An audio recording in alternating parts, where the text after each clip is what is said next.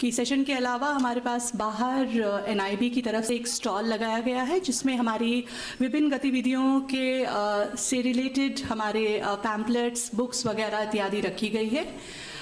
इसी स्टॉल पे आईपीसी की तरफ से भी कुछ इन्फॉर्मेटिव मटेरियल्स रखा गया है, तो कृपया आप स्टॉल ज़रूर विज़िट करिए। हमारे संस्थान की कुछ एक्टिविटीज़ हमने पोस्टर्स के माध्यम से भी प्रस्तुत की हुई है। वो भी हॉल में हमारे सारे पोस्टर्स लगे हुए हैं। बीच में किसी भी वक्त जब भी आपको समय मिले सेशन से, तो कृपया वहाँ भी हो आइएगा। जलपान की व्यवस्था नीचे एट्रियम में की गई है जो ग्राउंड फ्लोर पर है, और चाय इत्यादि तो हमने पूरे टाइम के लिए हॉल नंबर 6 के बाहर उसका इंतज़ाम कर रखा है, तो kindly feel free to have that. And क्योंकि अभी थोड़ा वक्त था हमारे पास, हमने एनआईबी से रिलेटेड एक वीडियो पिछली बार हमने आधिकारिक रूप से लॉन्च किया था, जो हम चाहते हैं कि जब तक सचिव सर हमारे बीच उपस्थित होते हैं आप उस वीडियो का आनंद लीजिए। Thank you.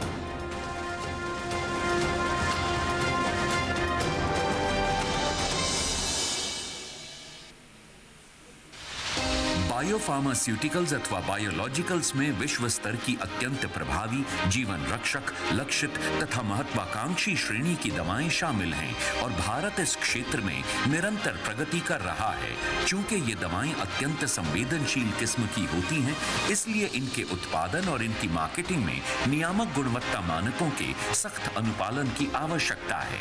ये कहने की आवश्यकता नहीं है कि जब राष्ट्रीय जैविक संस्थान एनआईबी जैसी विधिवत रूप से मान्यता प्राप्त राष्ट्रीय प्रयोगशालाओं द्वारा ऐसी दवाओं का परीक्षण और इन्हें प्रमाणित किया जाता है, तो स्वास्थ्य देखभाल प्रदाताओं और रोगियों का इन पर भरोसा बढ़ जाता है। राष्ट्रीय जैविक संस्थान की स्थापना जनवरी 1992 में स्वास्थ्य और परिवार कल्याण मंत्रालय के संरक्षण में एक स्वायत्त संस्थान के रूप में की गई थी। इस संस्थान ने अपनी वैज्ञानिक यात्रा झंडेवालान नई दिल्ली में स्थित एक अंतरिम सुविधा से शुरू की थी, और अब ये NIH USA द्वारा डिजाइन की गई सेक्टर 62 नोएडा उत्तर प्रदेश में स्थित अपनी स्थायी सुविधा से राष्ट्र की सेवा कर रहा है। भारत सरकार की एक राष्ट्रीय वैधानिक प्रयोगशाला NIB को केंद्रीय औषधि प्रयोगशाला और केंद्रीय चिकित्सा उपकरण परीक्षण प्रयोगशाला के रूप में अधिसूचित किया गया है, जो राष्ट्रीय और अंतर्राष्ट्रीय निर्माताओं द्वारा जैविक उत्पादों से संबंधित नियामक गुणवत्ता मानकों का अनुपालन किया जाना सुनिश्चित करता है। यह गैर मानक गुणवत्ता वाले उत्पादों की पहचान करता है और उन्हें बाजार में पहुंचने से रोकता है, और सार्वजनिक स्वास्थ्य को बढ़ावा देने में महत्वपूर्ण भूमिका निभाता है। राष्ट्रीय जैविक संस्थान बायोलॉजिकल्स की क्वालिटी टेस्टिंग करता है ताकि पब्लिक हेल्थ सिस्टम को सेफगार्ड किया जा सके। हमारा स्टाफ लगन से काम करता है हमारे इंस्टीट्यूट के मैंडेट को अचीव करने के लिए। मैं धन्यवाद देना चाहूँगा ministry of health and family welfare, CDSCO तथा अन्य स्टेक होल्डर्स का, जिनका हमें लगातार सपोर्ट प्राप्त होता रहता है।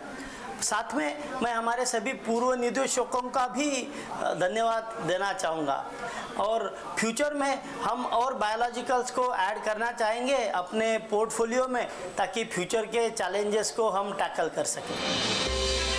ड्रग्स एंड कॉस्मेटिक्स एक्ट और उसके तहत बनाए गए नियमों, इंडियन फार्माकोपिया अथवा लागू अंतर्राष्ट्रीय नियामक मानदंडों में निर्धारित प्रावधानों के अनुसार सुप्रशिक्षित वैज्ञानिक और तकनीकी कर्मचारियों द्वारा अत्याधुनिक प्रयोगशालाओं में बायोलॉजिकल्स का परीक्षण किया जाता है। परीक्षण की गुणवत्ता सुनिश्चित करने के लिए वैश्विक स्तर पर ज्ञात परीक्षण मानकों जैसे ISO 17025 और परीक्षण के बाद उत्पन्न अपशिष्ट के निपटान के लिए बायो वेस्ट प्रबंधन नियमों का अनुपालन किया जाता है। संस्थान के कई वैज्ञानिकों को सरकारी विश्लेषक और चिकित्सा उपकरण परीक्षण अधिकारी भी अधिसूचित किया गया है। NIB अंतर्राष्ट्रीय संदर्भ मानकों के विकास, प्रयोगशालाओं और विनिर्माण इकाइयों के निरीक्षण और महत्वपूर्ण परीक्षण मापदंडों के विधि सत्यापन और उसके बाद मोनोग्राफ विकसित करने के लिए अंतर्राष्ट्रीय संगठनों जैसे WHO, NIBSC UK और विभिन्न अन्य अंतर्राष्ट्रीय निकायों जैसे NACO, ICMR और IPC के साथ सहयोग करता है। NIB ने भूटान, दक्षिण अफ्रीका, बांग्लादेश जैसे अन्य देशों को बायोलॉजिकल्स की क्वालिटी कंट्रोल टेस्टिंग और हीमोविजिलेंस के विभिन्न क्षेत्रों में विशेष सेवाएं प्रदान की हैं। नमूना प्राप्ति और रिपोर्ट डिस्पैच इकाई SRRDU, NIB और इसके हितधारकों जैसे विनियामक निकायों, निर्माताओं, सरकारी चिकित्सा आपूर्तिकर्ताओं आदि के बीच सैंपल प्राप्त करने और मूल्यांकन के बाद परिणाम रिपोर्ट करने का कार्य करती है। बायोलॉजिकल्स को मूल रूप से 3 मुख्य श्रेणियों में विभाजित किया जाता है: डायग्नोस्टिक्स, थेराप्यूटिक्स और प्रोफिलैक्टिक्स। NIB ट्रांसफ्यूजन संचारित रोगों जैसे HIV, HBV, HCV, सिफिलिस आदि के लिए रैपिड टेस्ट से लेकर मॉलिक्यूलर टेस्ट तक इन विट्रो डायग्नोस्टिक्स और सुरक्षित ब्लड ट्रांसफ्यूजन के लिए ABO और RH ब्लड ग्रुपिंग के उपयोग में लाए जाने वाले रिएजेंट्स तथा दुर्लभ प्रकार के ब्लड ग्रुपिंग रिएजेंट्स और ब्लड ग्रुपिंग जेल कार्ड या जेल का मूल्यांकन करता है। भारत दुनिया में मधुमेह से प्रभावित दूसरा सबसे अधिक प्रभावित देश होने के नाते NIB ने CLSI दिशा निर्देशों के आधार पर glucometer, blood glucose test strips और ग्लूकोज रिएजेंट्स के क्वालिटी कंट्रोल टेस्टिंग के लिए एक समर्पित और अपनी तरह की पहली प्रयोगशाला स्थापित की है। थेराप्यूटिक्स के क्षेत्र में NIB सक्रिय रूप से प्लाज्मा डिराइव्ड उत्पाद जैसे human albumin, immunoglobulin, coagulation factors आदि, रिकॉम्बिनेंट DNA डिराइव्ड थेराप्यूटिक्स जैसे insulin, insulin analogues, growth factors, cytokines, विभिन्न एंजाइम्स जैसे स्ट्रेप्टोकाइनेज और फर्टिलिटी हार्मोन्स की गुणवत्ता सुनिश्चित करने में कार्यरत है। NIB विभिन्न थेराप्यूटिक एंटीबॉडी की भी गुणवत्ता सुनिश्चित करता है जैसे ट्रास्टुजुमैब, रिटुक्सिमैब, जिनका उपयोग कैंसर के उपचार आदि में भी किया जाता है। इसके अलावा वैक्सीन के क्षेत्र में NIB को BCG, CCRV, MMR और IPV जैसे टीकों का मूल्यांकन करने में विशेषज्ञता प्राप्त है और हाल ही में कोविड-19 के टीकों के लिए भी विशेषज्ञता प्राप्त कर ली है।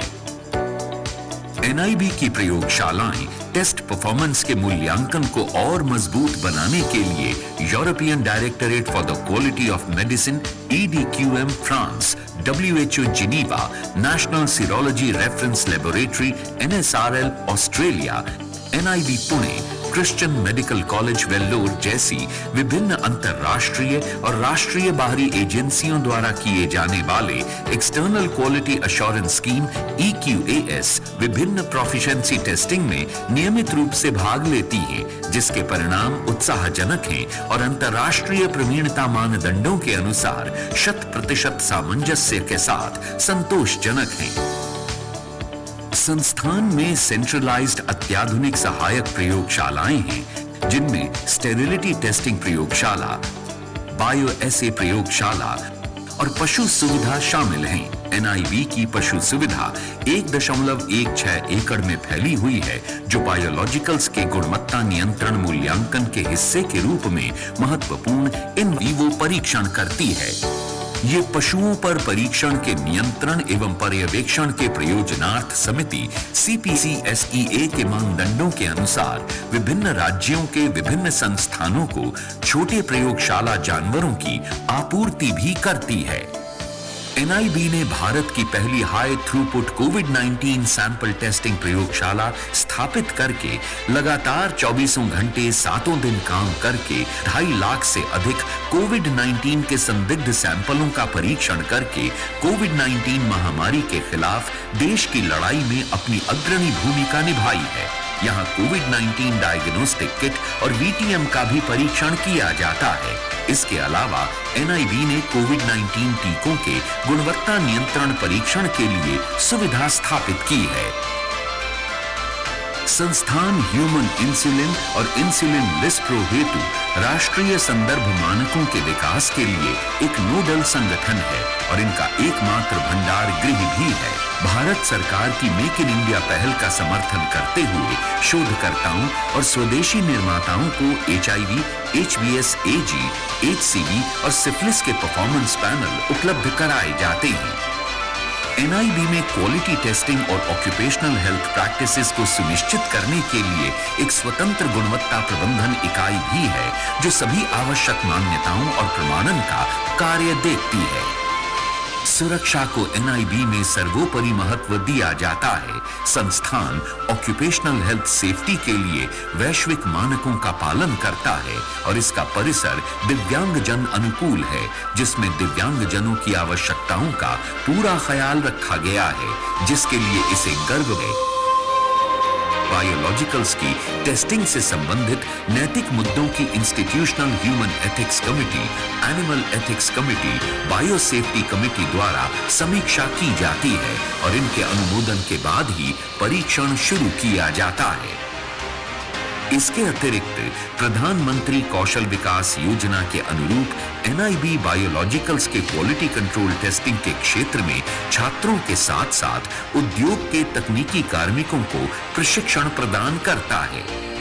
देश में रक्त सेवाओं को मजबूत करने के उद्देश्य से NIB ब्लड सेल, राष्ट्रीय स्वास्थ्य मिशन NHM के सहयोग से ब्लड बैंक अधिकारियों को प्रशिक्षण प्रदान करता है।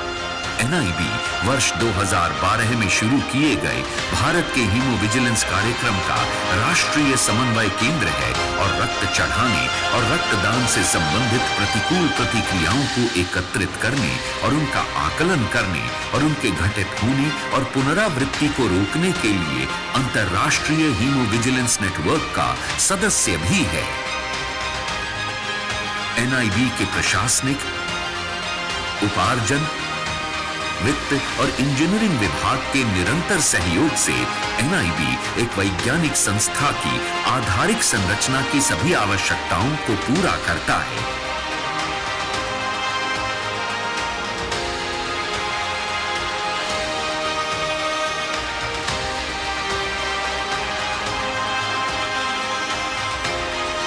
इसमें 7.5 मेगावाट का इन हाउस जेनरेटर के साथ 100% पावर बैकअप है, जिससे बायोलॉजिकल्स का निर्बाध परीक्षण सुनिश्चित किया जाता है। संस्थान में इसके व्यापक प्रशिक्षण कार्यक्रमों और सम्मेलनों में भाग लेने वाले छात्रों, प्रशिक्षुओं और प्रतिनिधियों के लिए हॉस्टल और गेस्ट हाउस है। NIB, जिसकी देश और दक्षिण पूर्व एशिया क्षेत्र के लिए सभी बायोलॉजिकल्स की टेस्टिंग के लिए एक रेफरल प्रयोगशाला के रूप में कल्पना की गई थी, वो देश में बायोलॉजिकल्स के क्वालिटी कंट्रोल के क्षेत्र में एक पथ प्रदर्शक बनने और अंतर्राष्ट्रीय बेंचमार्क को हासिल करने संबंधी अपने लक्ष्य को पूरा करने की दिशा में प्रयासरत है।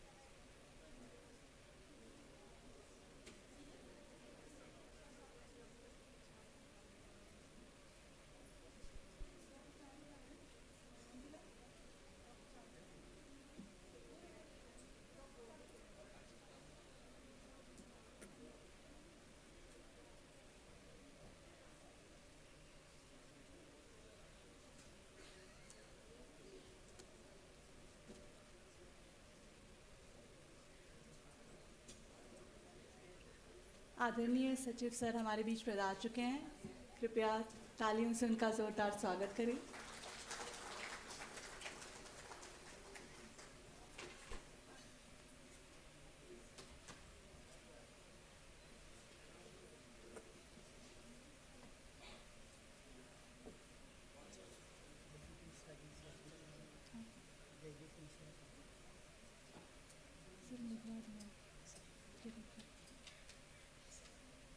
Dr. Jaydeep Mishra sir, please.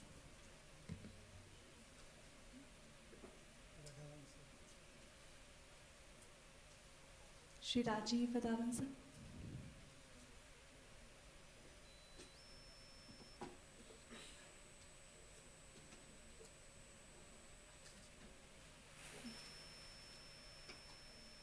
Dr. Harish.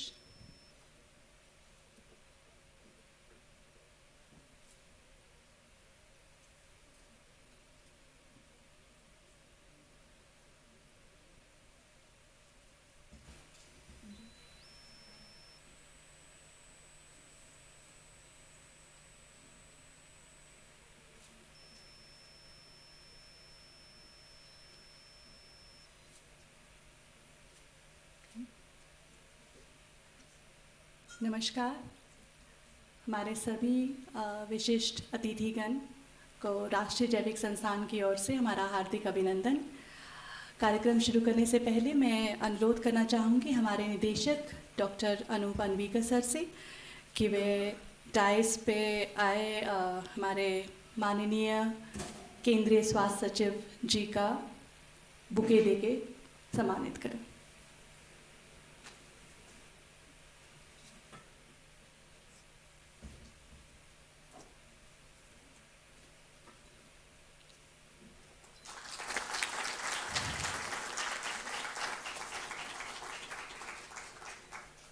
हमारे दूसरे अतिथि डॉक्टर गोपाल कृष्ण जी।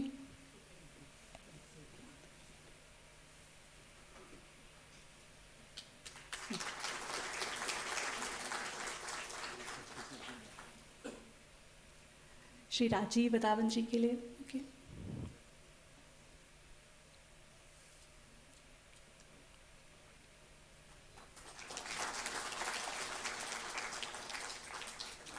श्री जयदीप मिश्रा जी।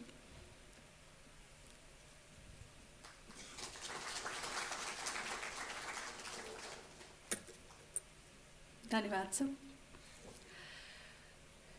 राष्ट्रीय जैविक संस्थान जन स्वास्थ्य रक्षा के लिए प्रतिबद्ध। आज के इस शिखर सम्मेलन के लिए यही है हमारी संक्षिप्त और छोटी सी पहचान, पर बहुत ही महत्वपूर्ण। आज का ये कार्यक्रम जो एजेंडा था, शुरू करने से पहले जो अप्रत्याशित बदलाव इस एजेंडा में हुए आपको अवगत करा दूं। पहले इस शिखर सम्मेलन की अध्यक्षता के लिए हमारे बीच आने वाले थे माननीय स्वास्थ्य मंत्री डॉक्टर मनसुख मांडविया जी और माननीय केंद्रीय स्वास्थ्य परिवार कल्याण राज्य मंत्री सुश्री डॉक्टर प्रवीण पवार जी, पर किसी आधिकारिक कारणों की वजह से वो हमारे बीच उपस्थित नहीं हो पाए, पर उन्होंने अपने बिजी शेड्यूल में से हमारे लिए, आप सब के लिए कुछ वीडियो मैसेजेस भेजे हैं जो हम कुछ ही देर में अभी यहाँ पे प्ले करेंगे। पर सबसे पहले मैं अभिनंदन करना चाहूँगी हमारे विशेष अतिथि माननीय आदरणीय सर सचिव सर श्री राजेश भूषण जी, जिन्होंने हमारे इस सम्मेलन की अध्यक्षता को स्वीकार करके इसकी गरिमा को और उज्जवल किया है। सर, आपका इस समारोह में हमारे लिए आना, हम आपका हार्दिक अभिनंदन करते हैं। इस सेशन की शुरुआत में हमने जब ये एजेंडा बनाया था तो हमारे जो विचार थे वो ये थे कि हम जो 3 महत्वपूर्ण भूमिकाएं हमारे संस्थान निभाती है, 3 संस्थाओं के साथ, चाहे रेगुलेटर्स हो, इंडस्ट्री हो और एकेडमिशियंस हो, तो वो हम सारा इस शिखर सम्मेलन में दिखाना चाह रहे थे। और ये हमारा प्रयास था कि हम किसी तरह से उसमें एक बेहतर योगदान दें। इसलिए हमारे सेशंस 3 सेक्शंस में डिवाइडेड हैं। पहले हम रेगुलेटर्स की बात सुनेंगे, उसके बाद इंडस्ट्री, और आखिर में जो सबसे महत्वपूर्ण सेशन रहेगा हमारा एकेडमिशियंस के साथ, क्योंकि हमारा मानना है कि एक अच्छी नींव जो धरोहर हमें भविष्य के लिए चाहिए वो एकेडमिशियंस हमें दे सकते हैं। पर सबसे पहले कि जैसा सनातन काल से चली आ रही परंपरा है कि हम इस समारोह की शुरुआत दीप प्रज्वलन से करेंगे। दीप प्रज्वलन हमारी संस्कृति की एक अलौकिकता को दर्शाता है और इसका मूल उद्देश्य ये रहता है कि अंधकार से प्रकाश की ओर हमें जो ले जाए और उसकी प्रार्थना हम करें। तो मैं अनुरोध करना चाहूँगी हमारे सचिव सर से कि कृपया दीप प्रज्वलन के लिए। जी सर।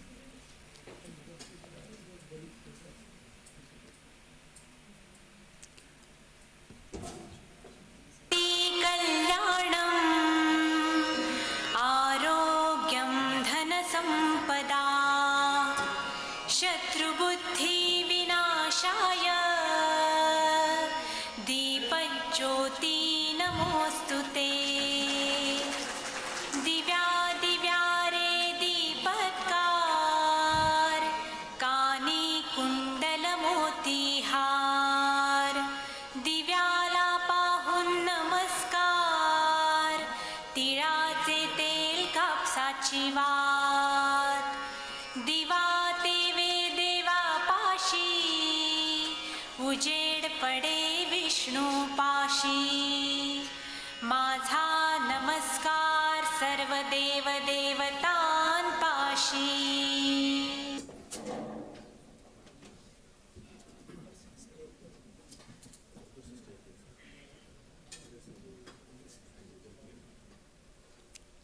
धन्यवाद। अब मैं अनुरोध करना चाहूँगी हमारे निदेशक डॉक्टर अनूप अनवीकर जी से कि कृपया आके आप सबको संबोधित करें।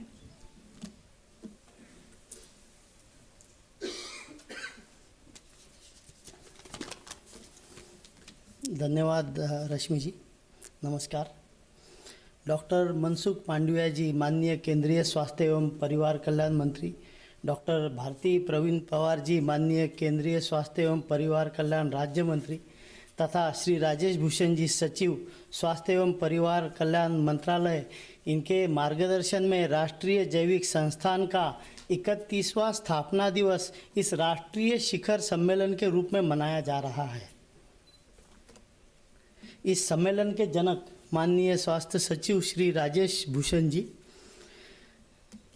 Shri Gopal Krishnan ji, special secretary, Shri Jaideep Kumar Mishra ji, AS and FA, Shri Rajiv Wadhawan, adviser costing, ministry of health and family welfare, मेरे कलीग डॉक्टर हरीश चंदर, और इस सदन में उपस्थित मेरे काफ़ी मेंटर्स डॉक्टर अमूल्य पांडा जी, डॉक्टर साहू और बहुत सारे कलीग्स। अपार्ट फ्रॉम दिस कि colleagues from CDSCO, IPC, industry, procurement agencies, CDLs, then academicians, policy makers and my very own NIB colleagues तथा अन्य सभी स्टेक होल्डर्स, मैं आप सबका इस शिखर सम्मेलन में स्वागत एवं सादर अभिनंदन करता हूं। इस सम्मेलन का फोकस क्वालिटी ऑफ बायोलॉजिकल्स है। राष्ट्रीय जैविक संस्थान मार्केट रिलीज से पहले बायोलॉजिकल्स की क्वालिटी टेस्ट करके पब्लिक हेल्थ की सेफ्टी इंश्योर करता है। NIB को टेस्टिंग के लिए 2011 से NABL के ISO 17025 के डिफाइंड स्कोप के लिए एक्रीडिटेशन प्राप्त है। बायोफार्मा का सीधा इम्पैक्ट पब्लिक हेल्थ पर होता है, इसीलिए सरकार कैपेसिटी बढ़ाने के लिए निरंतर प्रयासरत है ताकि क्वालिटी मेडिसिन्स और डायग्नोस्टिक्स जनता तक अफोर्डेबल तरीके से उपलब्ध हो।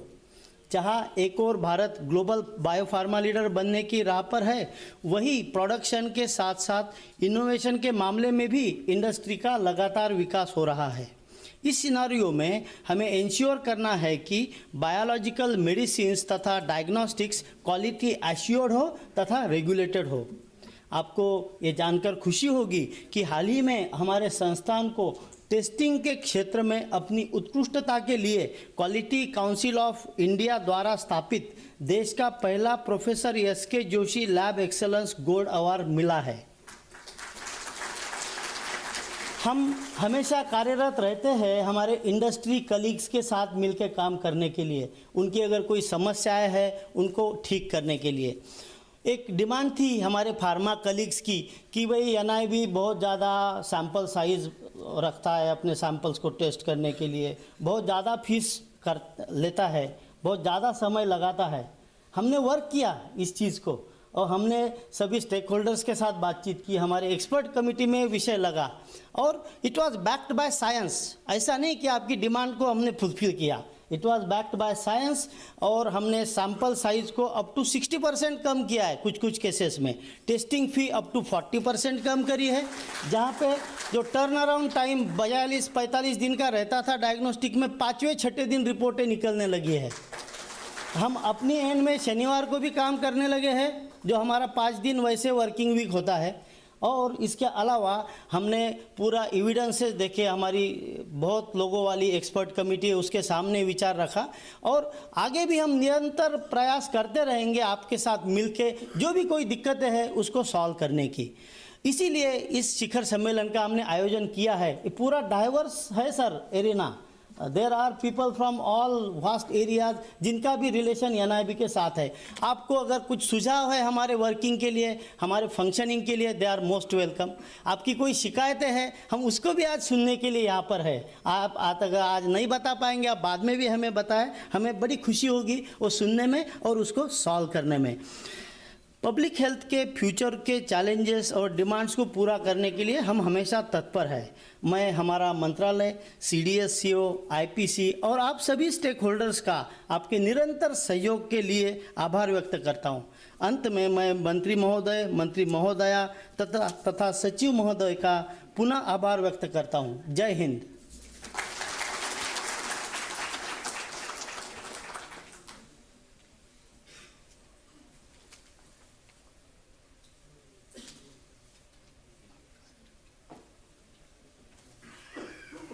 धन्यवाद सर।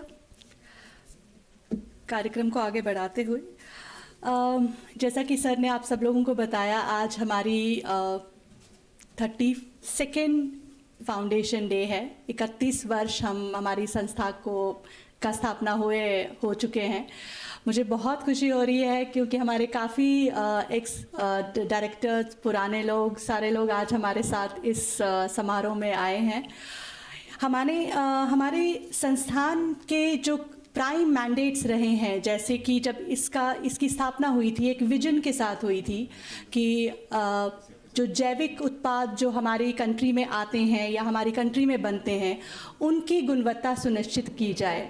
इसके अलावा नेशनल और इंटरनेशनल लिंकेजेस हो और इंडस्ट्री को पूर्ण सहयोग मिले। इस पूरे मैंडेट पे काम करते हुए 31 सालों का जो सफ़र है और आज जिस पड़ाव पे एनआईबी आप लोगों के सामने है उसको दर्शाता हुआ तथा एक संक्षिप्त सी टाइमलाइन दिखाते हुए हमने एक कॉफ़ी टेबल बुक बनवाई है, जिसका आज सचिव सर के कर कमलों से हम विमोचन कराना चाहेंगे। हमें काफ़ी खुशी है कि आज हमारी इस वर्षगांठ की सेलिब्रेशन हमें आप सब लोगों के साथ मनाने का सौभाग्य प्राप्त हुआ है। आप सब लोगों का एक बार फिर हार्दिक अभिनंदन। मैं अनुरोध करना चाहूँगी टीम से कि वो बुक्स लेकर आ जाएं।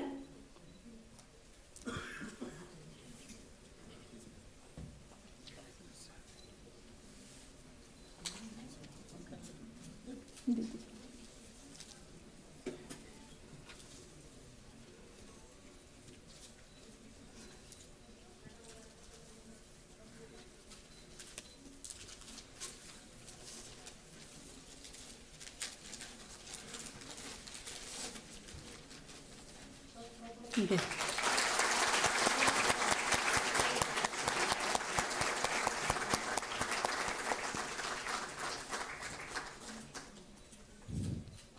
ये पुस्तक अब हम अभी स्टॉल पे भी डिस्प्ले पे रखेंगे। हम चाहते हैं कि हमारी तरफ से एक रिटर्न गिफ्ट की तरह आप कृपया एक प्रतिलिपि अपने साथ ज़रूर लेके जाएं।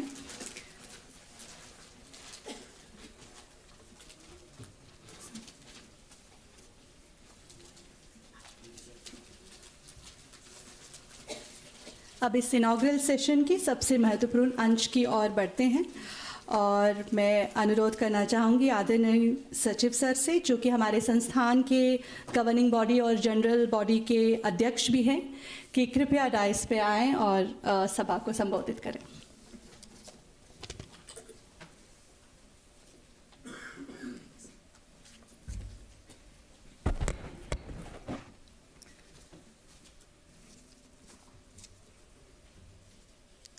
The Director of National Institute of Biologicals, Dr. Anup Anvikar, my colleagues in the Ministry, Special Secretary Shri Gopala Krishnan, my other colleague in the Ministry, Additional Secretary and Financial Advisor Shri Jaideep Mishra, the Joint Secretary and Advisor Cost, Shri Rajiv Vadhavan, who also looks after drug and regulatory issues, Dr. Harish Chandar representing NIB, ladies and gentlemen. I also see a lot of old faces which bring back old memories.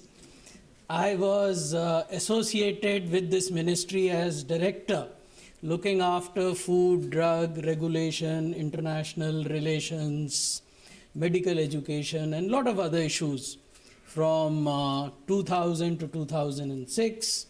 Those were the years when NIB was undergoing a transformation and upgradation in its physical infrastructure. Most of the labs were getting substantially and significantly upgraded, and a lot of new skilled manpower was getting recruited. So therefore, my satisfaction and my happiness is that much greater when I see lot of young, energetic faces here, led by a young and energetic director. And I wish you well on your 31st Foundation Day. I am also extremely satisfied to know that for the entire day today, you would be deliberating with various stakeholders on the different aspects of quality control of biologicals in this national summit. I also congratulate everyone. This is something that Anup just mentioned, that you have won the first Professor S.K. Joshi Gold Award. So this is something that you must keep up going ahead. Ladies and gentlemen, I wanted to draw your attention to the fact that when we have gathered here today, we also are chairing the G20 group of nations. The G20 presidency is with India today, and this presidency will continue till the end of 2023. And within the presidency, there are various tracks. There is a finance track, उसमें अलग से negotiations member countries के बीच में होते हैं. There is a health track, there is a environment and climate change track. So in the health track, the three priorities that India has put on the table for G20 countries are dealing with health emergencies, one of which is still, we are in the midst of that health emergency, which is the COVID-19 pandemic. The second priority that we have put forward, and this is why I am sharing this with you, the second priority is how do we ensure equitable access to quality VTDs, vaccine, therapeutics, and diagnostics. And the third priority is how do we proceed towards universal health coverage using digital solutions. So while we interact and deliberate on ensuring quality of biologicals, more efficient testing, science-based protocols, so on and so forth, engaging with regulators, engaging with industry, we should not lose sight of the fact, why are we doing all this? अगर हमने समय घटा दिया test करने का तो क्यों? अगर हमने ये कहा कि हमें इतनी ज़्यादा क्वांटिटी में सैंपल नहीं चाहिए, कम चाहिए, तो क्यों?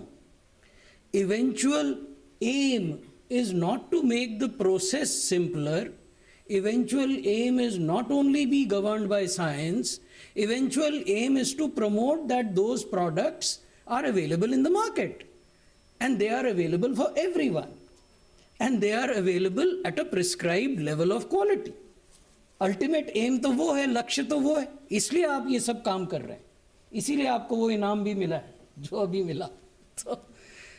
तो हमें ये सोचना है, going ahead, we are a country which is popularly called the pharmacy of the world. Every fourth child in the world is inoculated using an Indian made vaccine. So we are virtually the vaccine capital of the world.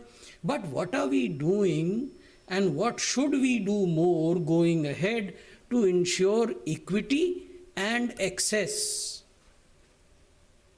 तो ये challenge है, ये चुनौती है, और उसमें क्योंकि multi stake holder exercise है ये, तो रेगुलेटर्स को भी काम करना है, जो क्वालिटी टेस्टिंग करते हैं उनको भी करना है, जो मैन्युफैक्चर करते हैं उनको भी करना है, और जो प्रोग्राम मैनेजर्स हैं, मुझ जैसे लोग या मेरे मित्र जो उस तरफ बैठे हुए तीन, हमारा भी रोल है.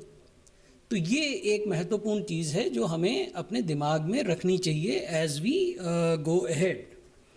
I also believe that institutions like NIB cannot exist in isolation.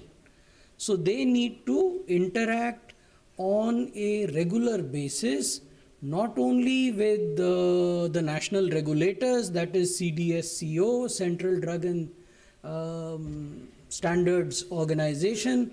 They should also be dealing with the Indian Pharmacopoeia Commission on a regular basis, and also interacting with the industry again on a regular basis.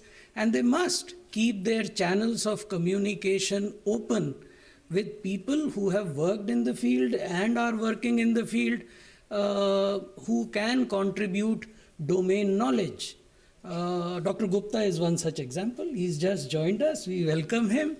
So NIB will remain a vibrant organization only when they keep all these channels of communication open. We must also not lose sight of the fact that in today's global world, until and unless we build collaborations, we will not progress. So NIB should actively explore collaborative arrangements with similar other organizations in G20 countries. And if you need any help of the ministry to take those MOUs or agreements forward, that is something that, Rajiv, we should be pushing on a proactive basis. So would Gopal help in this exercise. So please do not lose sight of the fact that while within the country you may be doing exceptionally good work, you must build networks. You must be part of electronic networks, physical networks of institutions that go beyond the country boundaries. Particularly during this period of India's G20 presidency, please ensure that you have some kind of agreement or MOU with similar organizations in G20 countries. I would also like to take this opportunity to place on record that during the last 1.5 years of, or almost 2 years now, of COVID pandemic and its management, NIB set new standards. NIB for the first time acquired the know-how and the skill set to be a central drug lab, CDL, for vaccines. That work should be taken forward. You should not keep it limited to paper saying कि हमको मिल गया, उसके बाद आप क्या कर रहे हैं वो भी आपको देखना चाहिए. But this is a credit-worthy achievement and we must appreciate it. We must also appreciate the kind of quality control testing that you established for COVID diagnostic kits. जब मैं VTD की बात करता हूँ तो उसमें diagnostics is a critical component. वो भी आपने पहली बार किया during the COVID crisis. and obviously COVID vaccine is something that I've just pointed out. So these activities should not become one-off कि एक बार कर दिया तो बहुत अच्छी बात है, लेकिन उसको फिर आगे ले जाने की ज़रूरत है. So to sum up, I congratulate you for all your achievements. I had forgotten, you have also started your PhD courses. So we must congratulate you for that also. And I should again, before closing, suggest that whatever collaborations that NIB has today with the regulator on one hand and with the industry and academic institutions on the other must be strengthened. And we wish that you would establish new standards of quality control in the country, and you would play a leading role in networking with other such globally established institutions. So I once again wish all of you well. मेरी शुभकामनाएं आपके साथ हैं आपके 31वें foundation दिवस समारोह के अवसर पर, और मेरी शुभकामनाएं इस नेशनल समिट के लिए भी हैं कि इससे कुछ कॉन्क्रीट चीज़ें निकलें जिसको फिर आगे ले जाने में मंत्रालय और NIB मिलके काम करें. बहुत बहुत धन्यवाद. जय हिंद.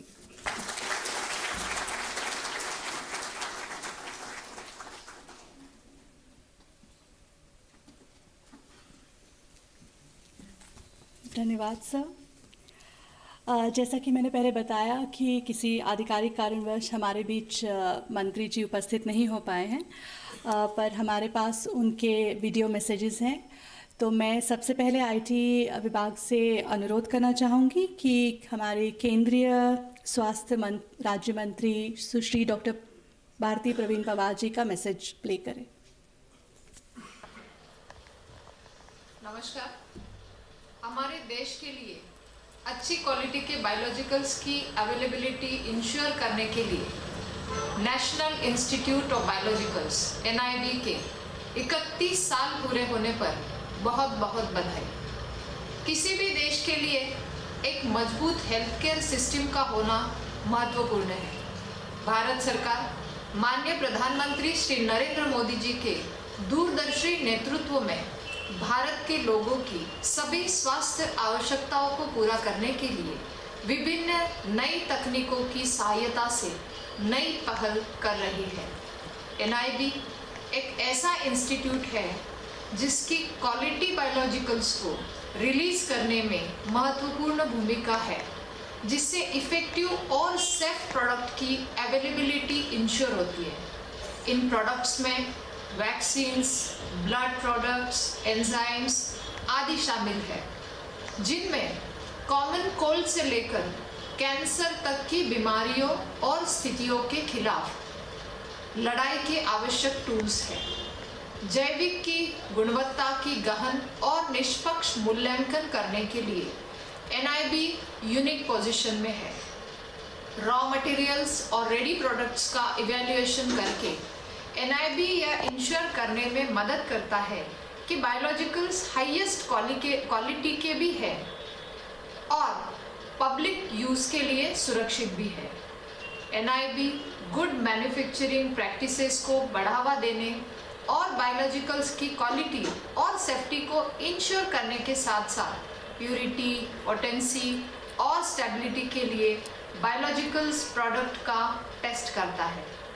NIB इसके लिए अन्य रेगुलेटरी एजेंसीज और इंडस्ट्री पार्टनर्स के साथ सहयोग करने में भी महत्वपूर्ण भूमिका निभाता है, जिससे बायोलॉजिकल्स की क्वालिटी और सेफ्टी को इंश्योर करने के लिए इंटरनेशनल एफर्ट्स में भाग लिया जा सके. बायोफार्मा इंडस्ट्री नए युग की ऑटोमेशन टेक्नोलॉजीज को अपना रही है. रेगुलेटर्स के साथ टेस्टिंग लैब्स को भी इन इमर्जिंग टेक्नोलॉजीज और प्रैक्टिसेस के साथ तालमेल रखना चाहिए ताकि जीवन रक्षक दवाओं को बाजार में तेज गति से लाया जा सके. लंबी अवधि के विकास के लिए हमें R&D और इनोवेशन, API में सेल्फ रिलायंस, क्वालिटी स्टैंडर्ड्स को उन्नत करने, डिजिटलाइजेशन, सिंप्लीफिकेशन ऑफ रेगुलेशन और एक्सपोर्ट की दिशा में बढ़ने पर ध्यान देने की आवश्यकता होगी. मैं यहाँ उपस्थित इंडस्ट्री रिप्रेजेंटेटिव्स को सुझाव देना चाहती हूँ कि वे अपने प्रपोजल्स के साथ आगे आए और विभिन्न बायोलॉजिकल प्रोडक्ट्स के निर्माण में हमारे स्वदेशी उद्योग को मजबूत करने के लिए आने वाली बाधाओं पर चर्चा करें। मैं सभी स्टेक होल्डर्स से अनुरोध करती हूँ कि वे एक ही मंच पर काम करें ताकि विभिन्न चरणों की कड़ाई से निगरानी करने के नए बायोलॉजिकल्स को लाने और कुछ एक्टिविटीज़ का रेपुटेशन कम करने में संबंधित मुद्दों पर चर्चा की जा सके। मुझे पूरा विश्वास है कि यह सहयोग देश के हेल्थ केयर सिस्टम को मजबूत करेगा, जो हमारे आदरणीय प्रधानमंत्री जी का विजन भी है। मैं फिर एक बार बहुत बहुत शुभकामनाएं देती हूँ। धन्यवाद।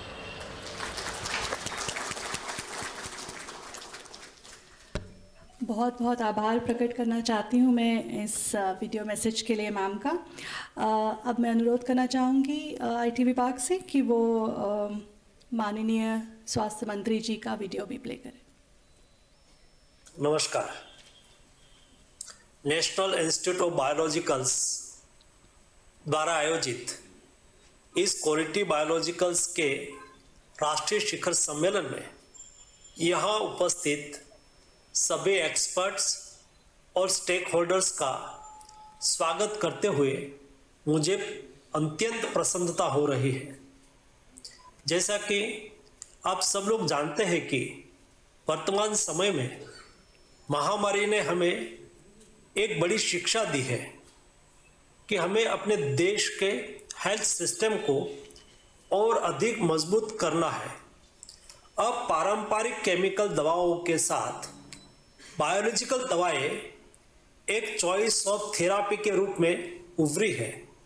पिछले कुछ वर्षों में कोविड-19 महामारी के कारण मेडिकल इमरजेंसी में देखा गया है कि हमारी बायोफार्मा और डायग्नोस्टिक इंडस्ट्री न केवल हमारे देश के लिए बल्कि विश्व स्तर पर पब्लिक हेल्थ आवश्यकताओं को पूरा करने के लिए रणनीतिक संपत्ति यानी कि स्ट्रेटेजिक एसेट्स साबित हुई है, जिसने यूनिवर्सल ब्रदरहुड के कथन वसुधैव कुटुंबकम को भी सार्थक कर दिया है।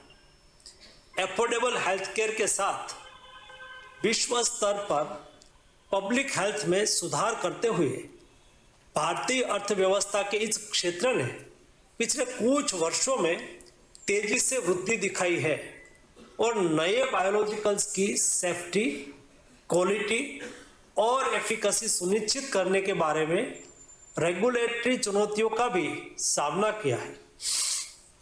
यह एक सुखद संयोग है कि यह आयोजन ऐसे समय पर हो रहा है जब भारत ने माननीय प्रधानमंत्री श्री नरेंद्र मोदी जी के समग्र रूप से मानवता को लाभान्वित करने के लिए मौलिक मानसिकता में बदलाव, shift in fundamental mindset to benefit humanity as a whole के आह्वान के साथ G20 की अध्यक्षता संभालने के साथ future ready and resilient global health care ecosystem बनाने के लिए भारत की प्रतिबद्धता व्यक्त की है। हील इन इंडिया और हील बाय इंडिया के उद्देश्यों को पूरा करने के लिए यहाँ मौजूद सभी स्टेक होल्डर्स को अपने अपने क्षेत्र में न केवल भारत के लिए बल्कि पूरी दुनिया के लिए सेफ, इफेक्टिव और क्वालिटी बायोलॉजिकल्स उपलब्ध कराने के कॉमन लक्ष्य की दिशा में काम करना चाहिए। मैं संस्थान को क्वालिटी ऑफ बायोलॉजिकल्स से संबंधित विभिन्न मामलों पर चर्चा करने के लिए भी स्टेक होल्डर्स को एक मंच पर लाने के लिए बधाई देता। यह समिट भारत में वर्तमान में प्रचलित क्वालिटी एश्योरेंस अप्रोचेस में गैप एनालिसिस के लिए एक बेस प्रदान करता है। यह देश के बायोफार्मास्यूटिकल्स और इन विट्रो डायग्नोस्टिक इंडस्ट्रीज के इंफ्रास्ट्रक्चर और टेक्नोलॉजीज को अपग्रेड में मदद करेगा और पब्लिक हेल्थ को बढ़ावा देने और विश्व स्तर के उत्पादों को विकसित करने की क्षमता में भी वृद्धि करेगा। मार्केट में स्पूरियस और नॉट ऑफ स्टैंडर्ड क्वालिटी वाली दवाएं रोगियों और दवा निर्माताओं दोनों के लिए गंभीर और प्रतिकूल स्थितियां पैदा करती है। एनआईबी ने स्पूरियस और नॉट ऑफ स्टैंडर्ड क्वालिटी दवाओं से पब्लिक हेल्थ को बचाने में महत्वपूर्ण भूमिका निभाई है। एनआईबी शायद देश में एकमात्र सेंट्रल ड्रग्स लेबोरेटरी है जो विभिन्न प्रकार के बायोलॉजिकल्स की टेस्टिंग करती है और साथ ही देश में निर्मित या देश में आयात किए जा रहे बायोलॉजिकल प्रोडक्ट की क्वालिटी पर पैनी नजर रखने के लिए नेशनल रेगुलेटरी अथॉरिटी सीडीएससीओ को महत्वपूर्ण सहायता भी प्रदान करती है। बायोलॉजिकल प्रोडक्ट के सभी पैरामीटर्स की टेस्टिंग यह सुनिश्चित करती है कि कोई भी टेस्ट पैरामीटर छूटा नहीं है जिसके कारण वह प्रोडक्ट फेल हो जाए। एनआईबी जैसी लैब की टेस्ट रिपोर्ट मार्केट में आने वाले बायोलॉजिकल्स की क्वालिटी के ट्रेंड को एसेस करने में नेशनल रेगुलेटरी अथॉरिटी को मदद करती है। और सबसे महत्वपूर्ण बात यह है कि फेल होने वाले प्रोडक्ट्स के प्रकार के साथ साथ जिन पैरामीटर्स पर यह प्रोडक्ट फेल होती है उनकी भी जानकारी ऐसी रिपोर्ट से एनआरए को लो क्वालिटी या सब स्टैंडर्ड दवाइयों के मार्केट में आने से पहले ही उनकी क्वालिटी एश्योर करने के तरीके तैयार करने में भी मदद मिलती है। एनआईबी यह सुनिश्चित करने में महत्वपूर्ण भूमिका निभा रही है कि केवल क्वालिटी बायोलॉजिकल प्रोडक्ट ही हेल्थ सिस्टम तक पहुंचे, जिससे हमारे प्रधानमंत्री जी के सभी के लिए quality health and wellness for all के मिशन को सुनिश्चित करने को मजबूती प्रदान की जा सके। मुझे यह जानकर प्रसन्नता हो रही है कि एनआईबी ने रिसर्च प्रोग्राम्स भी शुरू किए हैं जिनके माध्यम से बायोलॉजिकल्स की क्वालिटी में सुधार के लिए रेगुलेटरी रिकमेंडेशंस तैयार करने में मदद मिल सकती है। जहां एक और देश बायोफार्मास्यूटिकल्स के लिए ग्लोबल मार्केट को लीड करने के लिए अपनी कमर कस रहा है, वही एनआरए को रेगुलेटरी इंफ्रास्ट्रक्चर को भी मजबूत करने और नए बायोफार्मास्यूटिकल्स की क्वालिटी एश्योर करने के लिए ठोस तैयारी पर बल देना चाहिए। टेस्टिंग लैब्स को रेगुलेटरी अप्रूवल के लिए आए नए बायोफार्मास्यूटिकल्स के बारे में जानकारी दी जानी चाहिए ताकि ऐसे प्रोडक्ट्स की टेस्टिंग का स्टैंडर्डाइजेशन पहले से तैयार किया जा सके। एनआरए को नए प्रोडक्ट के parallel pre release quality testing शुरू करने के लिए उपयुक्त तरीके तैयार करने चाहिए, जिससे कि रेगुलेटरी अप्रूवल प्रोसेस में तेजी लाई जा सके। Bharat low cost skilled manpower और यूएस एफडीए और WHO GMP compliant well established manufacturing base की एक महत्वपूर्ण संख्या को संचालित करता है और दुनिया भर में लाखों लोगों को एफोर्डेबल और low cost generic life saving medicine की आपूर्ति करता है। यही कारण है कि भारत को दुनिया के फार्मेसी के रूप में पहचाना जाता है। भारत फार्मास्यूटिकल प्रोडक्शन के मामले में वॉल्यूम के हिसाब से दुनिया भर में तीसरे स्थान पर है और 200 से अधिक देशों में उनका निर्यात करता है।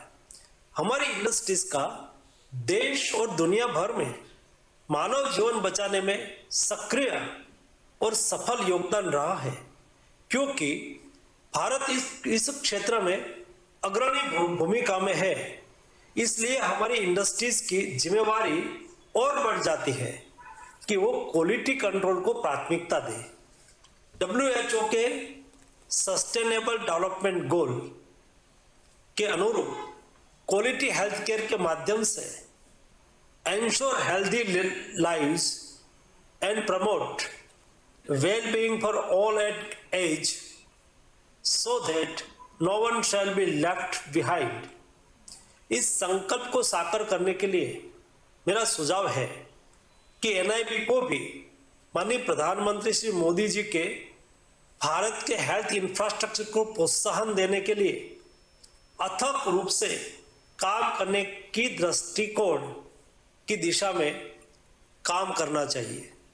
इस दिशा में निरंतर कार्यरत रहने से सभी नागरिकों को क्वालिटी और एफोर्डेबल हेल्थ केयर सुनिश्चित हो सकेगा। भारत जैसे बड़ी आबादी वाले देश के विभिन्न हिस्सों में बायोलॉजिकल्स के क्वालिटी कंट्रोल टेस्टिंग के लिए समर्पित NIB जैसे और संस्थान स्थापित किए जाने की भी मुझे आवश्यकता लगती है। वर्ष 2020 में दुनिया अप्रत्याशित कोविड-19 महामारी की चपेट में आ गई थी, लेकिन आज हम पीछे मुड़कर भारत सरकार के प्रयासों पर नजर डालते हैं। चाहे उपलब्ध संसाधनों और बुनियादी ढांचे का उपयोग करके प्रभावी ट्रैकिंग और ट्रेसिंग करना हो, एक्सटेंसिव टेस्टिंग करनी हो, डायग्नोसिस और टीकाकरण अभियान चलाना हो, तो हमें सरकार के इस प्रबंधन पर गर्व का अनुभव होता है। आप यह भी भली भांति जानते हैं कि इस महामारी को समय पर और प्रभावी तरीके से हराने के लिए हमारी स्ट्रेटेजीज और एक्शन प्लान्स की विश्व स्तर पर सराहना की गई। NIB ने कोविड-19 महामारी के कारण उत्पन्न आपात स्थिति के दौरान रिकॉर्ड समय में देश की पहली हाई थ्रूपुट लैब स्थापित करके और अपने रेगुलर स्टैट्यूटरी टेस्टिंग के अलावा 24/7 रोगियों के कोविड-19 नमूनों की जांच करते हुए यह भी सुनिश्चित किया कि मार्केट में क्वालिटी बायोलॉजिकल मेडिसिन की कोई कमी न हो। बायोसिमिलर मार्केट में मौजूदा उछाल ने बायोलॉजिकल मेडिसिन की सेफ्टी और क्वालिटी एश्योर करने के लिए अत्याधुनिक इक्विपमेंट उपयोग को आवश्यक बना दिया है। यदि ऐसे प्रोडक्ट्स स्वदेशी रूप में विकसित किए जाते हैं तो आम आदमी के लिए उपचार अधिक एफोर्डेबल हो जाएंगे और साथ ही हमारा पब्लिक हेल्थ सिस्टम और मजबूत हो जाएगा। रेयर और नेग्लेक्टेड डिसीज के इलाज के लिए वर्तमान दवाओं सहित नई बायोलॉजिकल मेडिसिन के स्वदेशी विकास को बढ़ाने, gene therapy, stem cell therapy और पर्सनलाइज्ड मेडिसिन जैसे नए प्रोडक्ट कैटेगरीज पर इनोवेशन के लिए इंडस्ट्रीज, एकेडेमिया और रेगुलेटरी नेटवर्क को साथ में काम करना होगा। इनोवेशन को बढ़ावा देकर bench to bedside concept को सपोर्ट करने वाले पैरेलल रेगुलेटरी ओवरसाइट के साथ इंडस्ट्रीज के सहयोग से एक रिसर्च इकोसिस्टम तैयार करने की आवश्यकता है। हमें रेगुलेटरी अप्रूवल प्रोसेस को सरल बनाकर इंडस्ट्रीज के लिए एक स्टेबल और सपोर्टिव रेगुलेटरी एनवायरनमेंट बनाना चाहिए और अपने ग्लोबल पीयर्स की बराबरी के लिए इंटरनेशनल रेगुलेटरी बॉडीज के साथ कोलैबोरेट करना चाहिए। क्वालिटी कंट्रोल लैब्स में नए बायोलॉजिकल्स की टेस्टिंग के लिए अपनी क्षमता बढ़ाने के लिए पर्याप्त फोरसाइटनेस होनी चाहिए ताकि ऐसी नई मेडिसिन जनता के लिए जल्दी से जल्दी उपलब्ध हो। NIB ने एकेडेमिक्स और रिसर्च के क्षेत्र में जो पहल की है वह निश्चित ही माननीय प्रधानमंत्री जी के जय जवान, जय किसान, जय विज्ञान और जय अनुसंधान के विजन को चरितार्थ करती है। यह प्रशंसनीय है कि एनआईबी ने इस क्षेत्र में ट्रेन ह्यूमन रिसोर्स की आवश्यकताओं को भी महसूस किया और राष्ट्रीय कौशल्य विकास कार्यक्रम की दिशा में पहल की है। मैं एनआईबी से यह कहना चाहूँगा कि इस विशेष क्षेत्र में क्वालिफाइड ह्यूमन रिसोर्स तैयार करने के लिए ट्रेनिंग प्रोग्राम को और मजबूत करें। अपने संबोधन के समापन पर मैं एनआईबी के 31वें स्थापना दिन तथा आज आज़ादी के अमृत महोत्सव के मौके पर एनआईबी के सभी कर्मठ कर्मचारियों को बधाई देता हूँ, जिन्होंने अपने अथक प्रयासों से बायोलॉजिकल्स के क्वालिटी कंट्रोल के क्षेत्र में विशिष्टता बनाए रखते हुए संस्थान को राष्ट्रीय और अंतर्राष्ट्रीय मंच पर प्रतिष्ठा दिलाई है। मुझे आशा है कि आप न्यू एंड हेल्दी इंडिया को बनाने में सेफ, इफेक्टिव और क्वालिटी बायोलॉजिकल्स की दिशा में निरंतर कार्य करते रहेंगे। आप सबको मेरी ओर से हार्दिक शुभकामनाएं। धन्यवाद।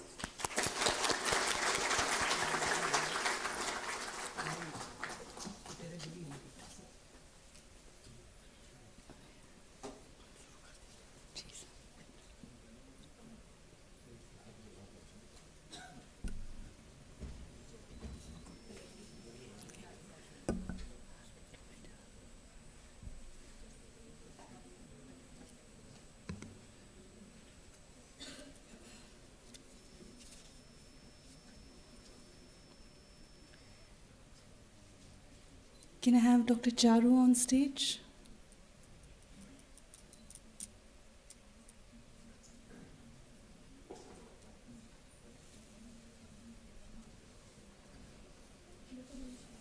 Dr. Harish? Okay, thank you.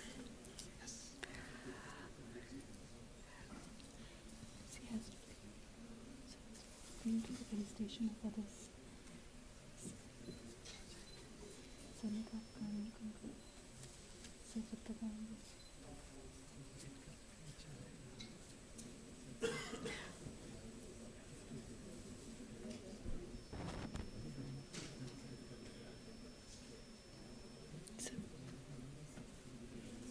So I think सचिव सर को कहीं जल्दी पहुंचना था, हम ऑलरेडी थोड़ा सेशन लेट कर रहे हैं। डायरेक्टर सर के ने सर बोल के गए हैं कि कार्यक्रम आप चालू रखें, तो उनकी एब्सेंस में मैं डॉक्टर हरीश से निवेदन करूंगी कि मंच पे उपस्थित हमारे सभी वशिष्ठ अतिथिगणों को मोमेंटोज भेंट करके सम्मान करें।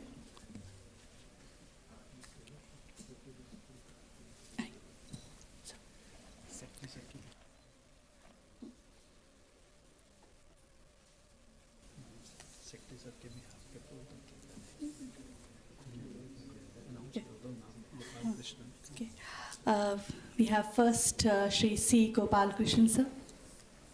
सर एनआईबी की तरफ से एक छोटी सी भेंट आपके लिए।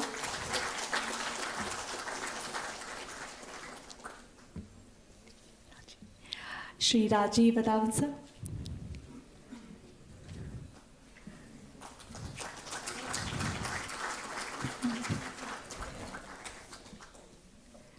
श्री जयदीप मिश्रा सर।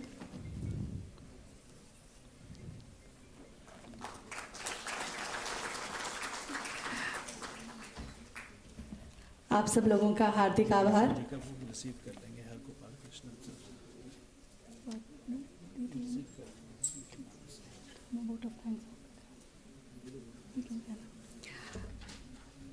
अब मैं अनुरोध करना चाहूँगी डॉक्टर हरीश चंद्र, जो कि deputy director quality control NIB के हैं, कि वे डायस पे आएँ और अपने सभी अतिथिगणों का आभार प्रकट करें।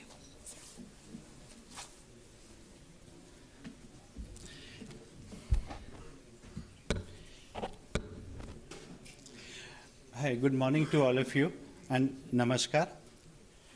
On the behalf of the National Institute of Biologicals, Noida, Ministry of Health and Family Welfare, Government of India, it is my profound privilege and great honor to extend a vote of thanks for the National Summit on Quality Control of Biologicals. I must mention our deep sense of appreciation and gratitude for our chief guest, Honorable Cabinet Minister, Dr. Mansukh Mandavia, for his precious time, motivational message, and for extending support to NIB. Thank you, sir. A heartfelt thanks to the guest of honor, Dr. Bharati Praveen Pawar, Minister of State, for her message, motivation, and support to NIB. Thank you, ma'am. I'm very thankful to our honorable guest, Shri Rajesh Bhushan, Health Secretary and Chairman of the governing body of NIB, for sparing his precious time from busy schedule for the summit and grace the occasion. His knowledge, wisdom, understanding, experience, drive, and energy always guide us. We will certainly engage institutes from G20 countries for quality testing of the biologicals for collaborations. Thanks again, sir, for your guidance. I express my heartfelt thanks to our Honorable Director, Dr. Anup Anvikar, for guidance and motivation in all our efforts for making this meeting a success. I express my sincere thanks to all participants and representatives from industry, academia, research institutes, CDSCO, IPC, and other government agencies who have come from all the parts of the country and shown a keen interest for their active participation. My sincere thanks to all the officials from the Ministry of Health and Family Welfare, Shri Gopal Krishnan ji, Shri Jaideep Kumar Mishra ji, and Shri Rajiv Vadhavan ji. Thank you all for gracing the occasion. Thanks to all staff of NIB, event management team, and staff of Vigyan, Bhawan, and also CISF for their contribution to the National Summit on Quality Control of Biologicals. Thank you. Namaskar.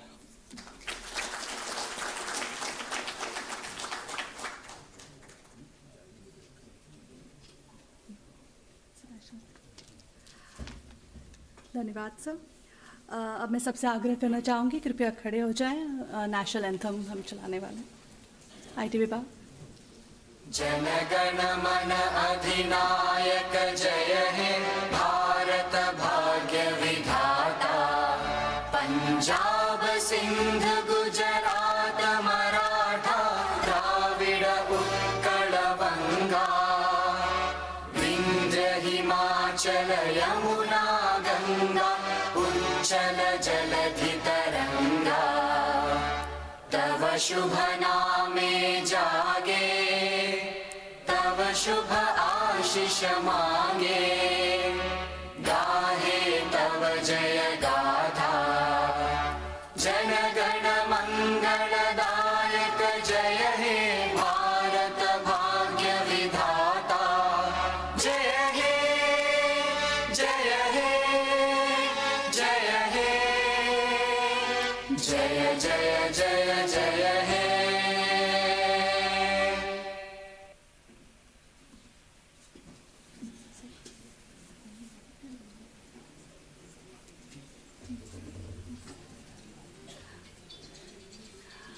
मैं निवेदन करना चाहूँगी सबसे कि अब कि हम थोड़ा सा डिले कर रहे हैं, तो अभी चाय के लिए सबकी व्यवस्था, जलपान की व्यवस्था नीचे एट्रियम में की गई है और हम ग्राउंड फ्लोर एट्रियम पे हैं और हम 11:30 बजे अब नेक्स्ट सेशन शुरू करेंगे।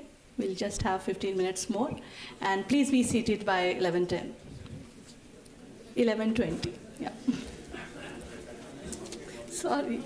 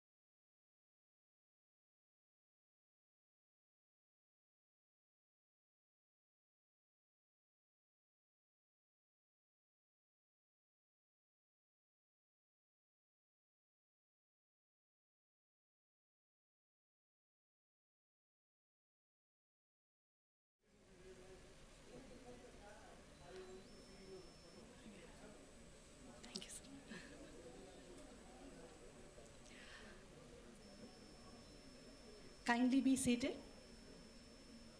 We need to start the session shortly. I welcome you back.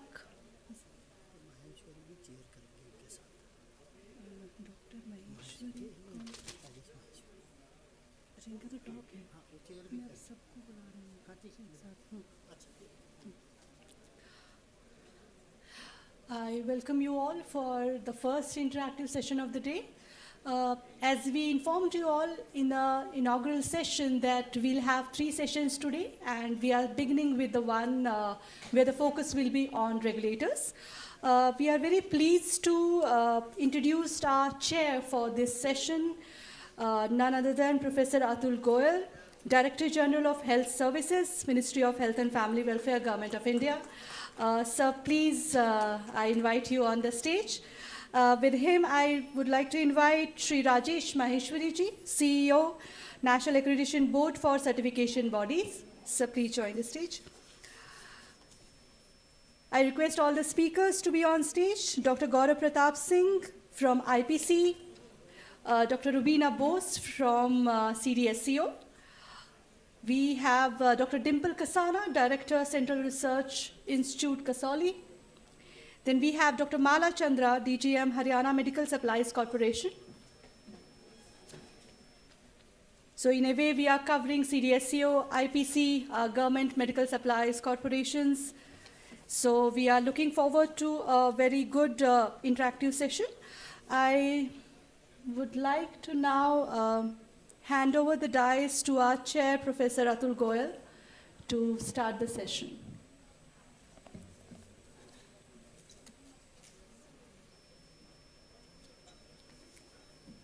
Very good morning to all of you. And I'll begin on a negative note since we are already running behind schedule and I have a meeting at 12:30.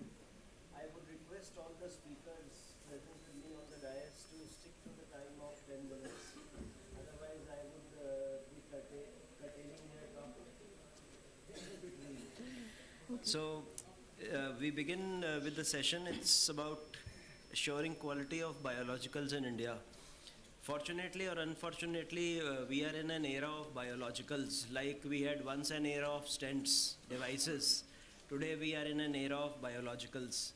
So they are being used in every field, starting from immunotherapy as far as connective tissue disease is concerned, to cancers, and they are being tried in other fields also. For example, allergic reactions and dermatitis. So till the era lasts, we need to ensure the quality of the available products, both the imported as well as the indigenous. So we start with the first session that is being taken first, talk that is to be taken by Dr. Anup Anvikar, Director NIB, and he needs no introduction, and he'll be talking about quality testing of biologicals. He is the one who is responsible for the quality testing as it is from the government sector. Dr. Anup. Thank you, sir. Thank you very much. May I have the first slide, please?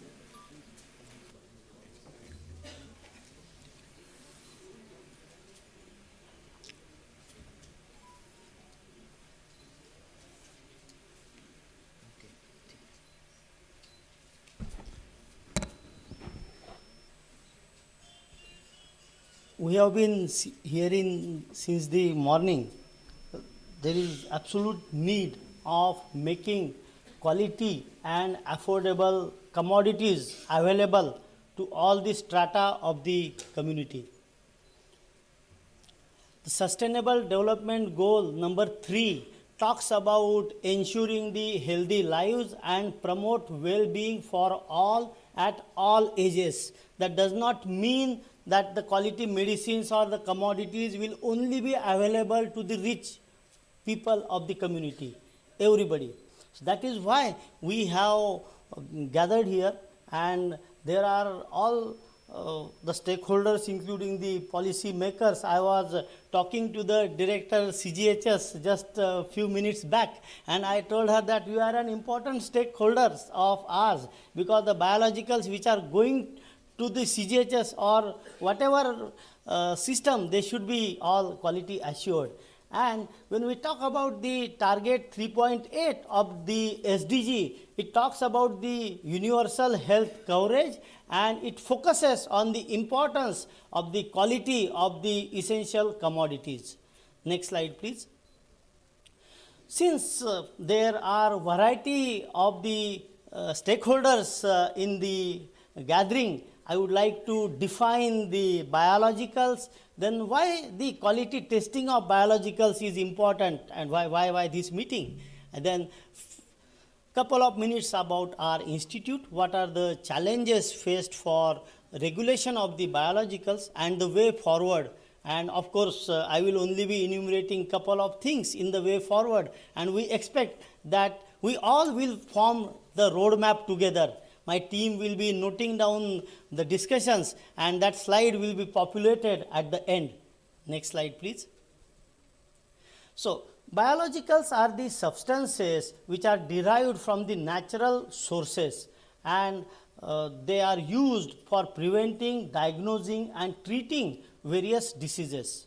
The humans have been using the biologicals since the millennia, but their importance has really increased, and we have been manufacturing them, and we are conducting all sorts of scientific research on the biologicals in the recent years. And there are different terminologies like biologicals, which are the innovator products, biosimilars, which are in line with the generic products, and there are biobetters also, so which are the improved version of the existing biologicals, and they are the future of the medicine because they have the targeted efficacy and tolerability.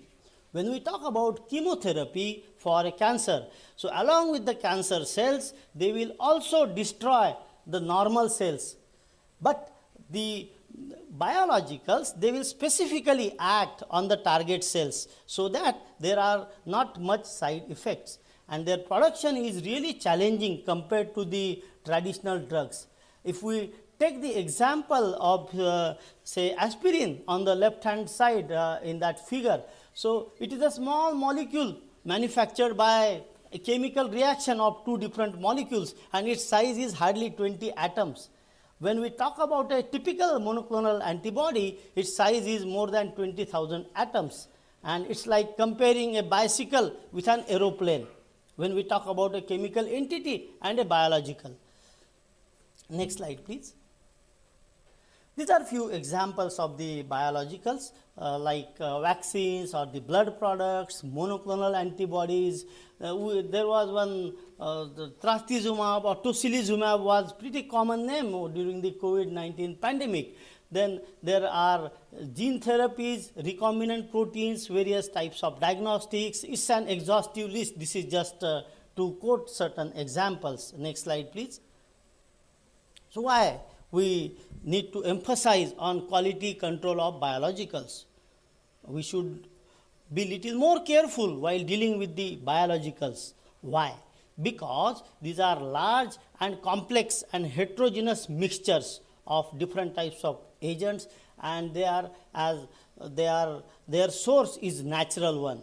So there is variability of that source as well, and generally they are made up in genetically engineered cells, and those cells will also have their own variabilities, and which will again make our biologic variable, and their manufacturing as well is a little complex process, and there could be many challenges during that. So we really need the quality assurance program for the biologicals. And lastly, the handling of the biologicals not only during the manufacturing process but also during their transport and storage is a challenging thing, and this even makes our drug surveys little difficult.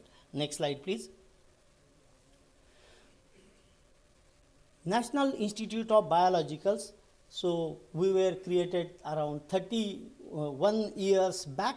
It's an autonomous institute of the Ministry of Health and Family Welfare, and we are into quality testing of different types of biologicals, and we are also into research and training. We also run one important program, the Hemovigilance Program of India.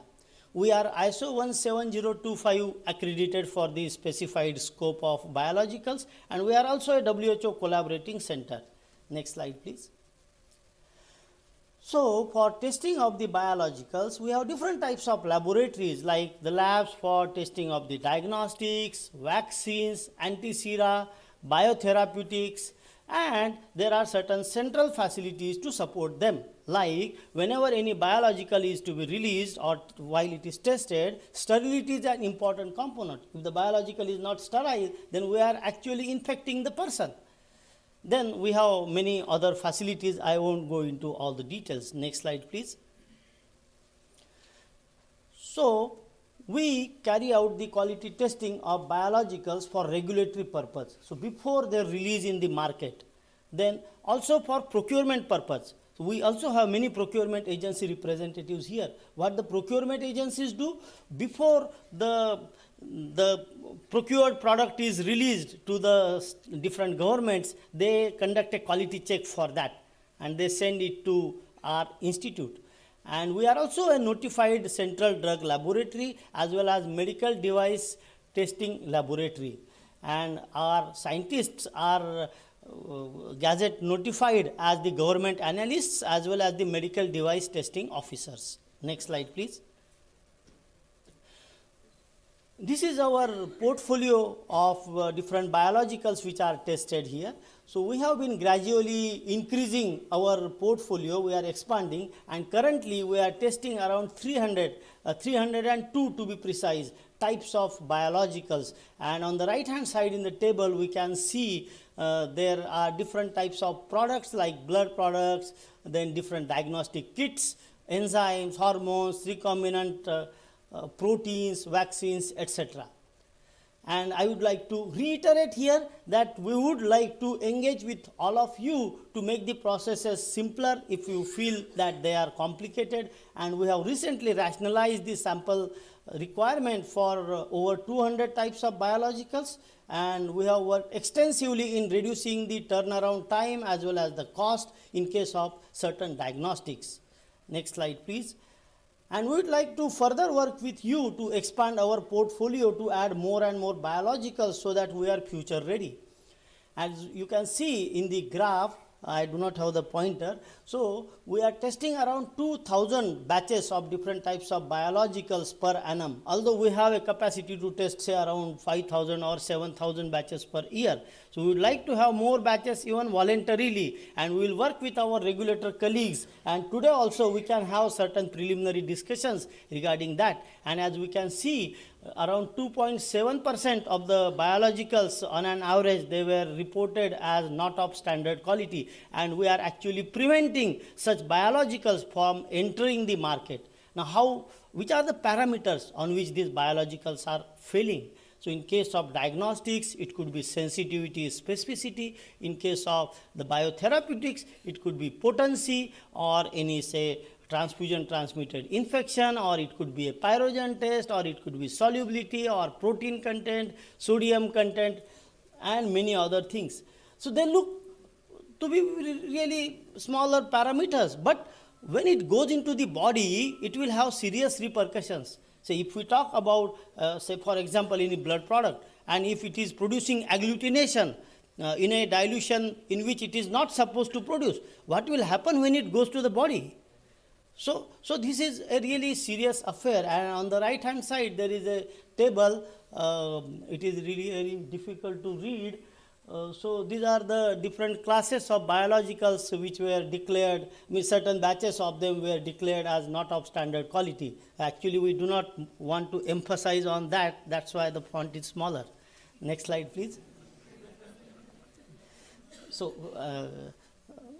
we are also into research and training at NIB. As Secretary Sir told in the morning, this year we started a PhD program, and currently we have 12 students enrolled with us, and you will be happy to know we have got one seat reserved for our industry colleagues.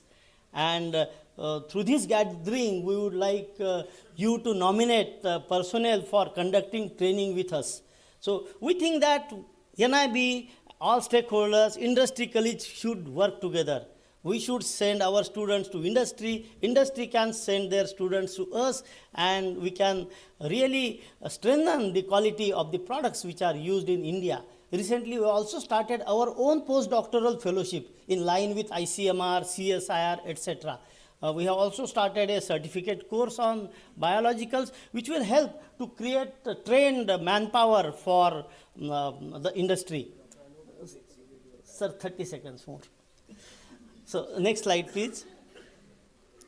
So, talking about the regulation challenges, so the biologicals are diverse, raw material is from the biological sources, there are no reference standards available for many biologicals, then transportation requirements, and in case of diagnostics, since the incidence of many infectious diseases is declining, courtesy our DGHS sir, so we find it difficult to find the cases with those infections, say for example HIV, HBV, and it is difficult to get the panels. Hence the QC testing is challenging. Next slide, please. This is my last slide. So the way forward, we need to standardize the QC testing even before the marketing approval so that there is no time lost. So for this, we will need support from all our industry colleagues.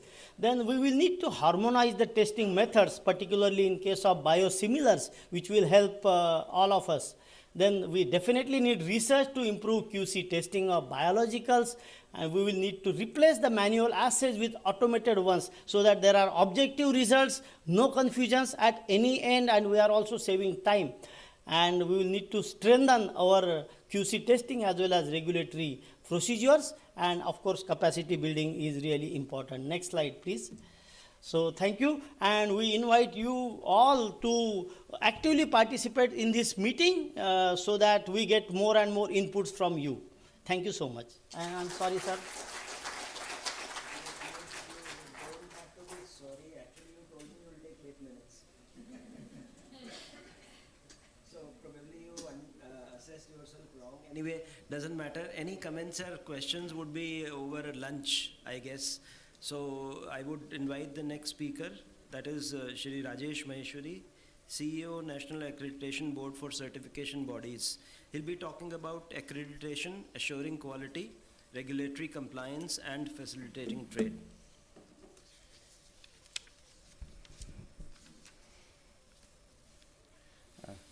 Thank you, Chair, and thanks to NIB for inviting QCI, NABCB to this very, very important event. I have a short presentation, and if my colleagues in the IT cell can quickly run through it. Coming to the next slide, please. I'll be presenting how the national accreditation system is helping the entire ecosystem, whether it's the government, regulators, industry, or any other stakeholders. So if you look at the international trade scenario, we have the trade organizations or the those bodies which are governed by the international trade agreements like a TBT agreement or SPS agreement, which is WTO, and we have the national regulators here in CDSCO and other regulators within the country. And for any product, process or service, we have standards, international standards like ISO, IEC, ITU, Codex, lots of other international bodies, and then we have the national standards body which lays down the standards. And we have the national accreditation system which is linked to the global system and the international bodies like ILAC or IF. And this is how any product or process needs a conformity assessment, and the traceability of measurements, the metrology, which is NPL in India, or for radiation standards BARC, and then BIPM at the international level. Next, please. So if you look at the entire ecosystem for quality, we have the standards bodies, we have the conformity assessment bodies like certification bodies, inspection bodies, testing laboratories, calibration laboratories. And to have the confidence in the conformity assessment, we have the accreditation system in place. Next. If you look at the Indian ecosystem, as I already mentioned, the national standards body, QCI is established by the government as the national accreditation body. NPL is there, and we have the Department of Legal Metrology for the legal metrology aspect. Next. I'll skip this just to tell you that we were established in 1997. We are an independent autonomous body under the Department of Commerce and Industry, and the mandate was to establish the accreditation systems within the country and help the Indian industry establish quality when it comes to both the domestic and international markets. Next. So this is how we are structured. We have 4 accreditation boards. NABCB is one. NABL, everyone knows about it. NABH, everyone knows about it. NABIT is another board, and we'll talk about how this accreditation system functions in the country. And we have other divisions within QCI. Next. Yeah. So what is accreditation? It's an international system for having confidence between the economies on the conformity assessment results.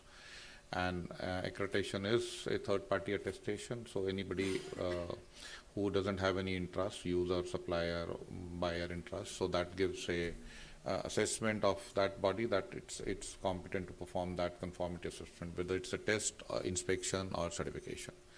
Next.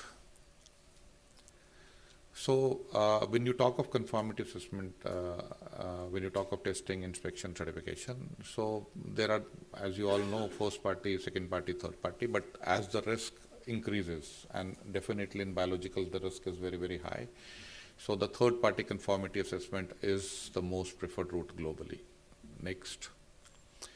And if you look at the international trade agreements, I was referring to the technical barriers to trade, the TBT agreement of WTO, or SPS agreement, or the UNEC recommendation. Everyone talks about the word accreditation. That means when you are verifying compliance of a product or a process to a standard or a regulation or any industry spec, it needs to be done through accredited bodies, and that's where the confidence is coming around the world on accreditation system. Next.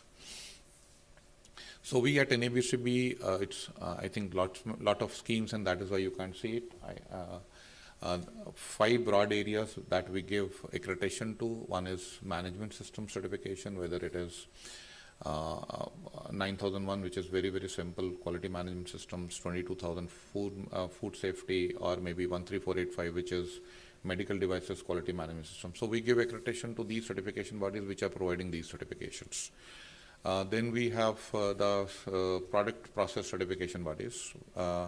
We have the bodies which are certifying the skills and competence of person. So we call it personal certification. We have the inspection bodies, and we have the validation verification bodies. And all these are as per the international standards. And when I talk of validation verification, of course, everything is important for this sector. So when a new product or a new process and you want to validate against the limitations, against the assumptions, against the methods, so validation verification bodies. And verification is against claims. So if a product or a organization is making some claims, so it can be done through the accredited verification bodies. It's a new standard which has come, 17/29, which came in 2019, and it's applicable to all industry sectors, including biologicals. Next. NABL, you all know about it. So they are the another constant board under QCI, and congratulations again to NIB for getting that Professor S.K. Joshi Award. First award you got it this year. And they gave accreditation to the testing, calibration, medical laboratories, PT providers, reference material producers. And reference materials is one of the key elements. You were talking about the controls. Proficiency testing is another one. Not only accreditation, but these two are other areas which are of quite relevance to the biological sectors. Next. So this is how the system exists, and both NABCB and NABL form part of the international system. And ultimately it is to provide confidence, trust, assurance to all stakeholders, which is the government, regulators, consumers, purchasers. And every level there is an assessment happening. We face international peer evaluations, and then we evaluate the competence of these accredited bodies. Next. So I have my stopwatch running here so I can see that. So this is how we are internationally recognized. We are recognized, there are 2 international bodies, International Accreditation Forum, that's for the certification validation part, and ILAC is for the testing, calibration, medical inspection part. And these 2 international bodies are also destined to merge. Decision already been taken, and by 2024 this will become one single international organization. And there are different regional bodies. So we fall, India comes under Asia Pacific region. So we are members of APAC. We are not only members but signatories to the multilateral recognition arrangement. So we get internationally peer evaluated every 4 years. So does NABL. And once we are successful in our evaluations, any accredited reports or certificates issued under our accreditation will have an international equivalence and acceptance. Next. So this whole concept is about 7-8 decades back, just emerged after the Second World War. And now the whole objective is anything which is tested, inspected or certified once should be accepted everywhere. Now we are all talking of technical barriers. Nobody talks about tariff barriers. And that is why this is all more important. And when you look at G2G agreements in the morning inaugural session, the Secretary Health was also mentioning about having bilateral agreements. So this will help the NIB or any other institution or any other government body to have bilateral or multilateral agreements. Every G2G agreement, whether it's a bilateral or multilateral agreement, these days have the components on standards, conformity assessment and accreditation. And since NIB is a premier institute, I would suggest that not only we should adopt international standard, but we should take a lead in development of the international standards also. Next. So this is how it is structured. There are 5 recognized regions, regional bodies: AFREC for Africa, EA for Europe, APAC for Asia Pacific, IAC for both North and South Americas, and then we have AREC for the Gulf countries. And these are all internationally peer evaluated, and then we are evaluated, and then we evaluate the competence of these conformity assessment bodies. This is how whole chain works. Next. If you look at this map, all blue ones are the countries which are signatories to the MRS. And if you look at Europe, America, Asia, only part is Africa and West Asia that you can see. Next. So now how does this MRS at accreditation level helps? It helps, as I mentioned, if the government or the regulator wants to have G2G agreements, conformity assessment is very, very important. And this becomes the basis of accepting each other's conformity assessment results, accredited conformity assessment results. And that's where the national accreditation system has an important role to play. Next. We are recognized by many international certification scheme owners in diverse fields, ranging from food to environment to aviation to other areas like forests also. Next. Within the country, we are recognized by almost all government ministries, departments, regulators. In fact, CDSU and their medical devices regulation prescribe NABCB accreditation as a prerequisite for the notified bodies. Food Authority in their food safety auditing regulation prescribes that. CPCB prescribes that. PNGRB for oil and gas sector, they have an MOU with us. They rely on our accredited bodies. Bureau of Energy Efficiency. So all those regulators, they rely on us. Industry heavily relies on the accredited bodies. Next. So these are some of the benefits, main technical competence and international equivalence and acceptance. I would suggest that you go to the 2 sites given at the bottom, publicsectorassurance.org and business-benefits.org. Globally, you can see how countries have benefited, sectors have benefited around the globe on using accreditation. Next.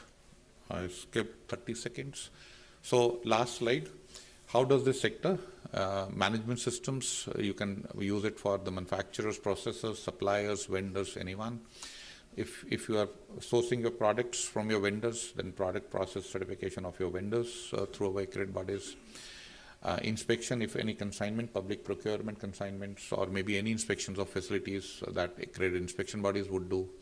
Validation verification, I've already mentioned about testing of products. Any product needs to be tested. Accredited laboratories, even reference producers or PT providers. Medical testing, once a human is sample, human being is subjected to a particular biological drug or a medicine, then if his sample needs to be tested during clinical trials, that can also be done. And most important, certification of persons. We have lots of people working in it and at different levels. If the certification and of their competence skills is required, it is done through our NABCB accredited personal certification bodies, all as per international standards. Thank you. I think this is it. Thank you, Mr. Maheshwari, for a good enlightening talk on the NABL, NAB assessment and certification.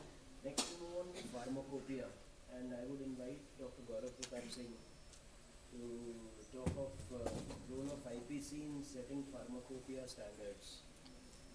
That we are all aware of the term pharmacopoeia, and at times we still have certain products which are not part of Indian pharmacopoeia and yet are purchased by institutions as well as national programs. So we need to understand about the importance of pharmacopoeia standards. So thank you, sir. And I thank NIB also for giving us this platform to present our work. So can we have my slide? So I'm Dr. Gaurav, working as a Principal Scientific Officer in IPC.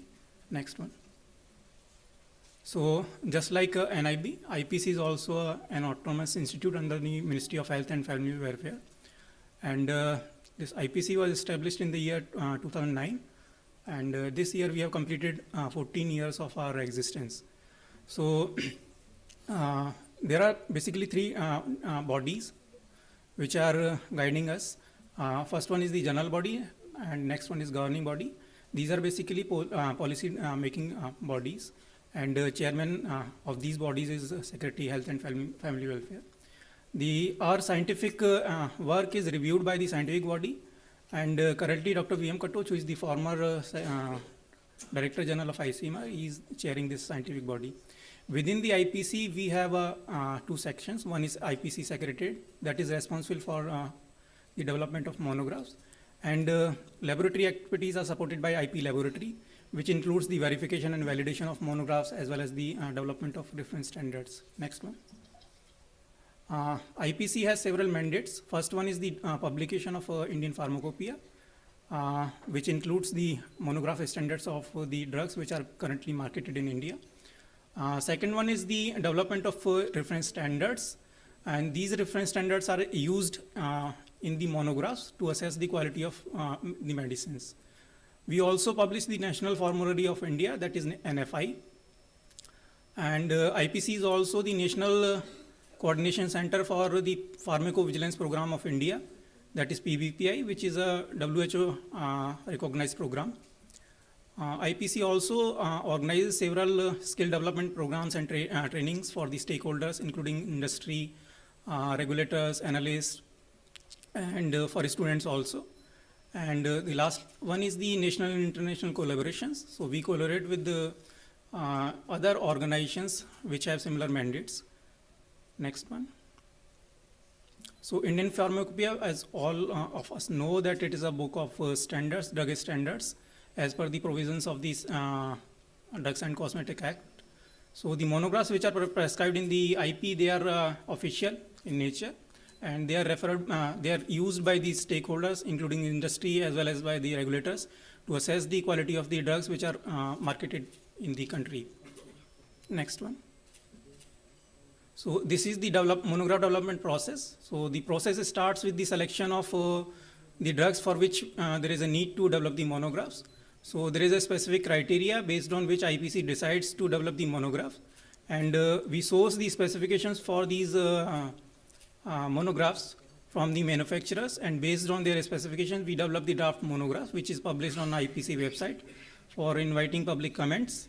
And we also circulate these draft monographs to the stakeholders for their comments, and once we receive these comments, these comments are discussed in the expert working groups, and the final monograph is then approved by the scientific body before its publication in the IP.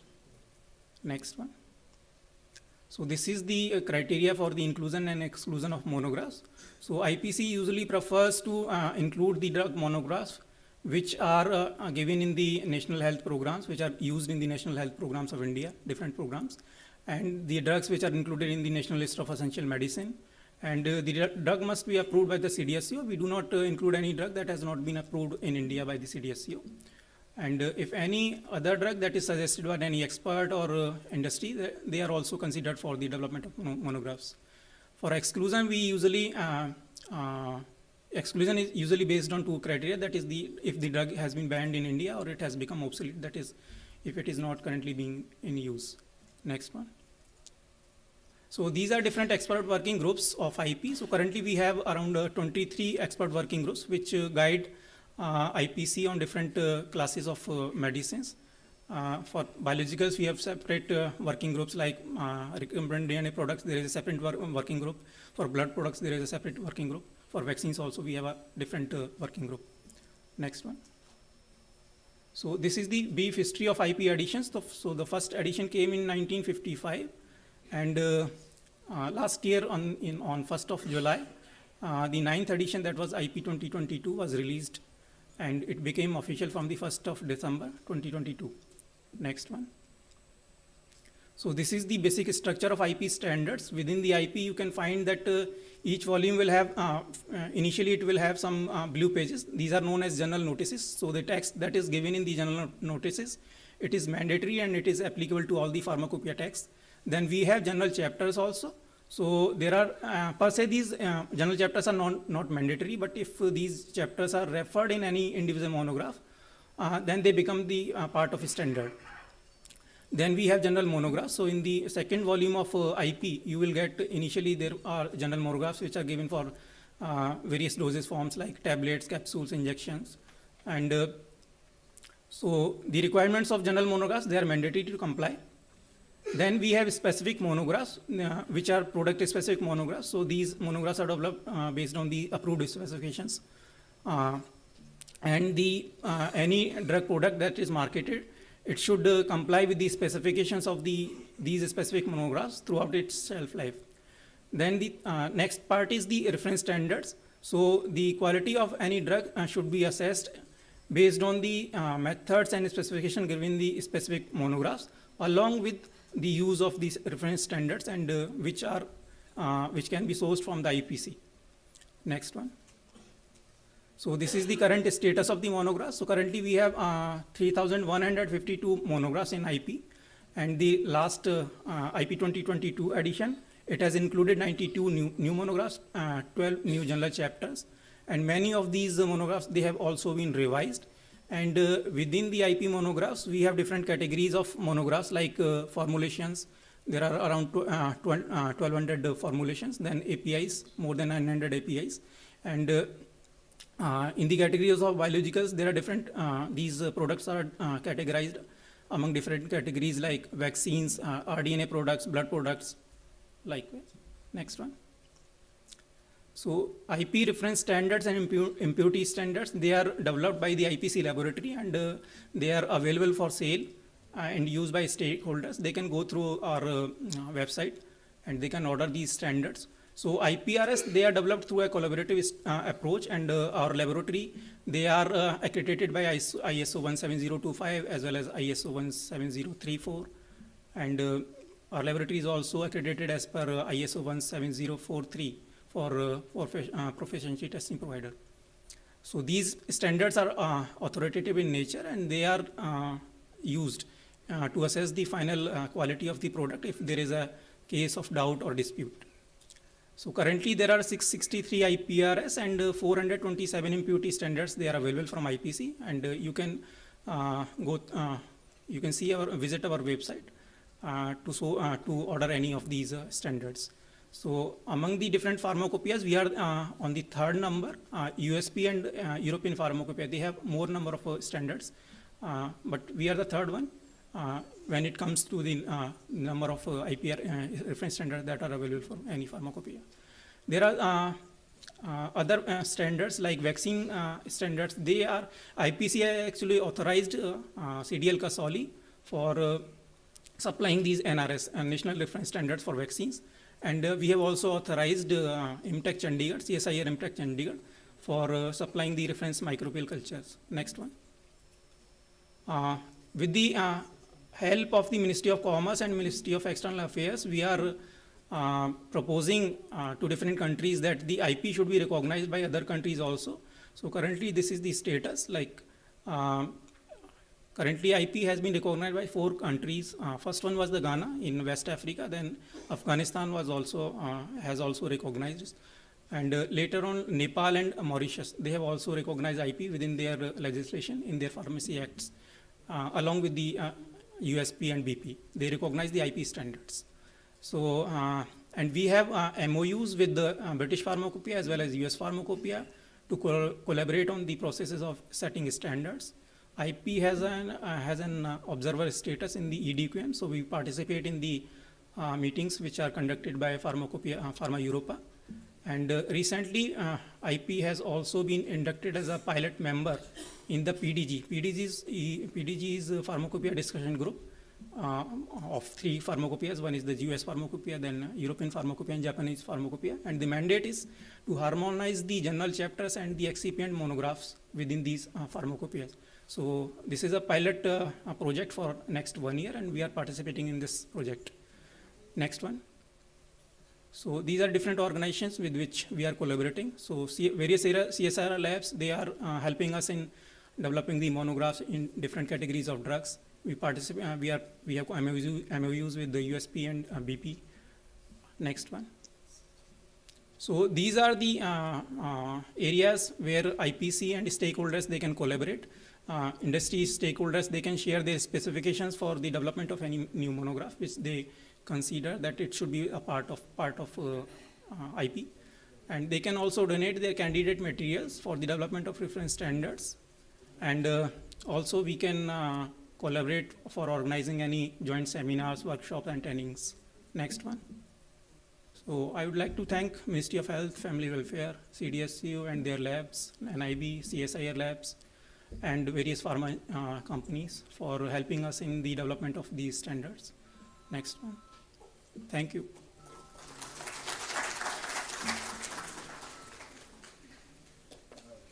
Thank you for finishing well in time. So I would invite the next speaker, the regulator from CDSCO, Dr. Rubina Bose, to discuss about regulation of biologicals in India.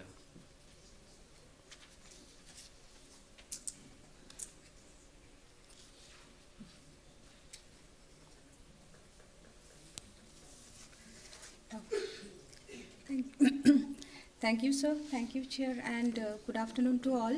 And it's really proud and I'm privileged to be here for this in this summit. So while talking about the regulations of the biologicals, I would, so can we go to the next slide? Because we have a very limited time. So I would like to start with it. So we'll go through the slides very first, just to save the time. So can summarize initially, the biologicals are considered as new drugs as per the new drugs and the clinical trial rules under the Drugs and Cosmetics Act and rules for the purpose of the regulation. And so when it is new drugs, it means that it has not been used in the Indian population to a significant extent to establish the safety and the efficacy. So as it was already said that these are very highly complex heterologous medical products, and hence there has to be specific consideration in respect of the development of the chemistry manufacturing control data, non-clinical data and the clinical data, which will provide a clear understanding of the regulatory landscape for their development and approval in a scientific manner.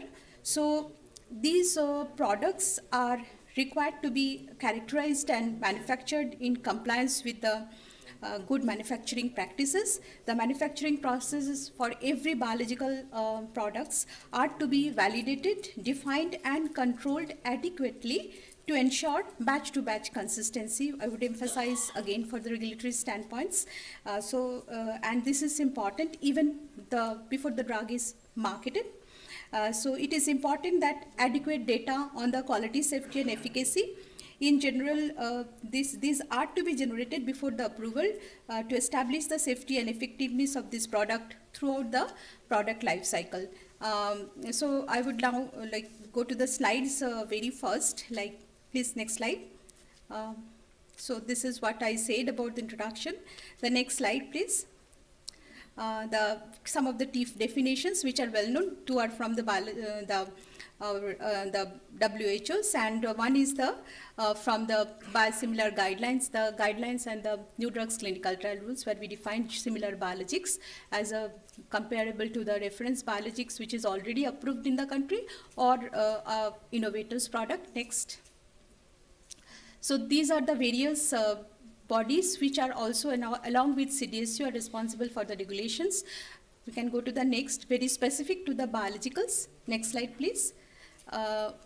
so the specific to these, there is the other than CDSO who is responsible for giving the permission for the. So it starts with the in the stepwise manner. If we consider, then it's the starting with the manufacturing, giving the manufacturing license for test and analysis or for the preclinical development, and then so here along with the state drug controllers are also responsible for initially licensing a facility for the manufacturing of the test batches, either for the preclinical development stage, and then comes the finally when the final manufacturing licenses are also given, then also the state drug controller along with the CDSO are responsible for the joint inspection and licensing, and otherwise the CDSO is also responsible for the import and registration of all the biological products, and also the for giving the permission for the clinical trials. So all cases the pre-approvals are required for any phases of the clinical development.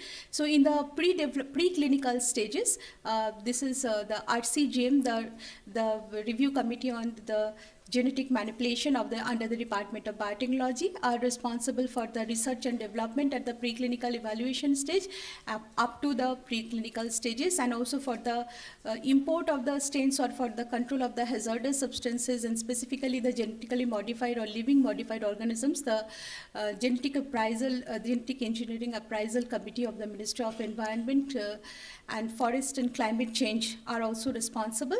And then we also have the Central Drugs Laboratory, so the CDL Kasoli for lot-to-lot release as well as in IB. So next slide, please. So these are the regulatory guidelines. We go to the next. So regarding the dossier requirements, the dossier requirements which is in the SUGAM online follows exactly the CTD modules, the common technical documents as per the ICH, where the module 1 is on the overall summary, the module 1 is on the administrative information, module 2 being the overall summary of the non-clinical, clinical and the CMC part, module 3 which requires a detailed requirements starting from the developmental history, from the strains, the cell lines, the cell banks, the entire characterization. So it requires, there is a specific requirement of capturing the entire developmental history of the cell bank, master cell bank, working cell bank and the seed strains, as well as all the stages starting from the next stage from expansion, or in case of the biosimilars from expression in the specific vectors. So it needs a complete characterization as I mentioned above.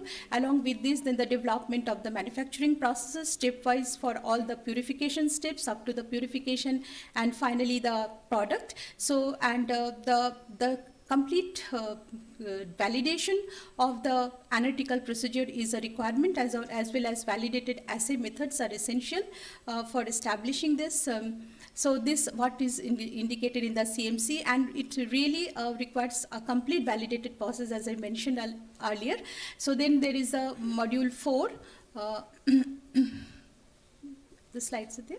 So there is a module 4, which overall is a non-clinical summary, and the module 5 is a clinical trial data, which is a summary of all the phases of the clinical trials. So we can go to the next slides, please. So as we say that in case of if we go in a specific manner, then as I already mentioned about the chemistry, then the non-clinical, there are various toxicological data, which is a specific toxicological data or a specific pharmacological data which are needed to establish the safety efficacy in the animal models and sometimes in the relevant species, but it depends from indigenous products which are to be manufactured in the country where there are extensive studies are needed, and there can be some relevant species studies or an abbreviated toxicological study when the product is already, the safety of the product is established, or in case of the biosimilars. But in case of the vaccines also the animal challenge studies is important, and also the studies required in the specific age considering the specific immunogenicity is also essential when there is a vaccines to be developed. So that is what is the non-clinical part. Going to the next clinical part. So here, this is also the detailed, and where a product is to be used for a longer time. There are additional studies, or when it is to be used in the special population, like the different specific population, then it has to be studied in those populations, and such we call them as a developmental reproductive studies, which are also needed additionally. So next. Coming to this clinical trial phases, as we have said that the first phase 1, 2, 3 are as such required.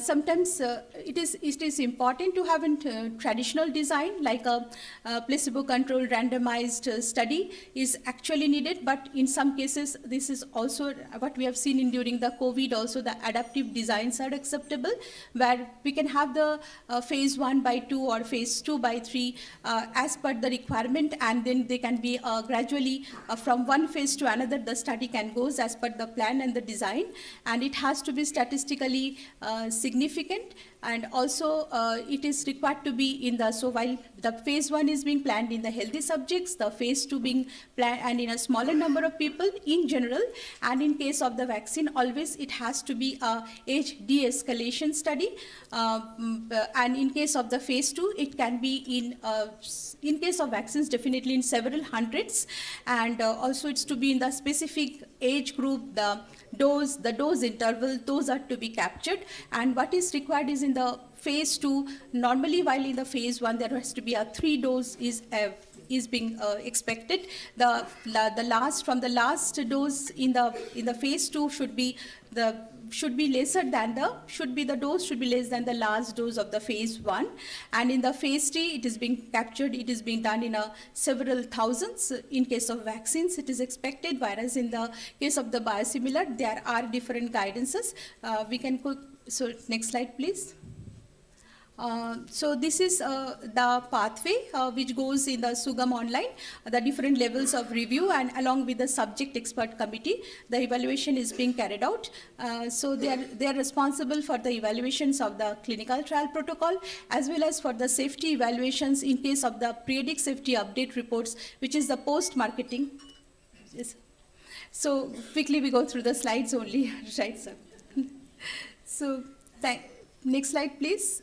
Next slide. So these are all the different application process. Next slide.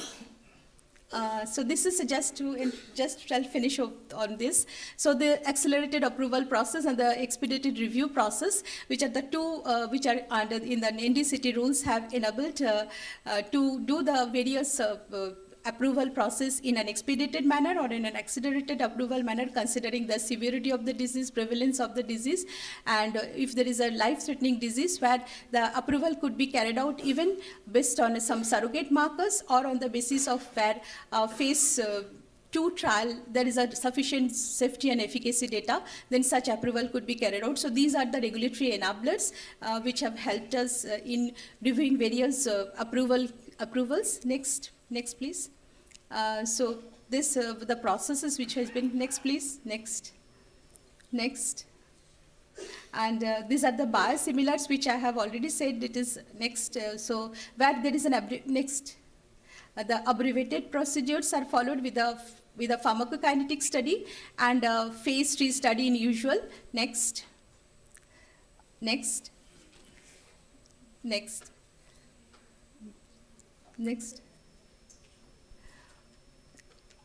please. Okay. Next. Thank you, sir. Thank you, sir.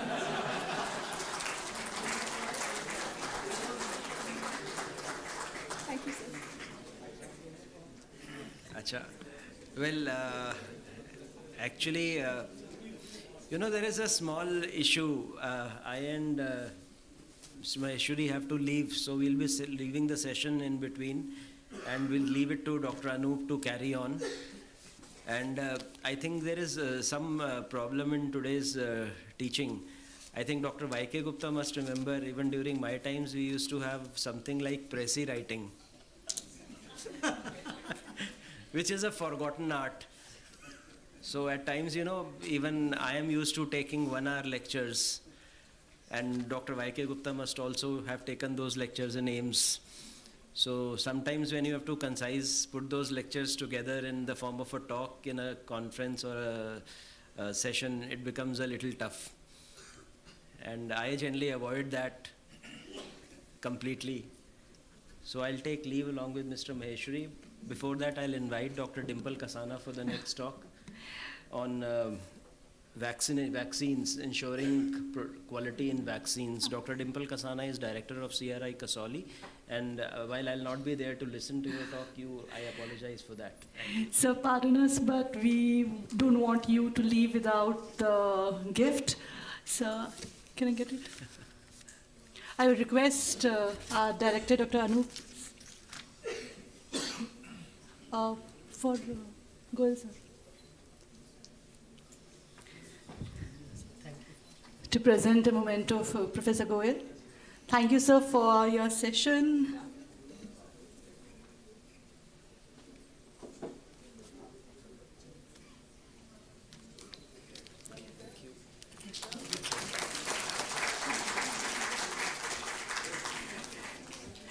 Since Maheshwari sir is also leaving, I guess. Yeah.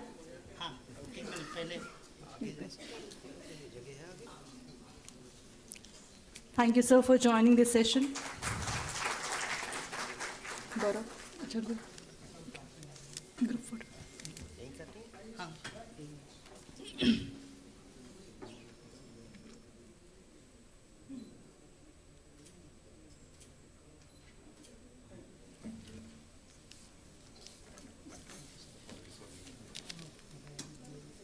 Apologies, I will not be there for you.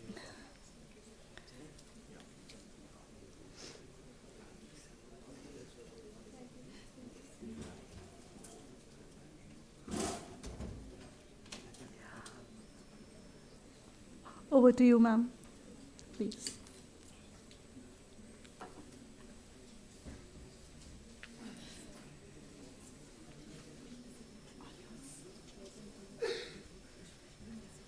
Good morning, everyone. Dignitaries on the dais, my dear colleagues and friends. I'm here on behalf of Central Research Institute Kasoli. We are manufacturer of vaccines and antisera. I've been asked to talk about the quality management system in vaccine production.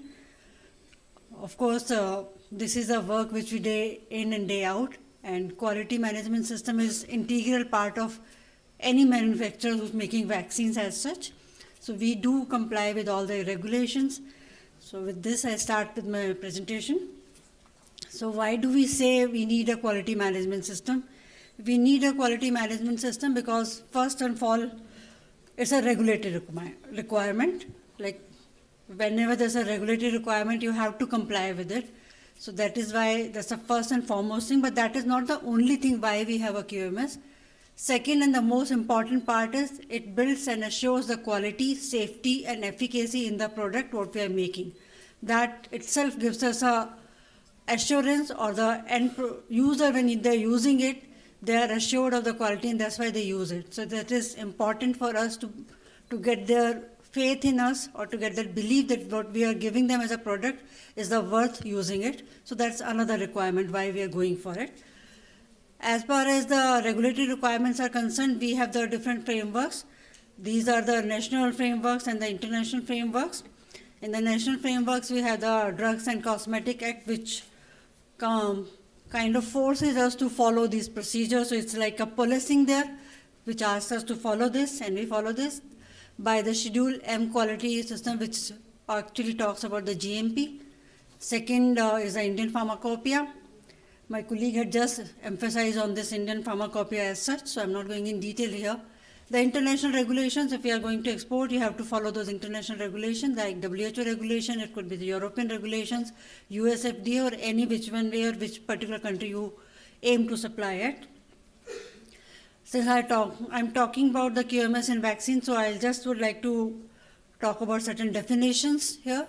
So what we mean by QMS as a definition, it's a management system which is a wide-ranging concept covering all matters that individually or collectively influences the quality of a product. Or we can also say that it is a totality of the arrangements made with the objectives of ensuring that products are of quality required for their intended use. So it's a model for pharmaceutical quality system that can be implemented throughout the different stages of a product life cycle. So in all these three things, we are just saying the same thing, that whatever you are manufacturing, you have to be assured of the quality, and that quality is a constant process which will be checked at each step you are taking into that while you are manufacturing it. So as we talked about the QMS, I'm also talking about the vaccine and what we understand by vaccine. So as per definition, it's a biological preparation that consists of either a whole organism or a part of it against which immunization is to be achieved. All of us know there are 4 types of vaccine. I'm not going in detail of it, but broadly we have live vaccines, we have killed vaccines or inactivated vaccines, we have toxoid vaccine, which we are making the diphtheria, pertussis and tetanus. D and T are the toxoid part, and the subunit vaccine. So the process of the vaccine manufacturing involves the upstream process and the downstream process. Those who are familiar with the terms, they would know it. Those who are not, they can see the first 2 steps are made up of that is known as the upstream, and the below 3 steps are the downstream. Like that is, first and foremost, you select the strain out of which you want to make the vaccine, and then of course you have to grow that microorganism. And later on that is a downstreaming process. You have to isolate and purify the microorganism. You have to inactivate that organism, and then you formulate the vaccine. And then there's a quality control and the lot release. These are the journal and steps. And if we go in details in that, as you said, in each step, the quality checks are maintained. So right from the selection of the raw material selection to the final product when it goes to the end user, in between is the process of the manufacturing. So it starts when you're selecting your raw material, and once you've selected your raw material, you're assured about the quality, you go for the production part, in which the detailed parts I shall elaborate again. But once the final product is also made, then also your responsibility is not finished, your quality checks are still there. That is till the time it uses that is the transportation part, that you assure that it is transported at a cold chain or whatever temperature required for that particular vaccines. So this is all the 3 stages in broadly: before manufacturing, during manufacturing, and post-manufacturing part of it. So this is the 3 parts as you saw. The raw material part, that is pre-manufacturing stage. In process QC, when you are manufacturing the vaccine, and the final product QC, that is when you are sending it to the end user. So these are the various sub parts of it. When they're selecting the raw material, you have to select the air quality, water quality, the chemical models, or the production material. You also see in the process when you're doing the staining tests, inactivation tests, physical tests, biological activity tests, and when your final product is made, you check the quality of that product which you have made by physical tests, identification tests, stability studies, and the VVM monitoring. VVM is basically to see the stability part when you're transporting it, that is post-production, that it remains whatever product you have made, the end user using the same product. It has not changed. Next, please. So this is a diagram which just says that how QMS is inbuilt in your whole process, right from the selection, that is R&D portion, right? When you're doing the R&D till you inactivate the product, in each stage, the QMS is inbuilt. That is in the helm of the affair. You see in the center is a QMS. So whenever you're manufacturing or selecting or doing R&D or producing the product or even discontinuing it, your QMS is at the heart of it. It is maintained, and each step you're doing the process control, you're doing the change controls, and you're doing the CAPA. This is for each step. Each different step, like when you're doing your R&D, when making the product, you're doing the technology transfer, or you're commercially manufacturing, or when you're inactivating the products. So these 3 steps would always be there. That is why the QMS is not a standalone procedure. It is a part and parcel right from the beginning of the idea, of the conception of the idea, till the time the user uses it. Next, please. This is again, I have given the detail of it, the strengthening of QMS and vaccine production. These are the various steps of the vaccine production and how each step has to follow the QMS qualification. Whenever they're manufacturing, not even a single step would go where the quality checks are not maintained. The first 3 diagrams, as you can see, that is your seed, and then from you grow it. After growing, you harvest it, you purify it, you make a bulk, then in the bulk you add your additives, your adjuvants, stability factors. And after addition, here also QMS has been checked, and then of course it goes the filling part of it. After filling, you have to do the examination, that is a naked eye examination, or there are tools available if you want to use that. And then of course the labeling part of it. Label, of course, you know, you have seen the vaccines, you know the label contains all the details about the manufacturer. It tells what is the product, what is the route of administration, what is the expiry. All those things are checked. And then of course the packaging, and then it finally reaches the person who are intended to use it, or to the clinician, or directly to the patient as far as the conditions are. Next please. So this is again the same diagram which tells you how, like if it's in our facility we have selected the raw material. The material comes to the warehouse. The warehouse, it's been picked up for the quality checks.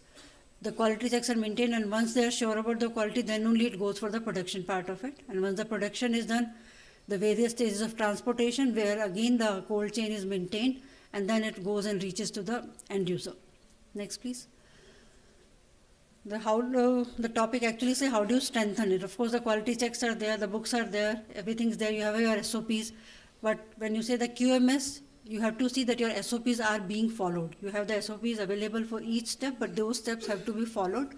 Like if there's a parent seed when you're selecting, you're thinking about a new vaccine. There are many of my friends here who would like to make a vaccine. They're going in a field of vaccine manufacturing, or at least they intend to do that. So for that they have to have a parent seed first.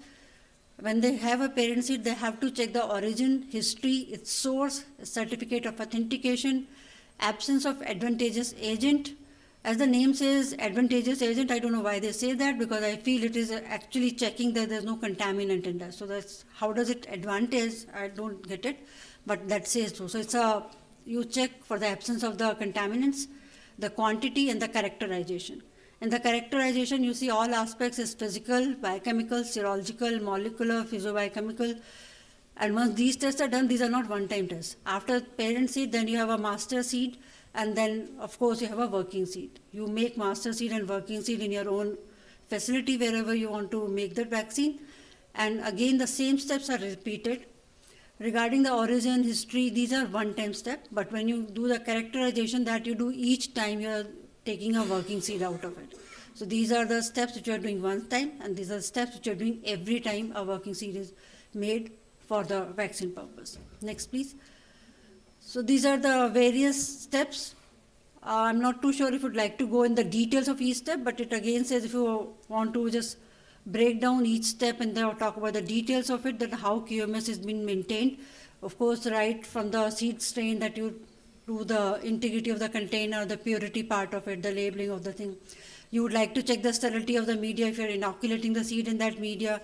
You would like to check at the stage of harvesting by identity, yield, and absence of contamination. During purification process, again you will check for the yield and the absence of contamination. Next please. Then the detoxification and inactivation part. Our QMS team would identify the specific toxicity, any irreversibility, absence of contaminants in the pH. Stabilization and preservatives are added, and once they are added, they are also not without the check of QMS. There is a qualification. And the stabilization, you do the quantification of stabilizers, you do the quantification of preservatives also. Next please. Yes sir, 30 minutes. The last few slides sir.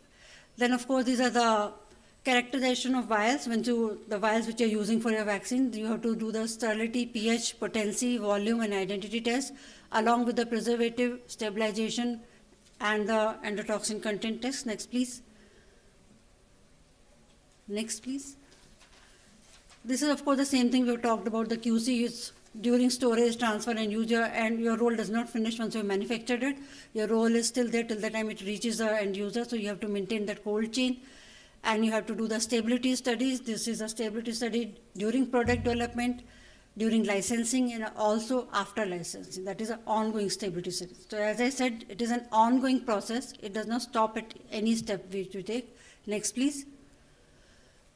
These are of course the particular example given for our own institute.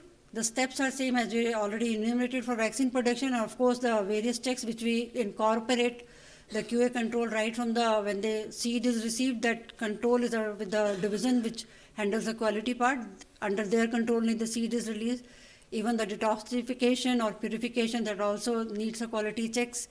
Your sterile filtration, formulation, and even when the product in the market, the role of quality management team does not finish there. They are checking it at every step. And these are the products what we are making, the vials which you see, we can making the DPT vaccine, we are making TD, anti-seras, and that's all from our institution, and that's the end of it. Thank you so much.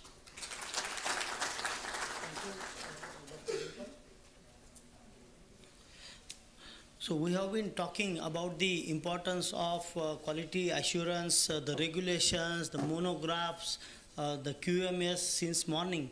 But one of the most important links between the public health system and the manufacturers is the procuring agency, which makes the bulk of the purchases for the public health system.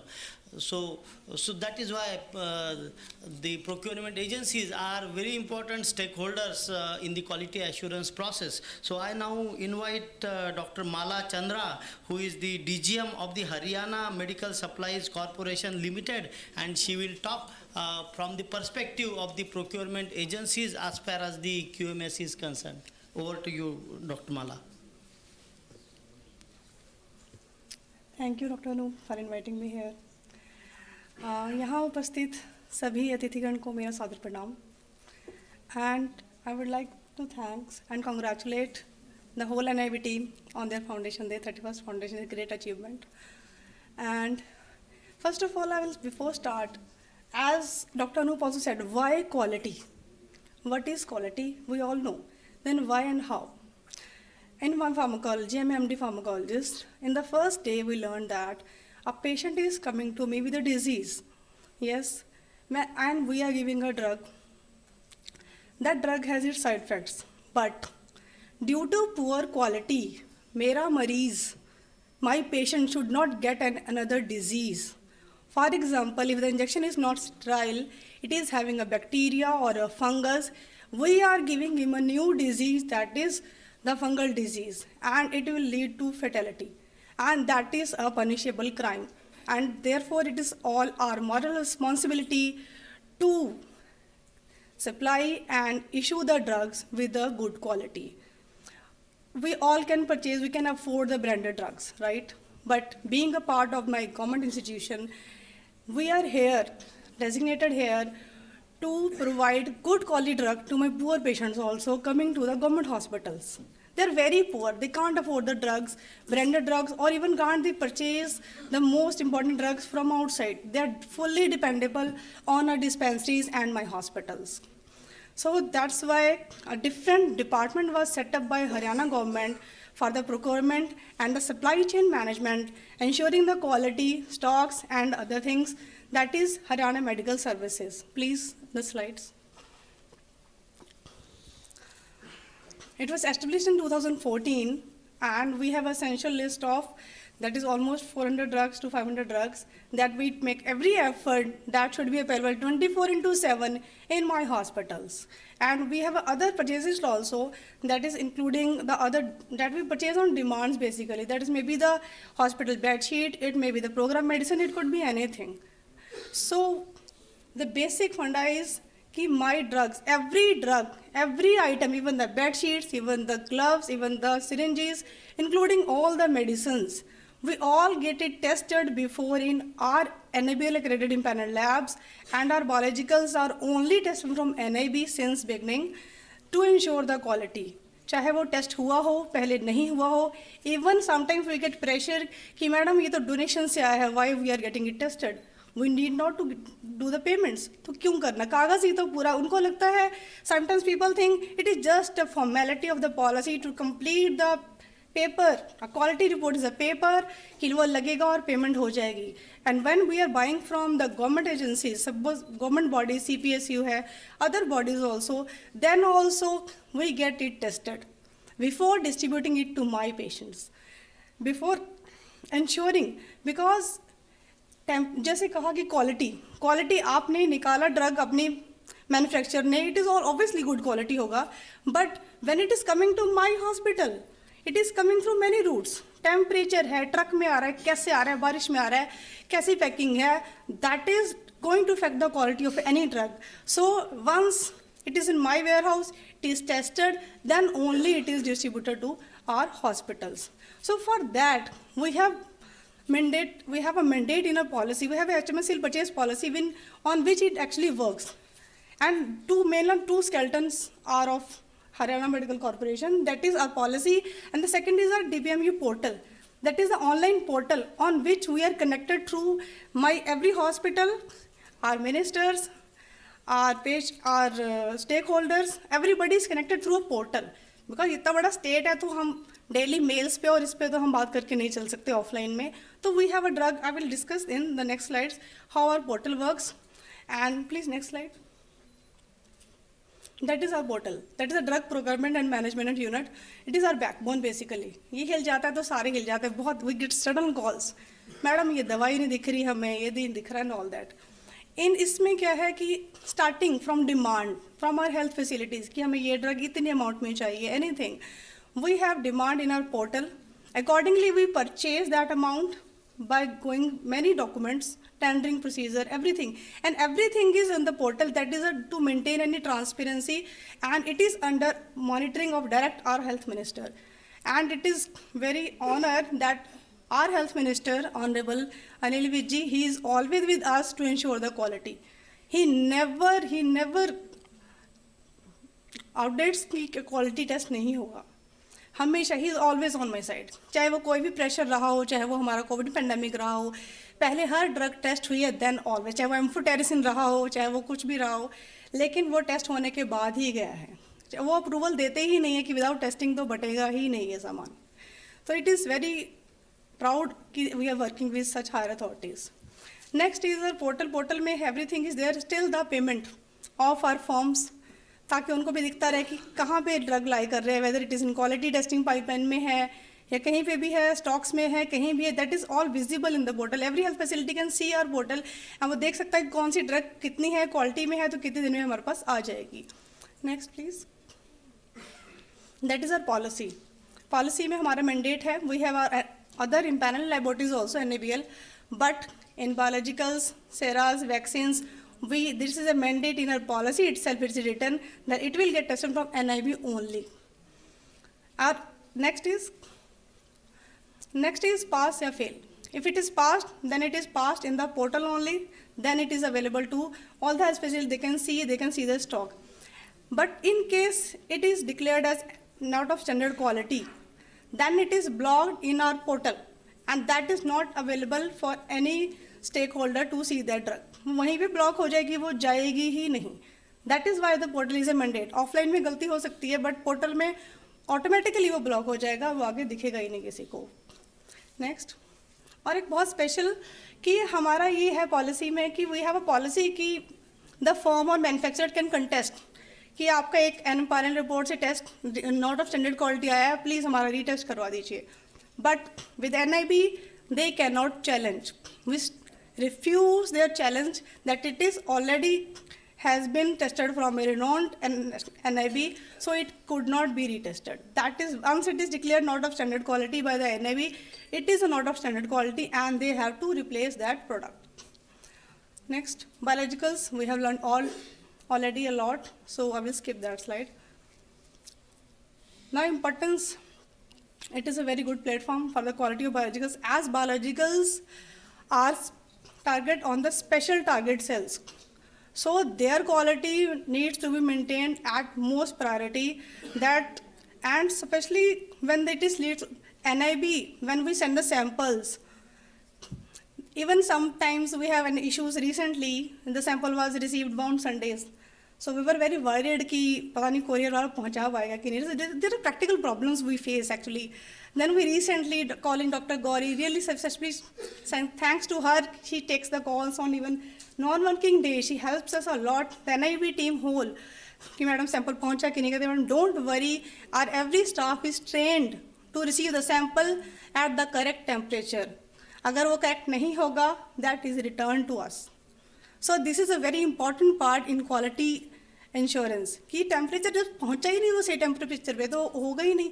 That is not the fault of manufacturer, that is the transport. So there are many minor factors जो हम कभी शायद देख ही नहीं पाते. that will be rejected. So every step is taken care of कि वो जो है सही टेम्परेचर पे रिसीव हो, टाइमली रिसीव हो. So they have facilities on non working days also. Thanks to the team, they support us so much. And next slide. Next is my acknowledgement to everybody from NIB and especially Dr. Rashmi and the whole entire NIB team for taking care of us for our minor requirements during accommodation, transport and everything. Thank you. Jai Hind. I congratulate the Haryana State Medical Supplies Corporation for such stringent policies for quality checks for not only biologicals but also for other commodities. And I am sure all other medical supplies agencies must also be following such best practices. And now I am realizing that this one day is not enough for a stakeholders meeting, and next year when we organize such a meeting we should have a full session on just procurement agencies. So this is one of the take home lessons for me, madam. So thank you very much. अगर कोई यहाँ पे from the manufacturer side या firms है, I would like to request them all, please, for money don't compromise on the qualities. चाहे वो packing हो, packing बहुत इंपॉर्टेंट होता है. गोली निकलती है, घुर जाती है, पेशेंट कंप्लेंट करता है, उसको खाने को ही नहीं मिलती बेचारे को दवाई, वो पाउडर हो जाता है. So please it's my humble request, सिर्फ लोएस्ट रेट लिख के लिए L1 के लिए क्वालिटी कॉम्प्रोमाइज़ ना करें. आप अपना स्टैंडर्ड बढ़ाइए, वी हैव एनफ मनी, वो हो जाएगा अरेंज. L1 के लिए क्वालिटी नहीं कॉम्प्रोमाइज़ कीजिए, ये हमारा एक मॉरल ड्यूटी है, एथिकल. सो प्लीज़ मेरा हम्बल रिक्वेस्ट है कि don't compromise on the quality. Thank you. Thank you, Dr. Malla, for being this vocal. But our industry colleagues, they definitely take ultra care to ensure that the packing is also absolutely perfect. But then really good that you raised this issue. Packing is also very, very important. Yes. तो मेरे अपने patient की तरफ से request है, जिनका income tax से I am getting my salary, उनके लिए please don't compromise the quality. They should get good medicines. We are really running out of time, but still we will take a couple of 2 or 3 questions. Definitely we are going to have 2 full-fledged sessions on the regulatory aspects of the biologicals, followed by the session on industry, academia, connect. But if so we 5 people are sitting here, so if you have any questions for us, they are most welcome. So while questioning, kindly introduce yourself and then you can ask your question. And if we find at the end of 2 or 3 questions that the time is not enough, then you can just write them on a slip and hand it over to any one of us, whoever is wearing this type of badges. So we will take care that they are deliberated upon and replied also. Yes, Dr. Rajiv Tandon. So he is the director of the Research Triangle Initiative. Thank you, Dr. A great meeting today. Just to congratulate you and all. My question is that we've been hearing a lot about nutraceuticals. And when I read your definition of biological, it appeared that nutraceuticals also can fit within the biological framework. Is the regulatory pathway for nutraceuticals going to be the same, or will it be somewhere or somewhere?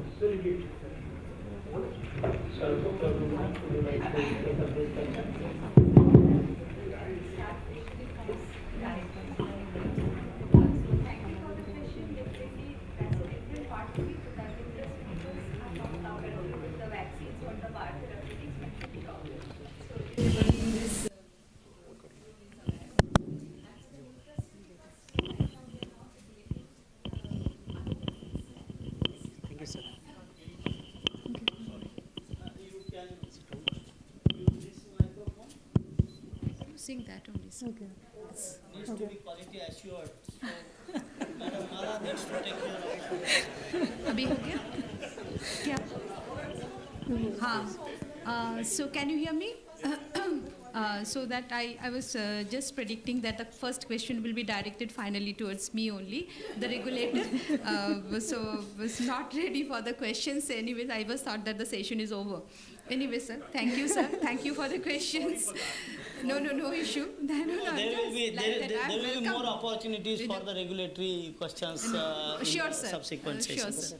What I was saying is that definitely the nutraceuticals, though from the similar origin, are not regulated as per the vaccines or the biotherapeutics, as we were discussing throughout these days. So these are definitely in a different part of it, and we don't regulate it as presently under the Drugs and Cosmetics Act and rules. Though there is a FDA has a requirement under the food and the USP also, but right now.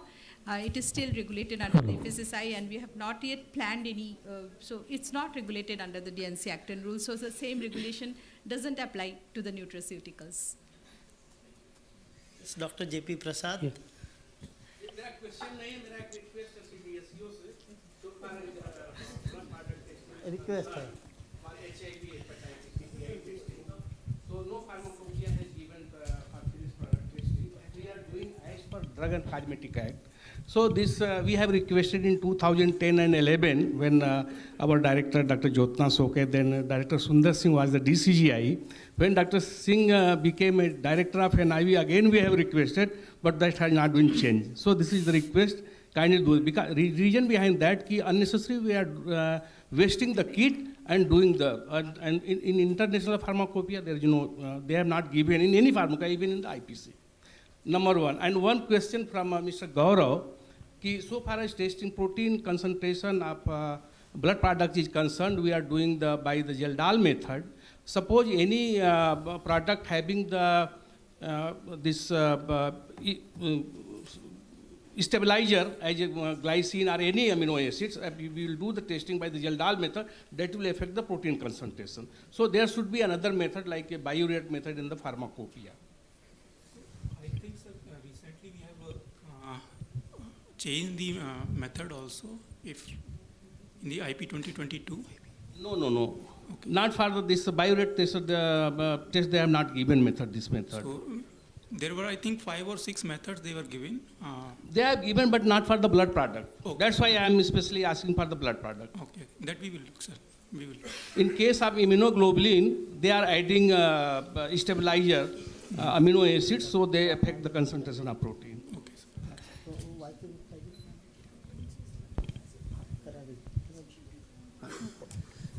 Any other question? Sir, yes, please. One question. Yes.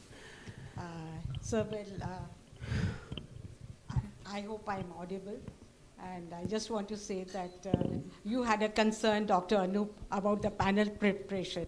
This is an ongoing process, and NIB was established. The first thing we did was to prepare the panel.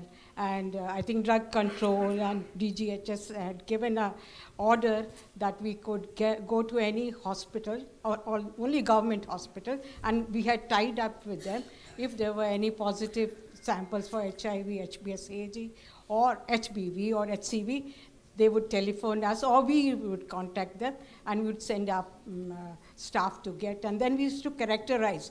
That characterization takes time, and we have to be a part of external quality control system, be a part of it, and also conduct for others. So I think that that could be renewed again, and you will have the gold mine with you, which is a wastage for the others. No, absolutely right, madam. This is a very important issue, and in fact, I have offered collaboration to many other labs, and we are ready to help them to for their capacity building to prepare the panels and also to start the QC testing. Yes, and it can be done because we have been doing it earlier. We all should work together, and it should.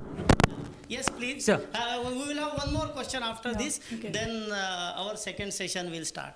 Sir, my name is Rishi Kumar. I'm from Indian Pharmacopoeia Commission, and I basically belong to Haryana. So my question is to Dr. Mala Chandra regarding quality of medicine. That it is very impressive to note that from them that they are checking the quality of medicine before distributing it to the patients. So so my question is related to pharmacovigilance. Sometimes if some medicines, So lack of quality or lack of efficacy, or some medicines are of poor quality. Then what you do with that manufacture of such medicines? Are you blacklisting them, or are you reporting such events to the Pharmacovigilance Program of India? What is your stand on the such reports? I would like to intervene before Dr. Mala replies. First thing is that if a product is reported as a not of standard quality, then there is no question that it will enter the public health system. After that, I do not think there will be anything to be done with that, but then I will go with what. First of all, if it is declared not of standard quality by the labs, any lab, NIB, या फिर panel labs, then it is blocked in the portal. It has not been distributed, still lying in our warehouses. It is not available, it is not visible in the portal for any stock. It is there blocked, and the manufacturer is bound to replace the entire quantity. First. Second, if the same drug is not declared not of standard quality 3 times, आपने supply किया, again not of standard quality, again, और आपने 3 batches दिए थे तीनों 3 instances, anything, then it is blacklisted. So what about, do you have any mechanism for reporting of lack of efficacy drugs? Say for example, it passes the test. Your test has been passed in the laboratory, but the drug is not acting actually on the patient. Then what is the? Then in that case, we get complaints from our clinicians. Suppose recently we are dealing with the complaint of his injection misoprost. That is not effective. Contractions नहीं आ रहा है. Like they report us through emails, phone calls, and things. Mainly we take emails. Then also we block the drug, and then also the manufacturer is bound to replace that drug. And if, regarding the adverse reactions, it may be shivering and all that. They are reported. Their officers are there, pharmacovigilance. From that, I was there in the field. Then I was reporting to the PJMR Chandigarh. उनकी team है अपनी pharmacovigilance की, Dr. Vikas Medhi की. Then we report there the side effects. But if there is any complaint, efficacy है या severe कोई reaction है, then again it is blocked. That is called as administrative block. Okay, ma'am. Can you please help us to establish, because I'm from Pharmacovigilance Program of India. So from this platform, I request you to kindly issue a letter to all your healthcare professionals who are using your drugs to report such events to Pharmacovigilance Program of India. And there are various tools are available for reporting of such events. Like helpline number is there. It's very simple to note: 1800-180-3024, which is 30 days and 24 hours a day. It can be remembered like that: 30 days. 24 hours a day. So this is the helpline number. Additionally, there are various ADR monitoring centers all across Haryana as well as India. So they can report adverse event to the hospitals, ADR monitoring centers. Additionally, we have some mobile app also. So through your platform, if this message passes to the healthcare professionals, I hope that that healthcare professionals who are using the medicines can report such events. Sometimes such events are not being reported by the healthcare professionals, and ultimately it will strengthen our healthcare system. This is my request. You can directly upload on that portal. I would like to intervene here, and I am really overwhelmed by the types of discussions which are happening here, and there is real need of having such meetings at frequent intervals. I am sorry we will not be able to take up more questions because our next chair, Professor V.K. Paul, Niti Ayog member, is on his way, and he is going to reach this venue within a couple of minutes, and he, along with Dr. Y.K. Gupta, will be chairing this session. So over to you, Rashmi ji. Yes, so we have to have the felicitation round right now. I'll request you, now you being the chair of the session, I would request you to kindly felicitate. We can start with Dr. Mala Chandra.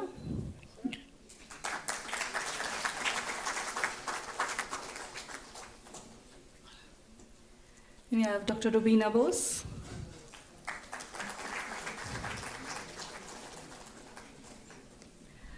We have Dr. Dimple Kasana.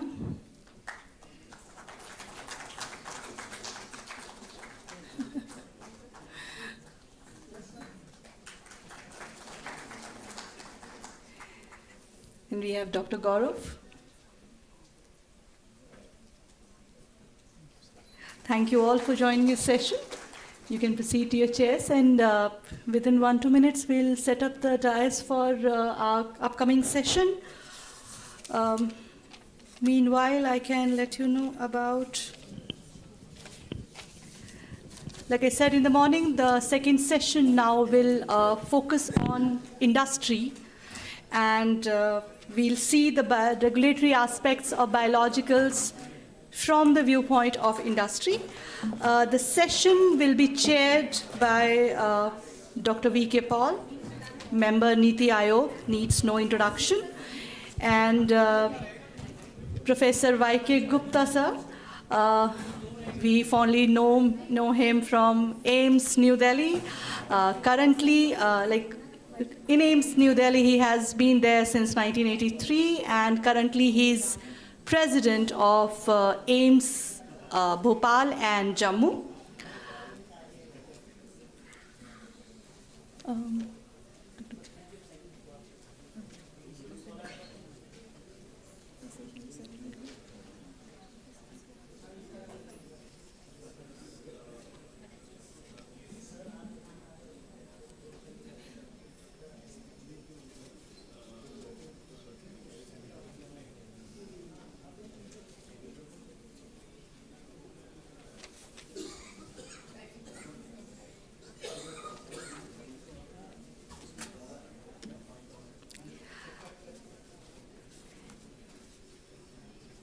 We have many interesting topics currently being in the line. We'll be starting with the Atmanirbhar IVD industry at the point of inflection by Shri Jatin Mahajan, Secretary ADMI. And then we have Shri Rajendra Kumar Suri with us, CEO DCVMN, who will be telling us about the regulatory flexibilities, the vital need for pandemic preparedness and response, a manufacturer perspective. Followed by him, we have Dr. Jitendra Sharma, CEO AMTZ. He'll be telling us about bridging innovation and medtech infrastructure. Then we'll have Shri Vijay Kumar, Head Portfolio Solutions and External Affairs, Roche India Private Limited. He'll be telling us more about enabling policies, promoting diagnostic medical devices. And last but not the least, we have Dr. Shalini Menon with us, the country medical lead and head general medicine, Sanofi.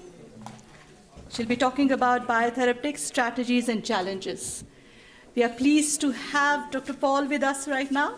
Can I please request Dr. Paul and Dr. Y.K. Gupta to kindly come on stage. Next, I request all the speakers to take their places on the dais. Can I have them on the dais? Shri Jatin Mahajan, Shri Rajendra Kumar Suri, Dr. Jitendra has come, Dr. Jitendra Sharma, Shri Vijay Kumar, and Dr. Shalini Menon, please.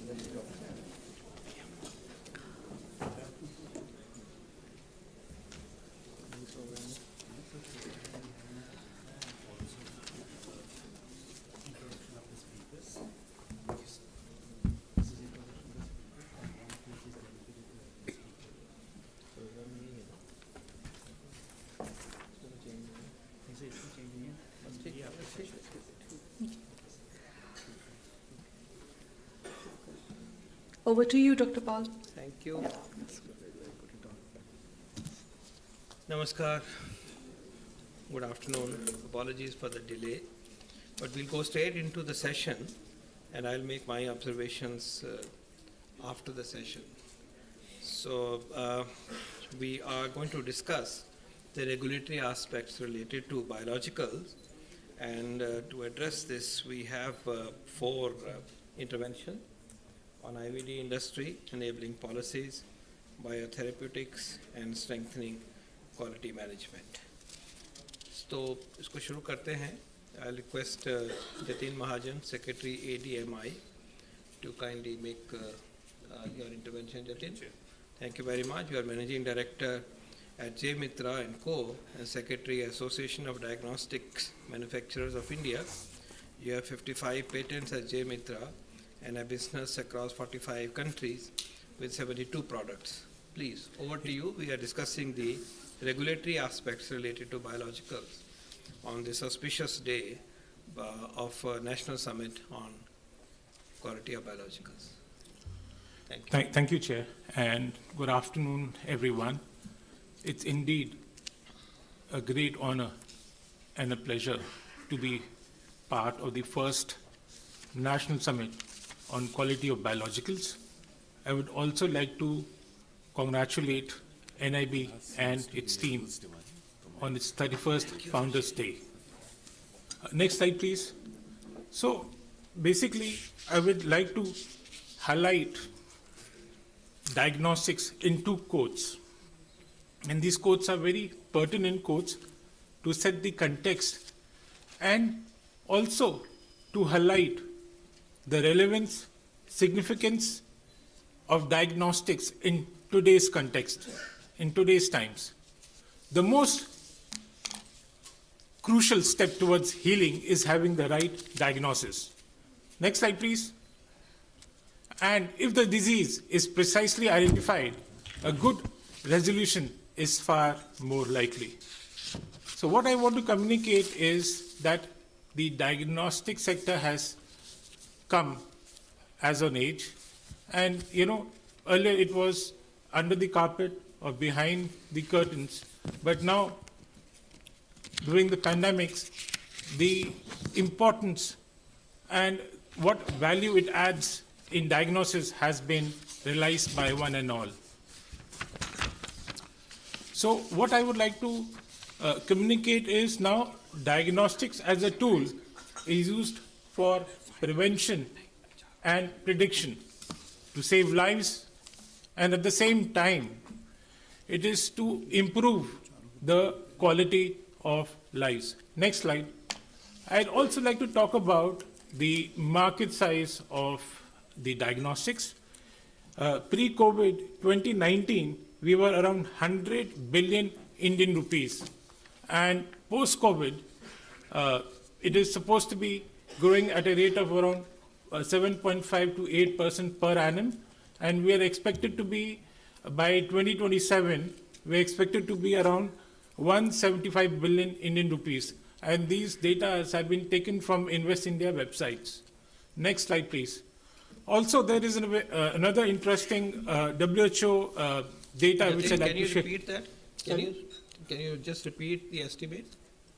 Previous slide, please. Post-COVID, we are growing at a rate of around 7.5 to 8% per annum, and by 2027, we will be around 175 billion Indian rupees. And this data is from Invest India website. Okay, thank you. Okay, thank you. Next slide, please. So another interesting data, which is the average life expectancy of an Indian human being, which is increased by 19 years in the past 40 years. And this has been made possible due to the investments in diagnostics and healthcare capacity building. Next slide, please. So as we all know, and it's a fact, that 70% of the clinicians or therapeutic decisions are based on these diagnostic tests. Next slide. So to give you a practical example, in COVID times, we've all seen that, diagnostics has been used as a very, very potent tool in the fight against the pandemic. In fact, if you look at the strategy which has been deployed globally, it is the 3T strategy, which is the testing, tracking, and then treatment. So, my dear friends, diagnostics is one of the most important, vital elements and strategy in the fight against any particular infection or disease outbreak. Next slide, please. So let me also talk about some of the past growth factors which have been influencing the growth of the industry, and these factors are relevant today and even tomorrow also. So first of the factor is the advancement in the technology aspect. Then there is also an uprise or uptake in the insurance policies, which has led to the rise of the insurance sector. Then the other aspect is the changes in the lifestyle of people, which has led to an increase in the chronic disease. Also, there is an emergence of the diagnostic service labs, be it the centralized labs, be it the chain labs, be it the standalone labs, be it even the blood banks, which are all facilitating or influencing the growth of the diagnostics. I mean, I'm also saying that manufacturers is also contributing. It's a very healthy cycle. A lot of manufacturing companies are now entering this space because it's a very nascent and a very it's a sunrise sector to be in right now. And also, there is an interest by our people to do preventive health checkup, so that what I said, prediction and prevention is going to have a better quality of life. Next slide, please. So, needless to say, I've spoken about IVD, but let me also talk about the current healthcare overall scenario. And as what the Secretary of Health had mentioned in the morning, we are the pharmacy of the world. We are the third largest medicine manufacturing by volume. We are one of the largest manufacturers of vaccines in the world. We are ranked 7th globally as far as the medical value tourism business is concerned. And we are the 4th largest market in Asia after China, Japan, and Korea. Next slide, please. Now, the point here is, which brings me to the topic of my presentation, is where is IVD industry today at a point of inflection? So, basically, I'll have 3 points here, which are actually going to influence, or rather I would say fuel the growth of the sector. First one is the policy aspect. Next slide, please. The second one is innovation and the entrepreneurial spirit of our people. And the third one is the enhancement of the enhancement of the futuristic medical technologies. Now, these are the 3 elements which are the 3 pillars which will actually lead the growth of the industry into the next level. Next slide, please. So let me just briefly explain about what are the policy aspects that I am referring to here. So first one is the NEDL, which is the National Essential Diagnostic List, where the first country in the world to have this NEDL. And if it is actually implemented, it will actually blow up the Indian diagnostics market. Then the second one is the Indian Medical Device Policy. The third one is the trade shows, the Indian MedTech Expo, which is going to happen shortly. It is going to build up the brand India and also showcase some of the finest technologies which India has launched. The Export Promotion Council, because India will not manufacture for India itself, but it's going to manufacture for the world. So this is why it's very important to set up the Export Promotion Council. Then we have the IVD park. So I would suggest that, since the numbers will increase, we should have IVD parks. Then we already have PLI schemes. Then we have a future-ready India 2047 plan.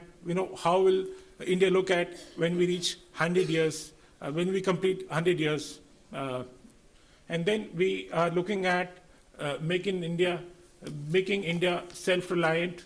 Then we're looking at better connections between the industry and academia, because globally, this is one of the factors which is actually accelerating the pace of new product launches globally. So this is something that we need to strengthen here in India, and also we need to strengthen the lab systems at the tertiary level under the NHM schemes. Next slide, please.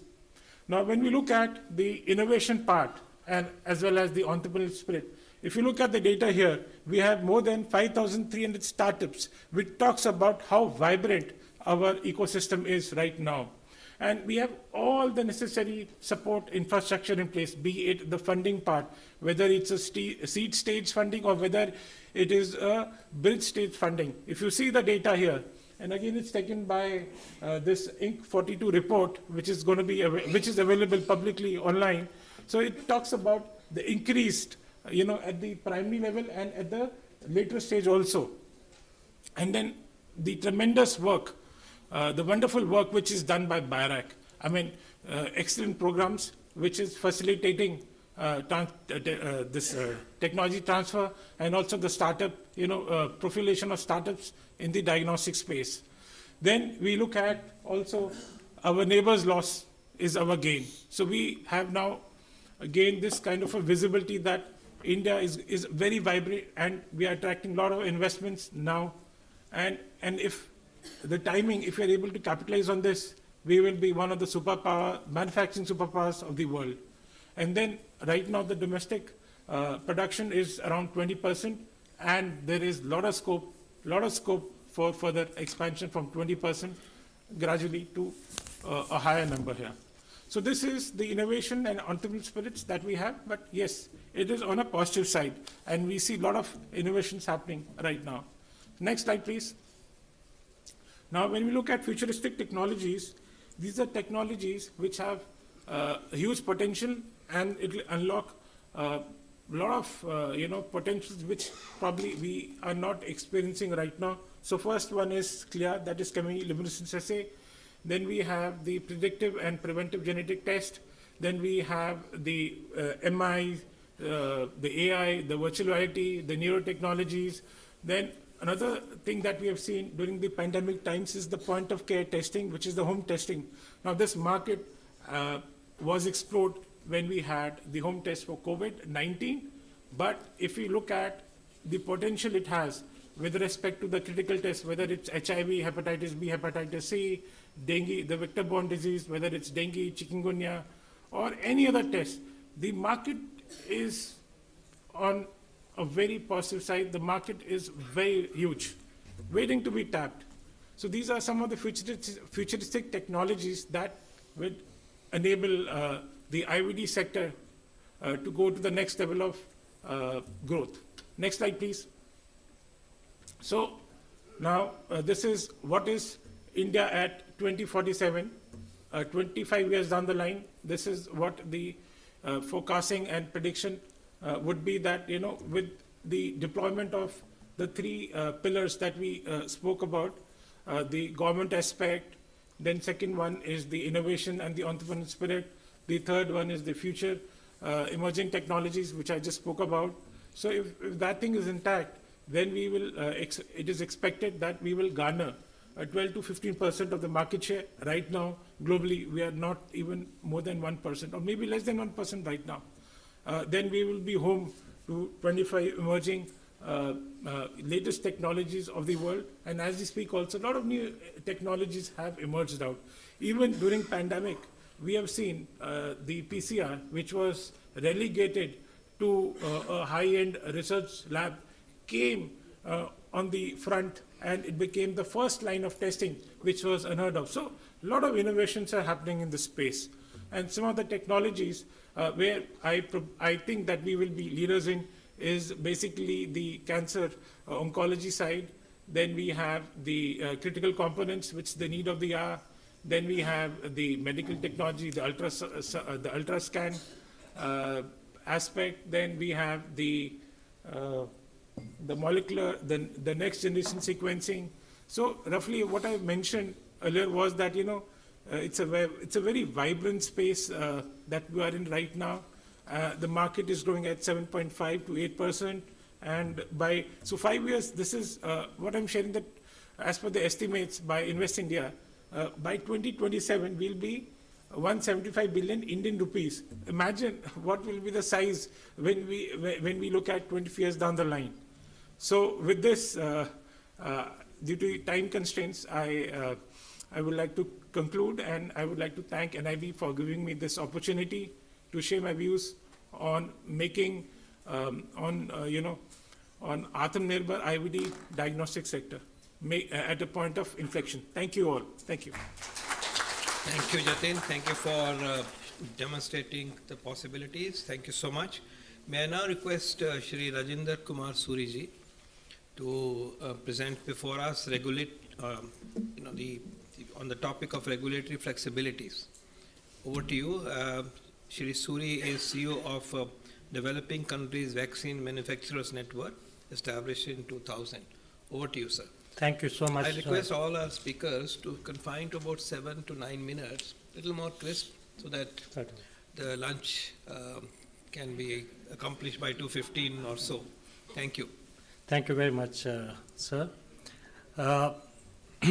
In fact, it is my proud privilege to be here, and I must thank NIB for inviting me for this prestigious session. As Honorable Secretary Health in the morning said, it is a story of access and equity, and what I would like to take you through is a story of developing country vaccine manufacturers where India has played a distinct role, and particularly talking about the manufacturer's perspective in terms of regulatory flexibilities, what is, and that of course is a vital need for pandemic response and preparedness. Next slide, please. Yeah. So before we delve into the aspect of regulatory flexibilities, I will very quickly give you a brief background of what DCVMN and its capabilities are, because for some of you, the name DCVMN may be new. It is Developing Countries Vaccine Manufacturers Network, which comprises all the vaccine manufacturers that you know of, including Serum Institute of India, Biologically, Bharat Biotech, Panacea Biotech in India, but also in all other countries, including Korea, Indonesia, Brazil, China, and everywhere else. So what we do is that we are a network of 15 countries comprising of 43 member companies, and we are supplying almost 170 countries globally. In fact, before COVID, it was 3.5 billion doses, which was the manufacturing capacity, and I will just share with you what has transformed over the period of time. Next slide, please. So during COVID, we deployed all the platforms, vaccine platforms that were available, whether these were viral vector, whether these were nucleic acids, VLP, or inactivated viral vaccines. So all the vaccines have been used effectively during the COVID. Next slide, please. In fact, I am very happy to share with you that there were several international technology transfers with developing country vaccine manufacturers, including AstraZeneca with Serum Institute of India and several other companies in the world. J&J having a tie-up with BioE, and of course Pfizer USA with BioVac in South Africa, and Moderna with Samsung Biologicals. Next slide, please. When we see, south-to-south collaborations, you will see very interesting picture emerging where Sinovac China had several partnerships in Brazil and Indonesia and other places, and similarly Sinopharm China had in Morocco and in Dubai. Whereas Serum Institute of India, very recently also you must have heard about a collaboration in Africa with Aspen, and also Bharat Biotech having internal within India with Indian Immunological for the drug substance production. Next slide, please. All this has resulted into an outcome which is amazing story. A case study, in fact, from 0 dose in December 2020, we reached more than 13 billion doses in end of 2022. And this was possible only through several factors, which I'll just share with you. Next slide, please.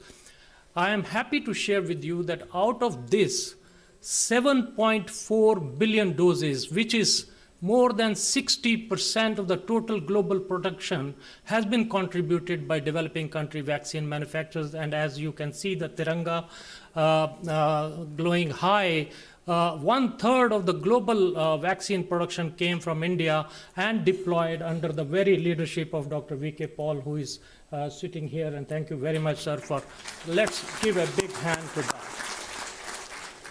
So this was a tremendous contribution by India, acknowledged worldwide, what India has really demonstrated leadership in the vaccine field.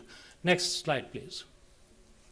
Now, what went into this were three important factors, and of course, technology was one of them. We have been discussing and talking about technology all through the day.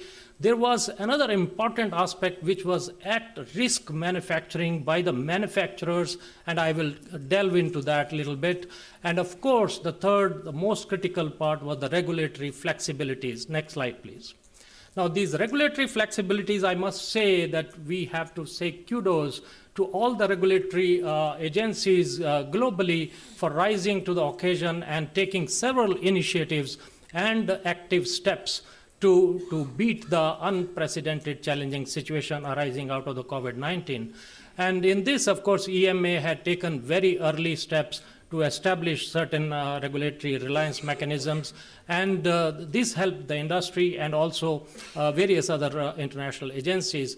And of course, you are aware that the fast-track approvals were granted none other than even US FDA, which granted 2 approvals within 7 days, and within 2 months, the third vaccine got the approval. So I think this has been unprecedented. Next slide, please. India was not left behind. Indian NRA came to the challenge, and on 20th of March itself, they issued the instructions for expedited review and approval of vaccines. And as a result, we were able to register our first vaccine on 1st of January 21. And of course, in the month of April 21, the DCGI gave the permission based on the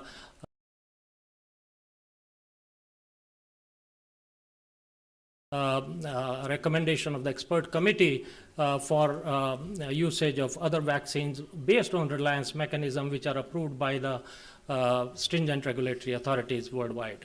Next slide, please. Now, what has happened is that, of course, we skipped one slide, which was important from WHO perspective.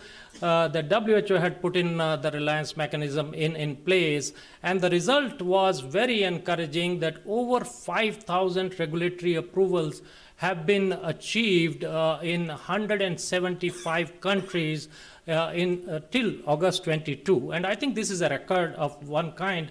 And the WHO is asking themselves now that if we could do this within this period of time, why not maintain this speed in future? And I'm very happy to share with you the new director of WHO regulatory processes is very convinced that we should take this as a routine matter, that we should be working very expeditiously on various approvals. Next slide, please. The story has not been very hunky-dory. There were several challenges. I will just give few of them to you. In terms of, there were shortages of critical raw materials because of certain export bans put by US administration. There were sustained investment and funding issues which came in the way, and it is not only for Indian manufacturers but also globally. Even Moderna did not get funding in the very initial stages. And of course, all of you are familiar that the mutations and variants have been playing havoc continuously over the period of time. Next slide, please. More than that, I think what was more important was the product development funding. And I think this is very important for all of you to really appreciate that 60% of the volumes came from developing country vaccine manufacturers, whereas only 5% of the investments into R&D funding came to this particular sector, whereas 95% was given to developed markets, including US and Europe. And US gave to US companies and Germany gave to German companies. So I think it is very important that we pay a little bit attention to this aspect so that there is a reflection on disproportionate allocation versus the number of doses delivered. Next slide, please. So in addition to this, I will very quickly go through that there have been certain challenges, regulatory challenges, particularly because the different legislative requirements for all countries are not same, and they require different requirements, different framework, different procedures and different timelines and maturity levels of different regulators all over the world are not same. So this is one of the big challenge. And then, of course, next slide, please. And then the second was the fast development and approval of COVID vaccines triggered a number of additional challenges like additional validation processing data, optimized control strategies, additional data gathered from additional number of batches, and so on. Next slide, please. The challenge number 3 was absence of accelerated PAC approval, the post-approval changes, and this became a bottleneck while there was speed in giving regulatory approval EUA, but there was no provision for PACs. And regulatory collaboration and dependency became one of the big issue because most of these approvals were based on the on the tech transfers and small bridging clinical studies, and that itself pretty well, you come from that background, that it raises several other challenges associated with that. Next slide, please. Now, in addition to that, the R&D of new variant vaccines has been impacted due to various challenges, and from the regulatory pathway, I would say it is the conduct of efficacy study itself was unethical for 8 months in the 21-22 period, early 22. So the guidance from PQ team for pathway to license was requested to WHO, and of course I talked about financing and future scenario for the variant vaccine is because of the unpredictability of the demand and financing both. And of course, the yearly boosters, whether they have to be given to whom, which populations, and other things. Of course, the strategies are coming along with that, but there are challenges associated with everything. Next slide, please. So we need to now look at what have been the examples of the best practices. And I must tell you, the global regulatory collaboration has been definitely far superior from any other collaboration in terms of reliance mechanisms. And one factor which came out is the collaborative review process, which is CRP. And I think that going forward would be extremely helpful to the regulators worldwide. Of course, creation of the expert groups like Regulatory Advisory Group by SEPI, by ICMRA and several others has been extremely helpful. Next slide, please. Now, what is one thing that we should not do in the next pandemic is definitely let's not wait for the next pandemic to happen and then start searching for solutions. I think all of us here in this hall have to act now. And a good beginning has been done with this meeting, and thanks to Dr. Anup. Thank you very much. Thank you very much, Shri Suri. Thank you so much. We will have comments after all the presentation. May I now invite Dr. Jitendra Sharma. He is the MD and founder CEO of Andhra Pradesh MedTech Zone, to talk about bridging innovation and medtech system. Jitendra?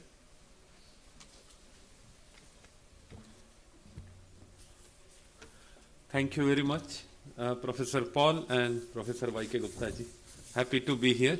Dr. Anup, you are celebrating 31 years of NIB. Congratulations to entire NIB family. AMTZ, the institution that I represent, we just completed 4 years, so we are babies, and we have a lot to catch up. I have no presentation. I have a video link which I will play in a while after I complete my very 4 small brief submissions. One, look at how we consume healthcare. Most developed evidence-based healthcare economies of the world consume diagnostics. From the diagnostics, they find out if there is a disease, so they go to a doctor, and then the doctor prescribes and then they go to the drugs. So it is DX, DR, and RX.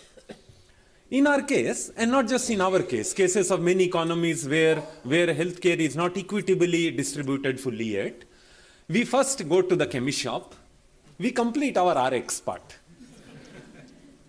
If medicine works, fine, we report to duty, sick leaves are taken care. If we are not fine, we end up to a nice doctor, DX. And if doctor thinks it is appropriate, DR. And if the doctor thinks diagnostics are necessary, we go to DX. And a whole lot of problems, including antimicrobial resistance, pathogens, everything comes out of this anomaly. It has to be DX, DR, and RX. It cannot be other way. So the National Diagnostics Program of India, which was released by the then Health Minister, Mr. J.P. Nadda ji, right in this hall, 2015, when I was in the Ministry of Health, I designed the National Diagnostics Program of India. Today it operates in public-private partnership in 26 states and union territories of India, which is trying to correct this anomaly in public sector by bringing in strengths of diagnostics from the private sector. However, Indian healthcare is not just public healthcare. Particularly in diagnostics, where point of care diagnostics could mean pregnancy test, it could mean ultrasonography, it could mean anything. It could mean dengue, chikungunya, anything, let alone cancer markers, which is provided either in home or small nursing homes or large corporate hospitals. And therefore, my second point is let's try to break diagnostics into pieces and see where India is strong and where India is not strong.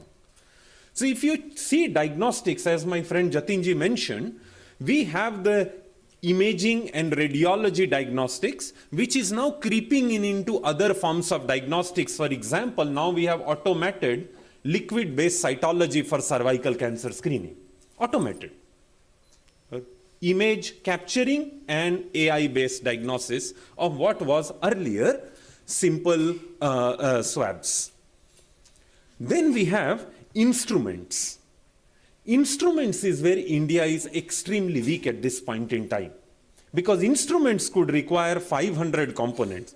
We make close to 6 biochemistry, hematology analyzers a day in AMTZ. We make about close to 100 large instruments in a week, hematology, electrolyte analyzers, and so on, and over 1,000 components, right from a simple screw to 24-layer printed circuit board to lens, to arrays that are embedded in electronics. Those are things where India has to catch up. Thankfully, our country has been strong in pharmaceutical and biotechnology sciences, and therefore we have been able to do very well in kits. So for example, at the peak of COVID, when India was consuming about 12 lakh RT-PCR test kits in a day, in our AMTZ facility in Vizag, and thanks to the support of Niti Aayog and DBT, our capacity to produce RT-PCR kits in a day is 14 lakhs a day, 2 more than the country needs, just from one campus. Against 12 lakh RT-PCR test kits. We are today net exporters. But we are exporters because India was strong in biotechnology and pharmaceutical sciences. The same strength has to be tapped from the engineering sector. Can we make lenses? Today our microscope don't have lenses which is made in India. And therefore instrument is our weak link. And the fourth is of course reagents, chemicals and so on, where we are fairly strong as well. Which brings me to the third point. What is it that we can do together? Now, regulation, which is the topic of this session, is of two kinds, broadly. One, it is the horizontal regulation, the ISO, the NABL, horizontal. Then there are vertical regulations which are sector specific, IVD, medical technology, food and so on. And within this, there are super verticals, which is the category of the products. So with medical devices itself, regulation which is a super vertical for X-ray or CT scan will be different from dengue chikungunya kits. Now these vertical regulations, if we have to learn from our system, one of the best systems India has architected is food regulation of FSSAI. Look at the number of food products, packaged drinks, noodles, every restaurant that India has, it outnumbers by many, many degrees the number of drugs and medical devices and diagnostics we consume.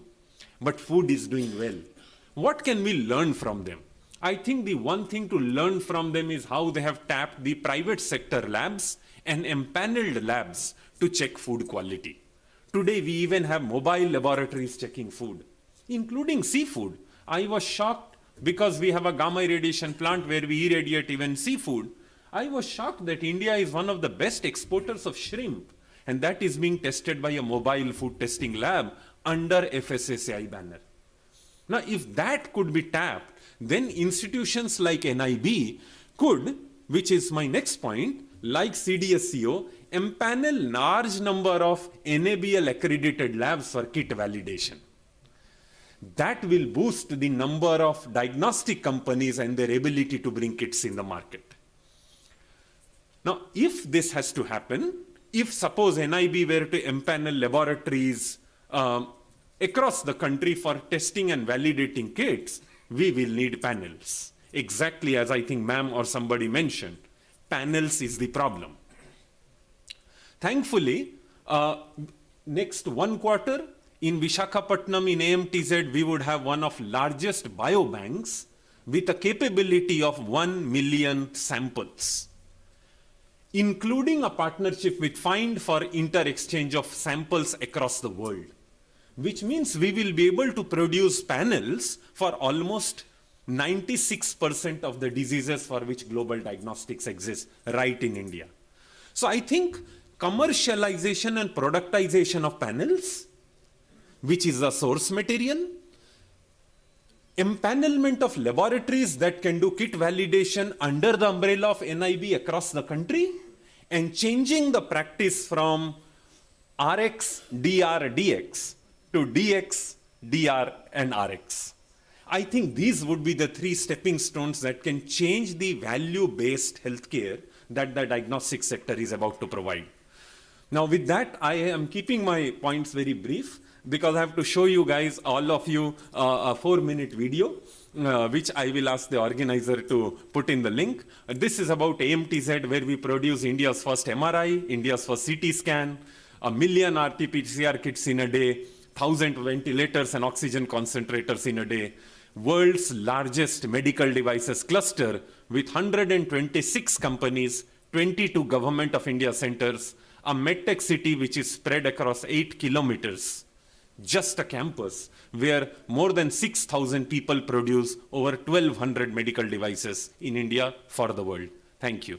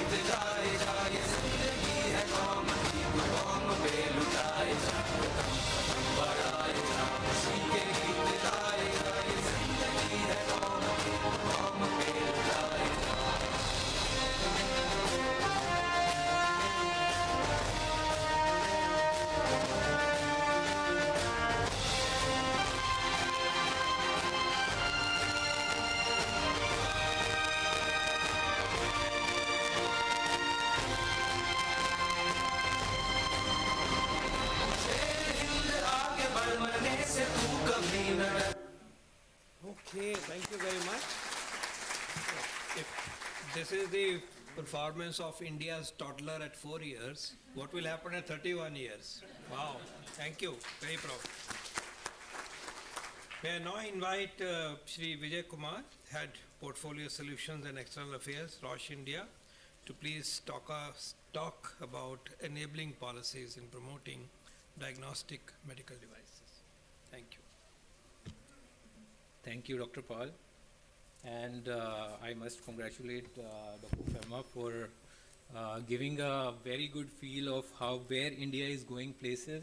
And again, congratulating NIB and Dr. Anvikar and team for completing this milestone. I don't have any slides, which means that you have to look at me. And I'm lying between you and lunch. I'm also a non-technical person. Mostly I work on the general management side. So excuse me if, there is a little bit of story and less of scientific content in my talk. So most recently, there have been a lot of news articles about population of India. And we have probably surpassed China. We are the most populous.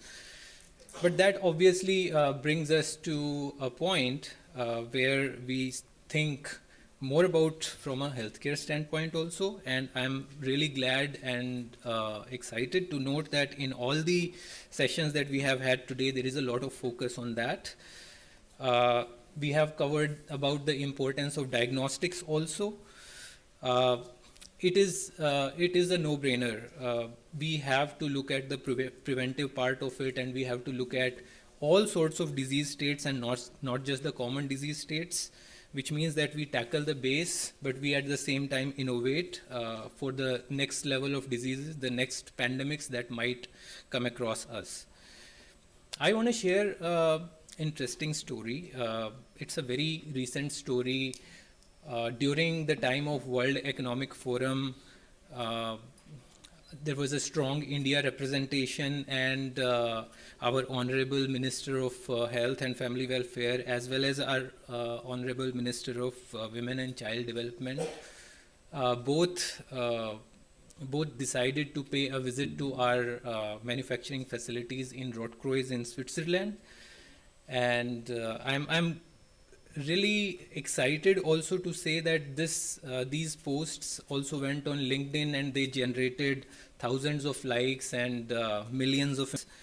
So what was behind these visits? I want to give a quick snapshot to it. Some of it was covered just now about instruments and reagents. We showcased our manufacturing facility for instruments. So mostly the high throughput instruments, 8800, which are basically powerhouse PCR instruments. These were shown to them, and the idea was to tell that, what is the complexity and what it takes to manufacture the instruments. Hopefully that kind of, exposure and that kind of experience will help Indian ecosystem also ramp to that level. So these instruments, surprisingly, 18,000 micro assemblies, micro arrays, chips, and whatnot. They are packed into a small size and through almost 6,000 different screws. That's the level of complexity in a private jet, if I can say. Though at a geographically smaller level. And each of these instruments is actually capable of taking care of almost the entire disease screening needs of entire state. So this is the kind of high throughput these instruments have. And the ministers, the honorable ministers, were very excited to see this. Also, we covered reagents. We basically covered the innovation part of reagents, where we are not approaching a stage where we have to detect microliters. We have to detect nanoliters and picoliters of small hormone levels in our bloodstream in order to understand what kind of disease might get prognosticated in our, healthcare reports. So, case in example being NT-proBNP, this I think many of you would know. Delta change in NT-proBNP will reflect heart disease risks in diabetes patients. And then we have tumor markers these days. So no biopsy, we are simply talking about tumor markers because there are small expressions of maybe few hundred copies of molecules of certain chemicals which can be enter into the bloodstream, and these are the molecules we are trying to detect through simple blood tests. So both reagent technology and instrument technology is definitely going places, and not to forget the base. We still have HIV, we have Prime Minister's vision to eliminate TB by 2025. We have HPV, high mortality, high impact on families kind of disease, which is cervical cancer.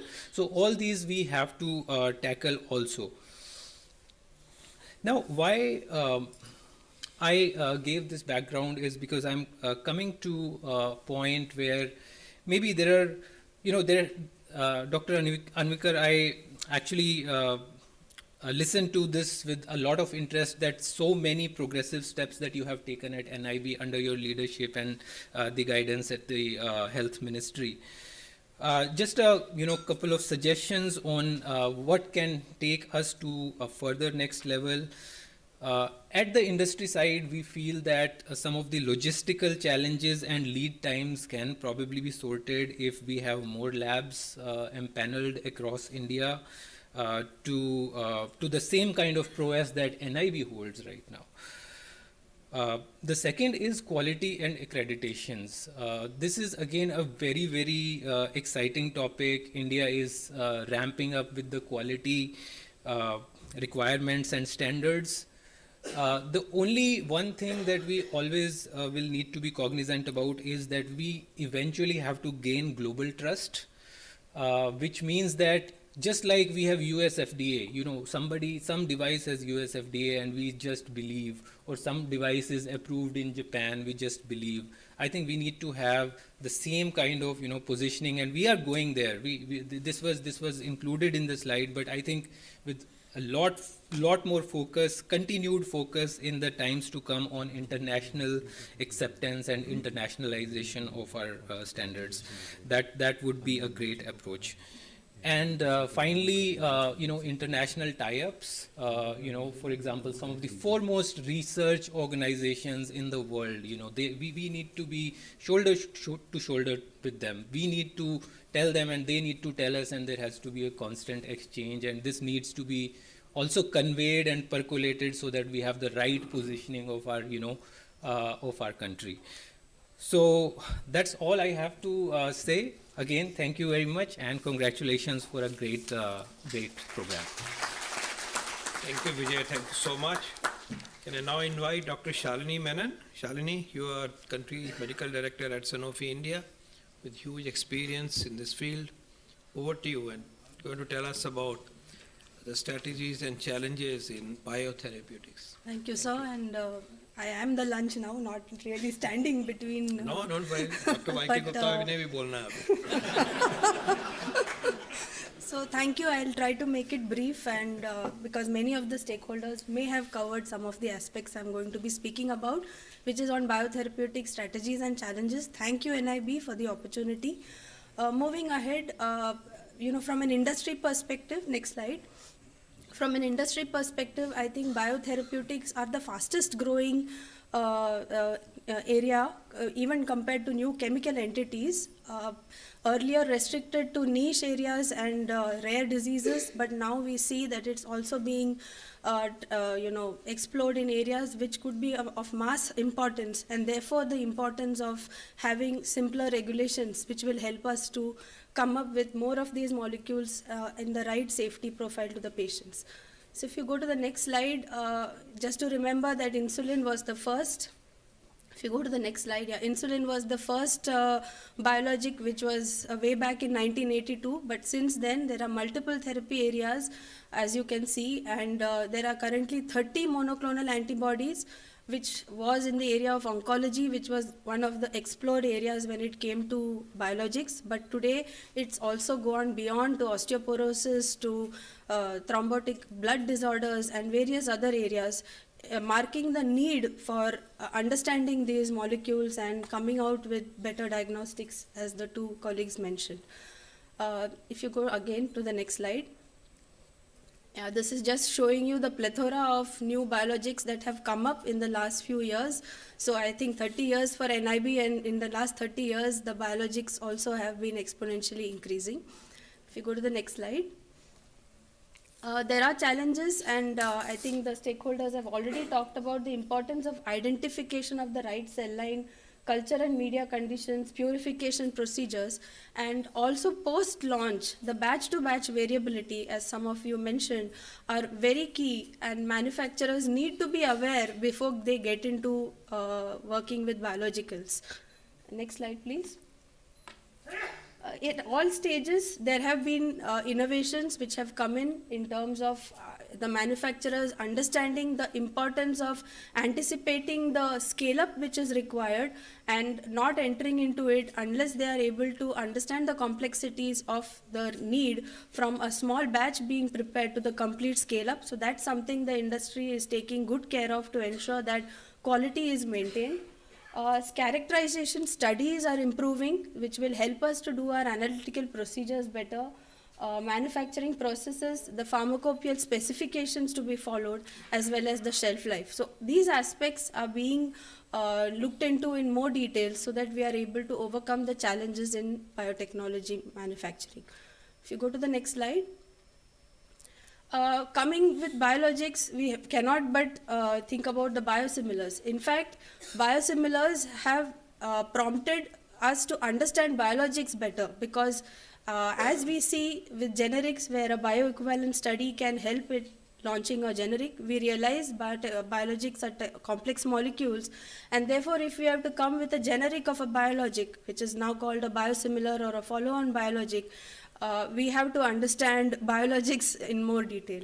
So if we go into the next slide, this is just talking about the same thing that I mentioned, that for licensing a biologic which is more complex, a biosimilar would also not follow the same pathway that would be followed by a new chemical entity or generic.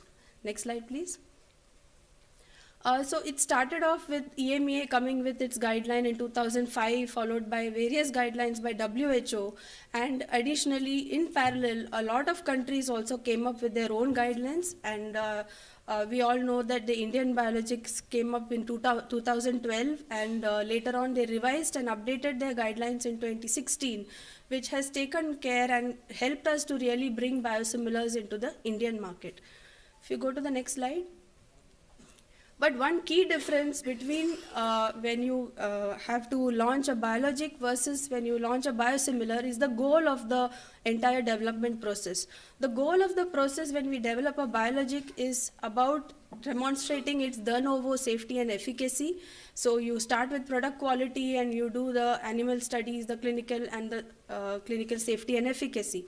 But when it comes to biosimilars, as Rubina ma'am was also going to touch upon, it's a lot different. The goal itself is different. The goal is to establish similarity versus the existing biologic, which means that the processes may be longer in the analytical phase, which is the most important phase, which can detect a difference between these molecules. So while we ensure product quality, the analytical assessment techniques can be improved, and India being at the forefront of biotechnology can really master this and have more techniques to ensure that there is a similarity established at this level. Of course, the next levels are equally important, but they may not be in as much length as would be done for the original biologic, which would be the animal testing. But this is very important to be done in the right species, followed by the clinical testing of the PK/PD and the clinical trials. Having the totality of evidence, as has been said in all the guidelines, is very important and it continues to be followed. However, if you go to the next slide, the analyticals, I would like to re-emphasize, are the most sensitive when it comes to detecting difference between biosimilars and biologics, whether it is detecting the primary structure, the secondary structure of these molecules, or the glycosylation, or the product-related variations, or the process-related variations. So, in fact, there are various techniques and analytical platforms which are coming on an everyday basis to help us with this detection, and to ensure the similarity, there are also multiple ways to approach it so that you can reconfirm it by doing different tests, which gives you a better understanding of the similarity. So this is called an orthogonal technique, where we can use more than one test to identify whether there is a similarity or whether there is any difference between these two molecules.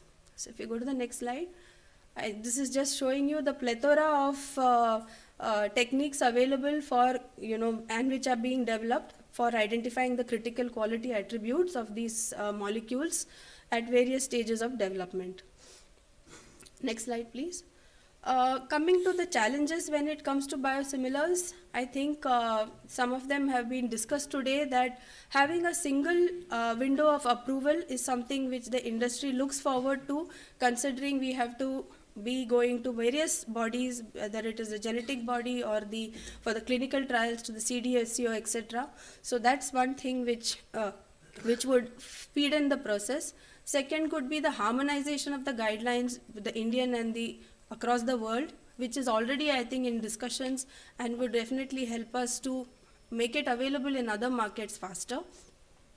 And there are newer and newer biologics. It started with a small peptide to now a monoclonal antibody. Therefore, there may be further restrictions on certain aspects when it comes to testing. And having a overarching guideline, yes, it's important not to confuse with multiple guidelines, but maybe having subsections on these kind of areas could help us to ensure that these are also of good safety and quality. If you go to the next slide. This is just showing you that how the biosimilar guidelines, unlike the new chemical entity, had to have multiple revisions to, till today. We see that it started with basic guidelines, but now there are product-specific instructions, there have been amendments, and even the biotechnical proteins, which were probably the first to come in biologics, now have a newer and revised guideline. Next slide, please. The last or second last point is the pharmacovigilance, which is very important. I think biosimilars are well understood by experts, but when it comes to doctors and physicians, I think it's the role of industry, the government, and everyone to educate them more on how to understand biosimilars when they prescribe, so that they are able to track the pharmacovigilance and report adverse events, and so that you can ensure that it's not only up to the pre-marketing phase, but the post-marketing phase, which is also taken care of. Next slide, please. Yeah, so I just would like to summarize that biologics are, being rising exponentially, and with the advent of biosimilars, I think it makes it even more important to understand biologics better.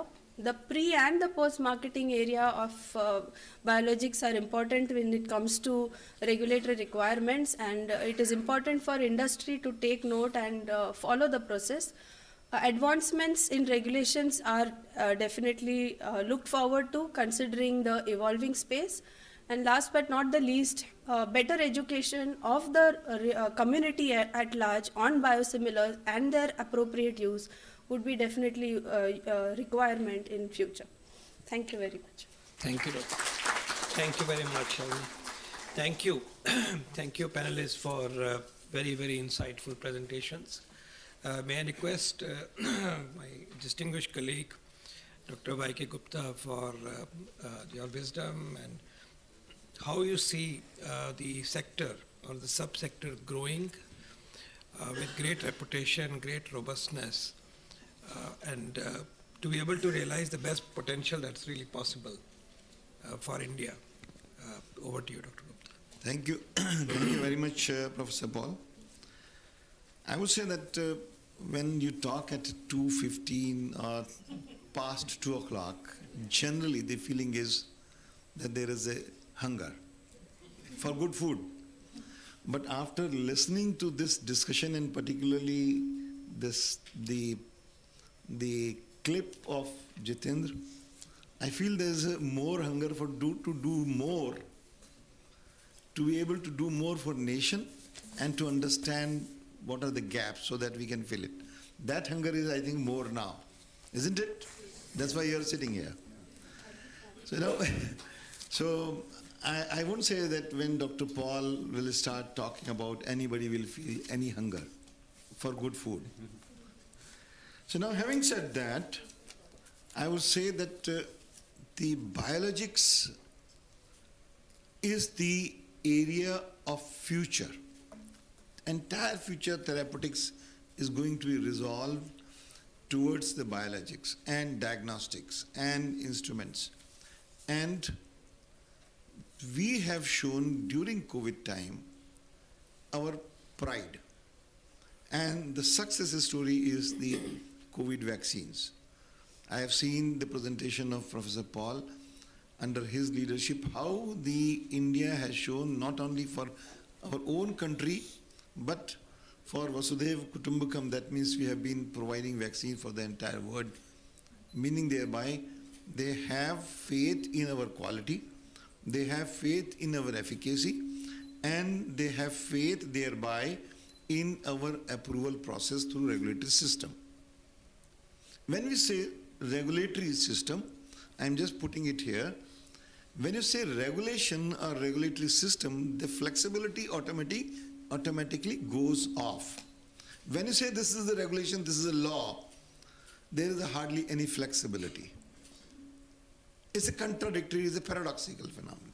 But when the situation arises, when the situation demands that now you have to think differently with some caveats in it, with some pharmacovigilance, with some post-marketing surveillance, with certain restrictions, then the flexibility can be adopted. But remember this, the flexibility is never ever a permanent feature. The flexibility should be as early as possible, should be regularized by appropriate steps which is risk-free, or which you can say which is acceptable risk. And that is why when you talk of a complex situation like biologics, involving, which is a complex nature, is not a small molecule, is a larger molecule which has a complexity in quality, complexity in stability, complexity in each and every step for variability, and the infrastructure which requires for the optimum utilization of the scientific and infrastructure pool which we have. And all of these speakers have identified this, that we need to have perhaps a larger number of facilities which are empaneled, which are capable, and which are trustworthy, and which can be relied upon by the international agencies as well. What is the important thing required? I think everybody has said that the success story, but the challenges are equally important. And that is, should we have a regulatory scientific body who can constantly, continuously look for what could be the alternative scientific method which is equally valid for this? You cannot have a regulation which is 20 years old, even 10 years old, even 5 years old. Even today the regulation need to be changed tomorrow because the evidence which you generate today. And there is no need to have, say, if you want to do a trial in 1 or 10,000 patients, now there is a possibility that with the genetic understanding, with the situation which demands urgency, you can do it in much smaller number, provided you have a caveat there. Why there is a need to have multiple X number, three sets or maybe 10 sets of genetic manipulation, and then you do this? Can this be done in a much faster manner? If this has proved as an effective method in EUA, emergency use authorization system, you evaluate it. Can it not be adopted as a regular feature? If this can be done in 1 year, 3 months or 15 days approval process, can it not be done in a regular manner? Why you call it as an emergency use?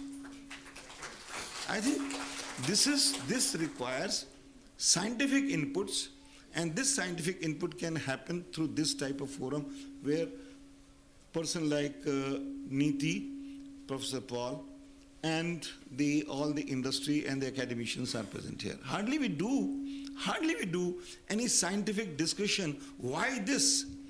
I was talking of sometimes when we revised the schedule, why rat and mouse sometimes might be in some time because of the typographical error, rat/mouse, and then it becomes rat and mouse, and then since it continues to be that.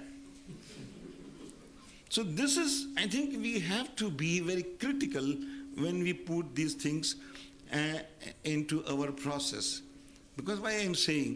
Because everything has a challenge. Biologics, biosimilars, monoclonal, gene therapy, or maybe you can think of any of these things. This is the process. 4 years. I would say Jitendra has a 4 years, and Professor Paul has said कि जब 4 साल में ये कर दिया तो 30 साल में क्या होगा?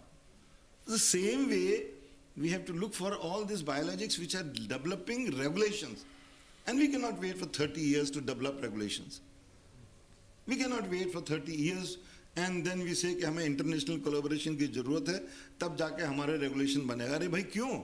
हम regulation अपना बनाएंगे, हम उसको validate करेंगे, फिर international वाले लोग हमसे सलाह लें कि आपके इतने लोगों में ये हो गया है, तो आपने क्या किया? And this is exactly, I was just telling you, when we develop the compensation policy, I chaired that, and we developed compensation policy for the first time in the world, in India, in clinical trial. Harvard and Oxford, the both university came, उन्होंने कहा कि नहीं ये तो नहीं हो सकता, इसमें हम कैसे compensation दे सकते हैं, हमारा TOTS law होता है. And now we are the only country we give compensation, and by mistake at that time I wrote that this is a provisionally final formula of compensation. एक बहुत बड़े इंग्लिश के grammatic ने challenge किया, ये कौन सी अंग्रेजी है, provisionally final. तो हमने उसको डिफेंड भी कर दिया बाद में कि प्रोविजनली फाइनल इसलिए है कि तब तक प्रोविजनल है जब तक कोई इसमें बेटर कमेंट नहीं कर दे, अभी तक नहीं किसी का. So till that it is final. So what I am trying to say, I think this type of forum must be used for something innovation in biologics regulation, and our regulator has shown flexibility, resilience, or adaptability, or fast. This should become the normal pace. This should be the normal pace. घोड़ा दौड़ता उसी speed से है, जबकि चाबुक की जरूरत नहीं होनी चाहिए ना, जो वो दौड़ना चाहिए. तो I think we are at a very good stage. I am very happy. मुझे शुरू में डर लगा जब रुबीना ने अपनी स्लाइड दिखाई और हमारे डीजी साहब बैठे थे, DGHS, उन्होंने कहा जल्दी करो टाइम हो रहा है, लेकिन इतने सारे पैरामीटर्स थे उनके रेगुलेशंस के, माय गॉड. वो उनको एक जगह खुद ही कंफ्यूजन हुआ कि ये क्यों है. तो हमको जरूरत है कि उस रेगुलेशन में हम देखें कि भाई ये क्यों है, और है तो क्या इसका कोई दूसरा अल्टरनेटिव है. अगर नहीं जरूरत है तो क्यों, और अगर जरूरत है तो उस पर फ्लेक्सिबिलिटी क्यों. फ्लेक्सिबिलिटी नहीं हो सकती. अगर जरूरत है तो नो फ्लेक्सिबिलिटी, अगर जरूरत नहीं है तो फ्लेक्सिबिलिटी नहीं, फिर करो ही मत. So flexibility, I think we have to be slightly flexible in saying that there is a need of flexibility. Thank you very much. Thank you. Thank you, Dr. Gupta. Thank you, panelists, once again for very, very thoughtful, thought-provoking intervention that you have made. I would very briefly say only 4 points, and my first point relates to congratulating the National Institute of Biologicals for their stellar history, for being a great institution. I like to see the hands of NIB family so that we can congratulate you. Thank you. Thank you so much. Keep the banner flying. Your work is just starting. You are ahead of your times. अब जो revolution आ रही है इसमें अपने आप को position करिए और पूरा role अदा करिए, scale में भी, quality में भी और stature में भी. Thank you so much. I think it is evident from the presentations, and I'm sure presentations additionally from since morning, that it is India's destiny to be the leading nation in the space of biologicals. Ultimately, we will be leading the world. There's no doubt in my mind. Having seen the experience from COVID, and I'll come to that very briefly, though it has been spoken. So it's only a matter of time. Biotherapeutics, diagnostics, we shall be the hub. Only issue is how soon can we put it all together. And I like you to think how we can speed it up. And why we are all referring to COVID story is because the way we rose to the occasion. Vaccine is one part, but I think we didn't talk about diagnostics, or we talked indirectly.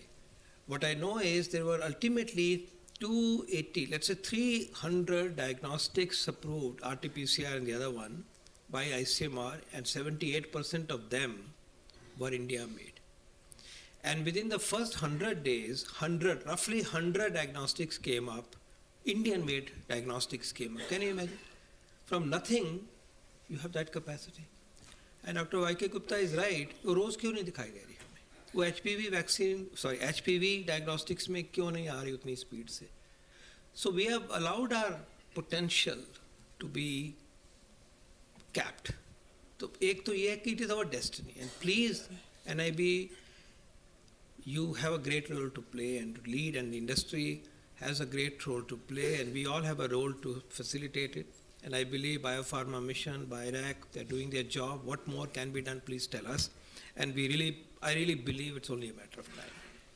Having said that, in this particular session, I did not hear specific issues around the regulatory processes that you want to change or to modify. I leave that to discussions in other sessions. But if the changes are required, and I believe you had a discourse on this, please bring it to the fore. We are in the stage of revising the Drugs and Cosmetics Act. अगर उसमें कोई कमी है, wording में ही and लग गया है, slash लगना चाहिए था, इसके अलावा कोई missing चीज़ें हैं, उसको बताइए आप, देर मत करिए. Bring out a multi-stakeholder position paper and use this forum of today, where it's a churning, it's a melting pot, to give the reasons for it.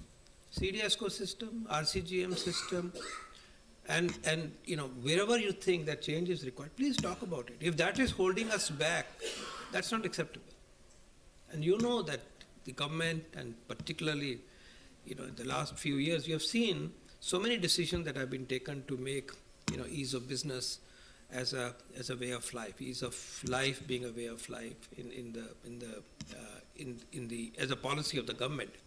And we have been talking about reducing the compliance burden and so on. So in the same light, direction would be taken in giving a regulatory system which is facilitatory and not obstructive at all. My second point relates to elaborating on the diagnostics, and I have a wish list here. I want us to progress on both the frugal as well as disruptive diagnostics. We have challenges on both. Frugal, affordable diagnostics, which we need on a daily basis, which should get less costly, become point of care, and particularly for our primary healthcare paradigm, where the hub now is a health and wellness center, where I'll get my tests done. That is a frontline area where I want help from you all. Because primary prevention as a part of primary healthcare is one part, but then there will be diseases and there will be new diseases. Secondary prevention means the earliest possible detection of the disease. That DX has to be earliest. And here, even in the current wish list of the diseases that you want to screen, we don't have optimum point of care, workable diagnostics. Let me say where we have. We have it for malaria. We have it for pregnancy for long. We have for hemoglobin, but I'm not sure whether it's really optimum. Digital hemoglobinometer uptake has been low. I don't know whether we need a choice or not. But can we have, for sure, for something for anemia? Something which tells me anemia, not only anemia, but whether it's iron deficiency or not, because then the algorithm immediately changes. Because from nutrition to non-nutrition is a very important paradigm, and we are struggling with looking after nutrition by fortification, by prophylaxis, and by treatment. And in the bargain, we might be delaying other conditions and maybe interfering with them. So not only hemoglobin, if you are happy with current hemoglobinometers, no problem, but can we have something on ferritin so that this is sorted out? My second wish list is to have something for earliest marker of chronic kidney disease. What I know is creatinine on a chip. Is that possible? Or is there a better marker? I don't know. But can creatinine be something that can be done by in the home setting or the health and wellness center? Because that's only way we have blood sugar, we have hypertension screening by a different method. But the third disease where the deaths are 225,000 per annum, diabetes deaths are 255,000 per annum, not too far, and yet we don't have a screening tool for chronic kidney disease. And you look at the misery it causes. It devastates families. And likewise, liver disease. What is the best marker of chronic liver disease? I believe it must be one of those enzymes. I don't know which one, let's say SGPT. We don't have it on the chip. Why are we waiting other people to do it? Find or somebody else to do it, FIND, whoever they are. Please do it now. It cannot be difficult. If an unknown virus diagnosis can come in 30 days, 23 days, why will it not happen for these chemicals, these biologics that we understand for so long? So that's my third wish list. So hemoglobin, ferritin, the creatinine or equivalent, whatever you think is the best marker of chronic kidney disease, something for liver disease, possibly an enzyme, and then followed by HPV. I think we have some candidates, but I'm not sure they're optimum. So can you be in the game, be competitive in this regard? HPV for cancer cervix, we no more need pap smears, and of course we do not need to go in the direction of acetic acid related things. It's waiting to be done. There'll be one arm of HPV vaccination, which is hopefully will happen soon. But there is a whole cohort of women who have to be tested at a particular age. And pap smears don't work in primary health care. Acetic acid is very crude, doesn't work. And we are, blocked by not having a point of care diagnostic in order to invoke this screening procedure in a systematic way to create the loop for treatment and follow-up and so on. So HPV DNA. Sickle cell disease is another one, going to be an initiative soon. We're trying to work out the details. We have a tool, point of care, but from other countries. Somebody else is doing it. Can we have something even more facilitatory, quicker, and so on? So ये 3-4 चीजें मैंने कही. Of course, there is a longest list. I overlooked hemoglobin A1C. So in my list, creatinine, SGPT, hemoglobin, ferritin, and HbA1c for diabetes control, because blood sugar based control is not going to be a control, a good way of looking at the control. HPV DNA, sickle cell disease, and then you can add dengue and other things. So can we have point of care diagnostics in these areas? Please, can we work in mission mode? How can we do it? Please tell us. At the same time, the second track has to be disruptive, where our diagnostics are used in Germany and France and Canada. So both the tracks are important. And the cutting edge list that you saw from the first presentation, the AI algorithms and everything else that you showed, we must work in that, because then only we'll capture that market. But at the same time, we need to make these low cost, affordable point of care diagnostics for India and for much of the world. There again, we'll go long way. My last point is really to understand, and it's a very short point, it's more like a question. For biotherapeutics, do we have enough base or we don't have enough base? We seem to have technology or capabilities, but is it enough for us to go whole hog or not? What is it that we can do? Does our PLI scheme help you in that regard? What more can be done? Because biotherapy, diagnostics, I understand, can happen, I can see, but complex biotherapeutics, I don't know whether we have enough capacity in the country and how we can do it. And in this regard, I like to say, last but not the least, that Roche and Sanofi, please come and make in India, co-develop with us. We want this to be produced here on the soil of India, like we did those, billions of doses of vaccine of every platform on India. Make it on India soil. That will be my request. And last, जो भी हमने Covid में देखा वो क्या देखा? You cannot become heroes from zero. One of my panelists made reference to this. We had the base, then only we could rise. You had MTEC, then only you could have, over 1 million tests possible, and so on. So the basic base of academia, national laboratories, regulatory ecosystem, industry ecosystem has to be there and must continuously improve and be ready with time, and tell us which policies will enable that. To become hero, we cannot rise from zero. That doesn't happen. With these words, my deep gratitude for the opportunity and my sincerest apologies for the delay that I caused in access to your lunch. But I really enjoyed being here, and thanks, and a big hand to the panelists and my co-chair. Just few more moments before we leave for lunch. I would now like to request Professor Paul to kindly felicitate the speakers one by one. I'll take their name. We can start with our only lady speaker on the dais, Dr. Shalini Menon.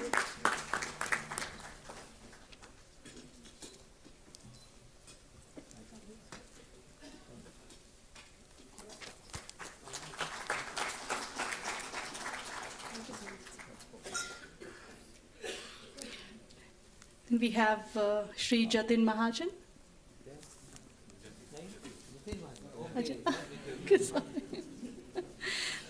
I'll go by that. We'll have Shri Rajendra Kumar Suri, CEO, DCVMN.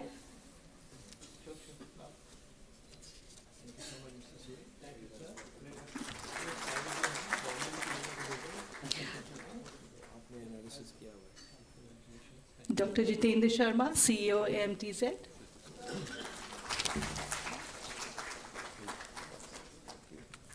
And Shri Vijay Kumar, Head Portfolio Solutions and External Affairs, Roche India Private Limited.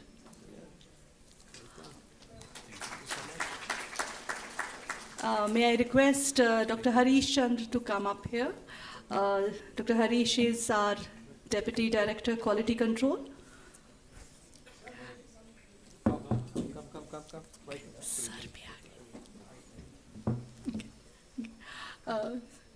Sir, if you have come, I may request you to kindly come on stage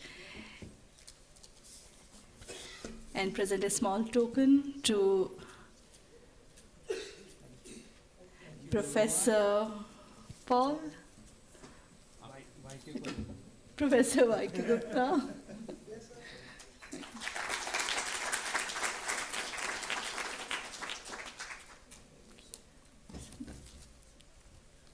Professor Gupta.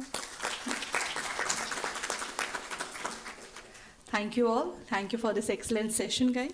And now I guess we are already running ahead of time. So we'll see all of you at sharp 3:30. We'll gather here again at sharp 3:30 for our academia session. Thank you.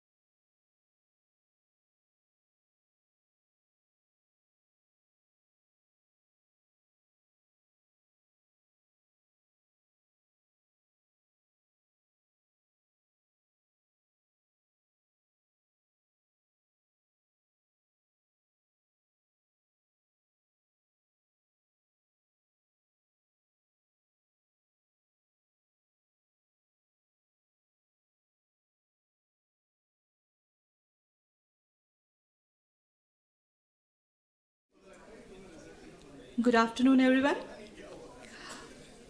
Welcome back for our last session of the day.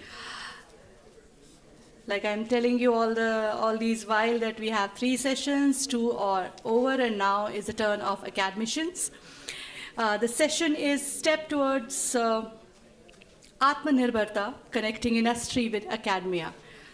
And I would now request our chair of the session, Ms. S. Aparna, Secretary, Department of Pharmaceuticals, Ministry of Chemicals and Fertilizers, Government of India. Ma'am is Secretary to the Government of India in the Department of Pharmaceuticals since 1st October 2020. A postgraduate in zoology, MPhil in Energy and Environment from India, an MBA from Melbourne, Australia. Ms. Aparna is a member of Indian Administrative Service for past 3 decades with a huge experience in the national, state and local governments. I would like to invite her on the dais, ma'am. Yes, ma'am. To start the session with her, I would like to invite Dr. Pramod Kumar Garg, Executive Director, THSTI, to chair the session. And I would request all the distinguished speakers for the session to kindly come up on the stage. We have Dr. Amulya Panda, Associate Director, Panesha Biotech Limited. We have Dr. Alka Sharma, Senior Advisor, DBT and MD by RAC. We have Professor Anurag Singh Rathore, IIT Delhi se. And we have Dr. Harish Chandra, Deputy Director, Quality Control, NIB, talking in the end.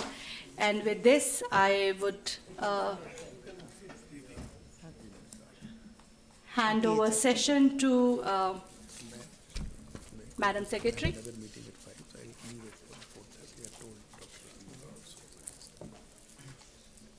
why don't you speak earlier in the session, Hannah, so that you can they'll tell us how we should go. Over to you, ma'am. Thank you. Thank you. What I'm going to do is, first of all, welcome all our panelists. We have a very varied panel here with experts from the clinical side, the research side, in the public sector, in the private sector. We have a range of disciplines who are represented here. I was inclined to accept and join this event because of the emphasis on quality, which I believe is going to be the make or break deal for the Indian pharmaceutical industry, which I use as a broader terminology to cover all the medical countermeasures based on clinical research. So covering the range of products like therapeutics, diagnostics, preventive products like vaccines. I'm just using pharmaceutical as a broad category. And I do believe that while India has justly earned the name of being the pharmacy of the world, and we do take great pride that we contribute about 20 to 22% of the generic drugs produced and consumed globally, there is now a stage has been reached wherein we need to differentiate ourselves on the basis of quality. And this, I believe, is something which is an imperative. It is a precursor of the trends that will be seen over the next 2 decades or so. And there is, I think, a growing understanding that we need to forge a new path now for the entire sector. So it is, of course, our privilege that we have experts on the panel. We have been given a tight timeline, so I will not speak at length. I will try to sum up at the end. And since Professor Garg has to leave for another meeting by 4:30, you said? So I think we can start with hearing his remarks and then move to the panel. Is that okay with everybody? So we can go. I'm happy that the room is now filling up. A very warm welcome to the delegates. I hope you found about 15-20 minutes to have a very quick lunch. But it's all your fault. You must have asked lots of questions to the last panels. So over to you, Professor Garg. Thank you, Madam. I'd like to thank the organizers for having invited me here for this very important session on connecting industry with academia towards Atmanirbhar Bharat. Now, I mean, for time immemorial, we have been talking about connection between academia and industry, and both as a clinician and researcher, I have seen the gap for far too long in this country. But as COVID has taught us many things, it has also taught us how to connect the two. And in fact, during this last 2 years, we have seen successful tie-up between academia and industry at multiple levels. And vaccine, for example, was the best outcome of that collaborative research. Currently, I'm at HSTI, where also we are in close partnership with industry developing vaccines and also coming out with newer therapeutic molecules against various diseases, including tuberculosis, dengue, and other infectious diseases. So there is no doubt that today the environment is ripe for very fruitful collaboration between academia and industry, and there are government agencies which support this kind of collaboration. For example, BIRAC, Dr. Alka Sharma, MD, BIRAC is here with us. So whether you are in academic centers or you are in industry or regulatory space or other institutions, I think today is the time when all of us have to make more and more efforts to connect the two and come out with very useful products against various diseases.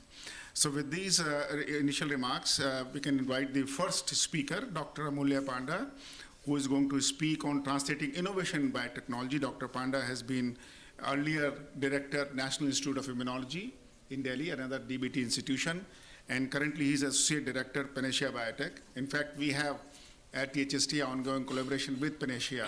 So Dr. Panda is going to talk about this connection in a more, Dr. Panda, please.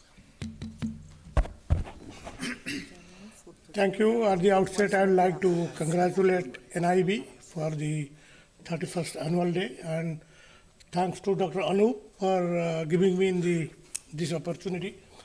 As Dr. Garg told, I am predominantly an academician. I worked in National Institute of Immunology for 32 years, and for the last 2 years, I am at Panacea Biotech. So I believe I know both sides of the coin a little bit.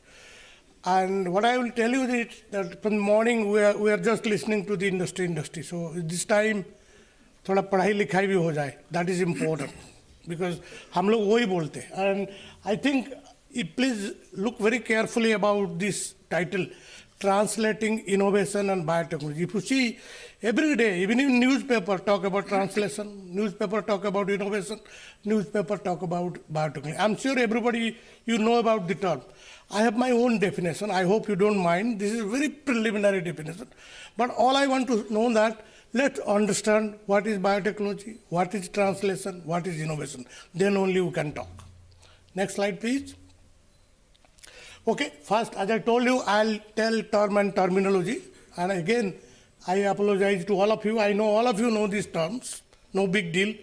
What is innovation, what is biotechnology? But there is my way of thinking. I think I'll put my words.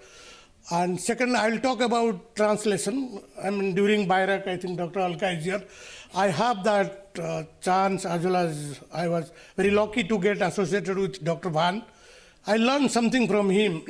What is translation? Basically, all you know, Dr. Bhawan is the person who initiated translation. I'll tell you certain rules of translation. If you follow, I can give you in writing, you will succeed 100%.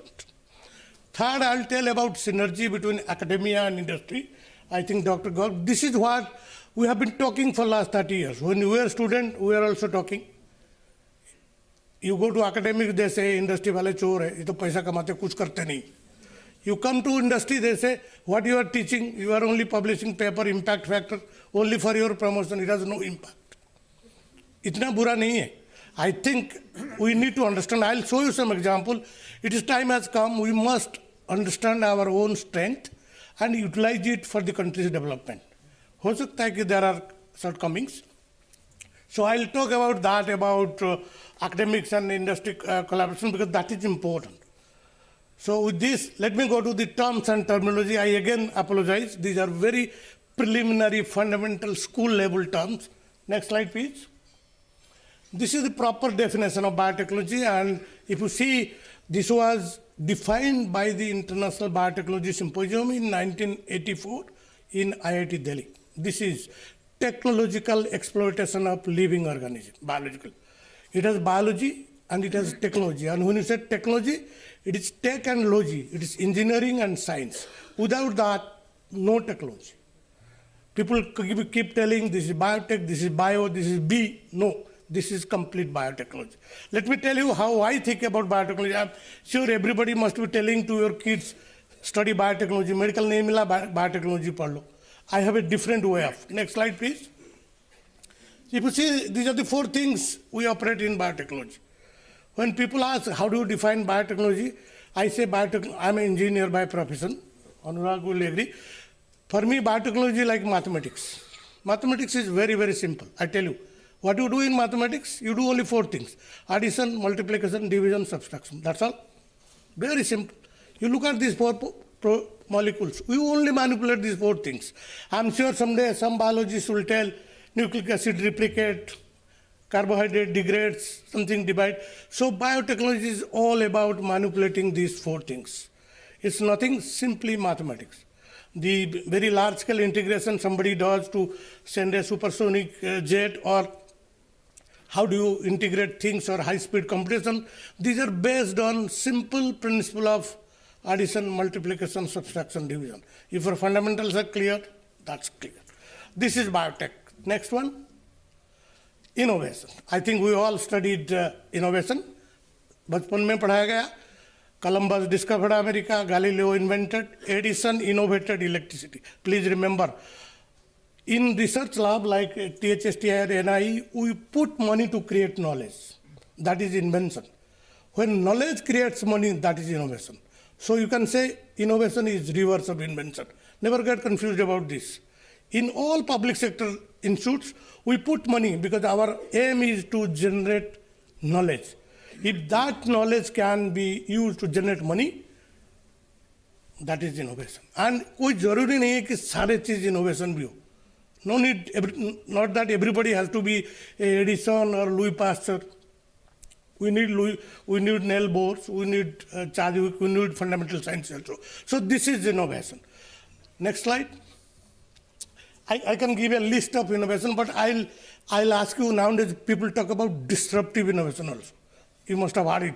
Very disruptive innovation. The number 10 is disruptive innovation. I ask any one of you, can you purify protein without using chromatography? Can anybody think? Come to my lab, I will show you how to purify protein without chromatography.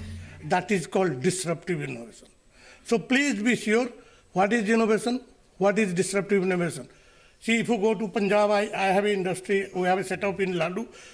If you travel, you see in Punjab, they make lassi using a washing machine. That is not innovation. That is simply logical extension of centrifugal principle. That is jugaad. No innovation.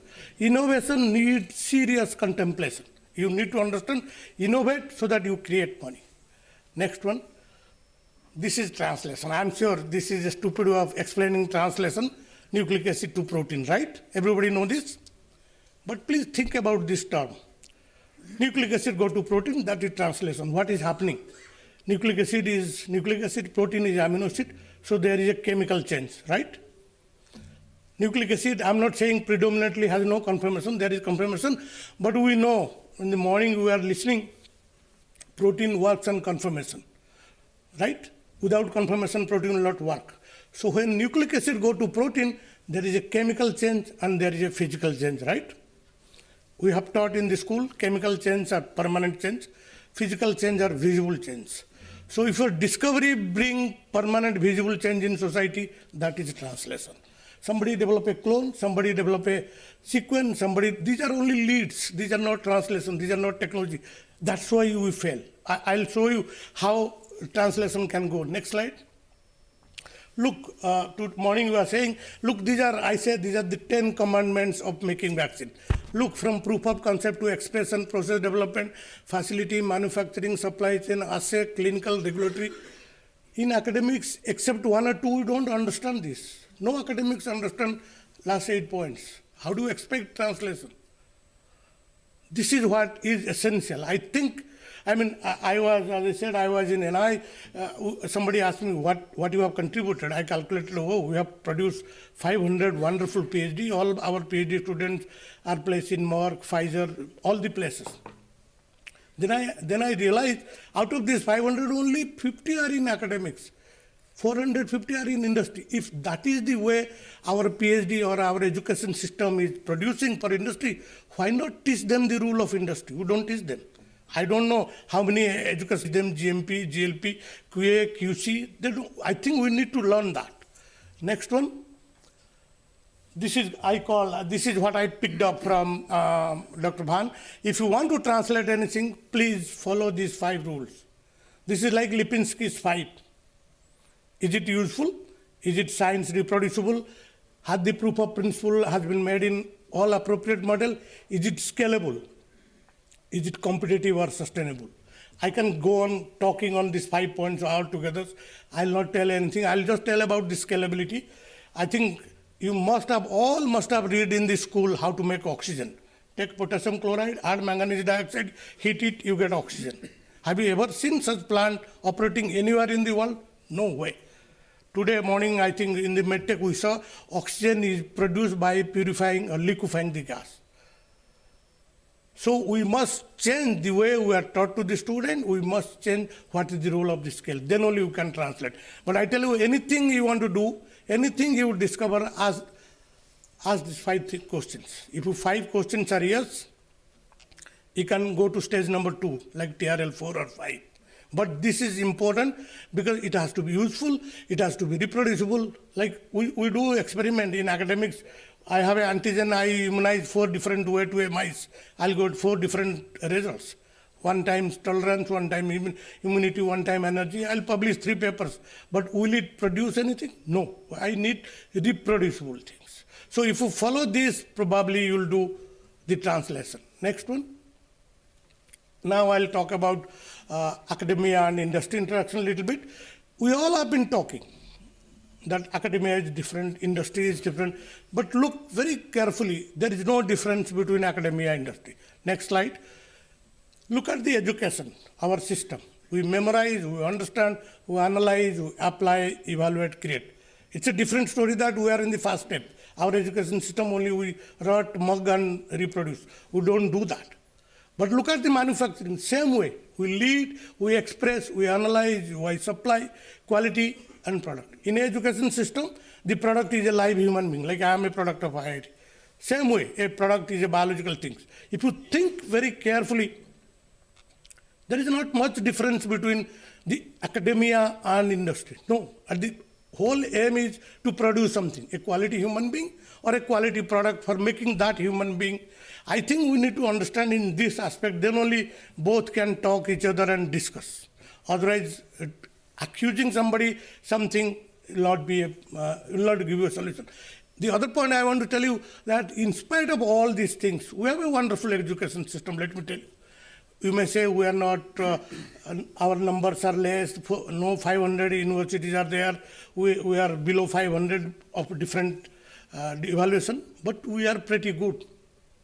Let me tell you 2 points about the beauty of our education system and our manufacturing system. I give an example. Take a PhD student who do PhD with me, 5 lakh per annum, maybe 5 years, 25 lakh we spend. Government of India spend 25 lakhs. If the same student go to US university, he spend 2.5 crore, $50,000-$60,000 per year tuition fee. So the cost of a PhD student in USA is 10 times higher than the PhD of NII or IIT. But I tell you, of my personal experience, the quality of both the students are same. Next slide. India is a developing country, but it is a developed country as far as intellectual infrastructure is concerned. We produce the highest intellectual capital per dollar here. This is not I am saying, this is John Welch, the GE chief is saying. That means with the same amount of money, we produce maximum intellectual capital. So to all industry friends, Academic is not that bad in India. We have brains, we have people. I can tell you my students, because I was in NI, it is one of the allied institute. All my students are everywhere. They are in GSK, they are in Novartis, they are in J&J, they are in Merck and Sharp, everywhere. No difference. That means we have the capability to produce world-class students. So let's forget that ki हमारे यहाँ ये नहीं है, वो नहीं है, वो नहीं है. We have capability. There may be cluster around IIT and other place, but we did have capability. Talk about Indian industry. Next one. You see, from the morning we are talking, during the pandemic, we produced 3 billion doses of vaccine here. Forget about who has the technology. We made supply chain. We have all platform developed in this country, including help of BIRAC, DBT. We can make wholesale vaccine. We can make VLP-based vaccine. We can make recombinant vaccine. We have nasal vaccines. We have plasmid vaccines. We have our own mRNA vaccines. Everything we could do. This was possible because we have a synergy between industry, academia, and regulatory that we have been talking from the morning. And in fact, I didn't know that Dr. Garg will be there. Panacea and THSI is in a collaboration, a strong collaboration of developing vaccines for future. So all I want to say that when we talk about academia, industry, let's not find fault who is what, who is not. This COVID has a great teacher. It has taught us we can deliver. That's all. Next slide.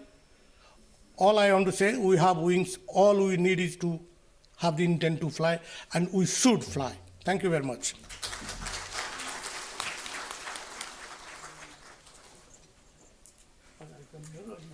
Yeah, thank you very much, Dr. Amulya Panda, for a very insightful talk. I think we'll have time for discussion later, and audience can also ask questions later. Now I invite Dr. Alka Sharma, who is a senior advisor, DBT and MD BIRAC. She's going to talk about boosting biotechnology, building India as an innovation nation. And she's someone who's actually funding the academia-industry partnership to develop products. Dr. Alka Sharma, please. Thank you, Dr. Garg. Namaskar. Good afternoon, everyone. Respected chairs and dignitaries on the dais, speakers, and also all the participants. It's my pleasure to be part of this event, and also I'm going to talk about boosting biotechnology and building India as innovation nation. So I don't have to define biotechnology the way Dr. Amul Panda has already given such a nice, clear understanding of biotechnology here. So somebody is operating my slides? Okay. So this actually, many of you may be aware that during past few years, now global biotech industry has grown by 5%, more than 5%, and India contributes 3% of its market share to global biotech industry. And India is ranked 12th in the world and 3rd in Asia Pacific in biotech sector. And we are the largest vaccine manufacturer and second producer of BT cotton globally. In order to strengthen and empower the public-private partnership and also to spur innovation, Department of Biotechnology established Biotechnology Industry Research Assistant Council 10 years back. And here I would like to remember Dr. M.K. Bhawan. This was the vision of Professor M.K. Bhawan to set up BIRAC as an entity. This is first of its kind, unique organization in the country to promote public-private partnership in biotech sector. And you can see on your right side that the number of biotech companies, startups, products reached in the market, bioincubators, and teaching and research institutes in biotech sector across the country. So currently that bioeconomy has crossed $80 billion in December 2021. 2022 data is being analyzed. So the target is to achieve $150 billion bioeconomy by 2025. Here I would like to emphasize that the efforts being made by the government on laying strategy, creating ecosystem to facilitate end-to-end processes, and also creating critical mass of desired skills and addressing regulatory issues from time to time. government is playing a very important role in all these and creating a vibrant ecosystem across the country. Next slide, please. So this actually I would like to just share very briefly. So keeping global and national scenario. So in Department of Biotechnology formulated National Biotechnology Development Strategy in 2007, and after that it is being revised from time to time in consultation with all stakeholders, and the focus is on all components of biotech sector which are essential for driving inclusive growth for industry, bioeconomy. And you can see in the last column, nurturing innovation and entrepreneurship is one of the key components of this strategy. Next, please. So before I go forward, I would like to just highlight the key factors which are very, very important for successful technology innovation. And basically, there are technology pull and push factors for technology innovation. This is very important to understand when we all say innovation. So it should actually be clearly understood what exactly innovation and how to go about in this. So that there are these two factors, pull and push. So technology push is a simple linear sequential process, and this starts with basic research leading to new invention, creation of intellectual properties, and also development of technology.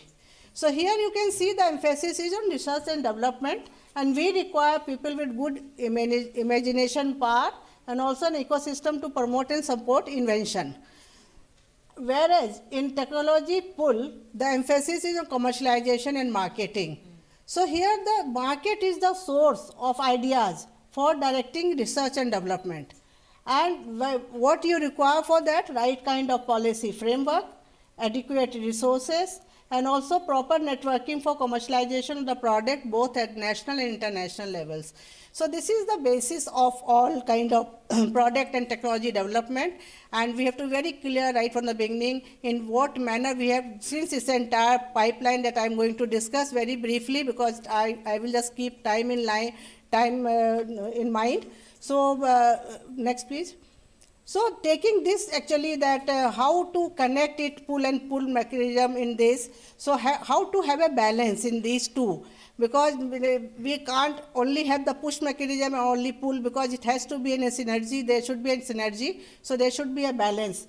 So in order to just to strengthen and empower emerging biotech enterprise to undertake strategic research and innovation addressing nationally relevant product development needs, so Department of Biotechnology has established in 2012 Biotechnology Industry Research Assistance Council. As I said, it's a BIREC, and the mandate is to nurture innovation across entire product development chain.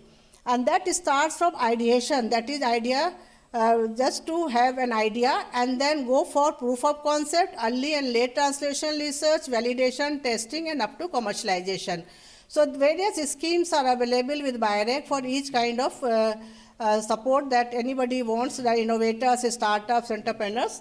And under Entrepreneurship Development Initiative, that 75 bioincubators have been established across the country to give the opportunities to the innovators, startup to test their ideas, to run their operations, and it's a landing space for the newcomers who want to just have some kind of high-end equipment, infrastructure just to use that. So just to provide a landing space to all the innovators, startups, bioincubators have been supported across the country. So impact, you can just see that how these activities has contributed significantly towards development of biotech innovation ecosystem across the country. So as of now, if you really see, more than 3,700 startups, biotech startups are being supported by BIREC. Next. So this is very important, just slide to have an impact of this. So as you all know, the biotech sector, which mainly includes healthcare, industrial biotech, agriculture, waste management, and clean energy, so that requires heavy investment, long gestation period with high risk and high reward also. So the contribution from biotech innovation ecosystem to the bioeconomy of the country, that you can just see in terms of number of startups, bioincubators, number of products, job created in that specific domain, specific areas. So that has actually now in last 10 years, if you can just see the number, and next please, and also the target which we are now looking forward to have in coming years, that is up to 2025. So this is the impact that we are now having. That system which was created by the government 10 years back, we started, and now we are seeing fruits and bioeconomic contribution by that whole entire ecosystem, and we are hoping that we are going to get that target very soon, and we are hoping that before 2025 also in some of the cases. Next please. Yes, this is very important because just everybody should know that yes, this slide shows that biopharma still accounts the largest share of bioeconomy that you can see here. And at the same time, I would like to share with all of you that there is a huge jump in the index, Global Innovation Index 2022, and the India was in 81 in 2015, now we are at 40. So in 2022. So this is actually showing that whatever government is doing in terms of strategy, in terms of any other activities, and what are kind of policies, guidelines, is contributing towards that bioeconomy, and its a value addition is of course is there. That's why we have now a huge jump from 81 to 40. Next please. So this is the funding opportunity. I'm going to keep this very, very brief because the details are available on the website. So BioRec actually is continuously supporting, promoting this biotech startup ecosystem through its various schemes and programs, and including funds of funds and biotech angel networks. And this is providing, as I earlier said, that end-to-end processes. At any stage, there is a scheme for any kind of startup in biotech sector in a broad area that I mentioned: healthcare, agriculture, waste management, clean energy, and all. So this is actually this. You can just see the ladders, and these are the names of the schemes, and details are provided on the website. Next, please.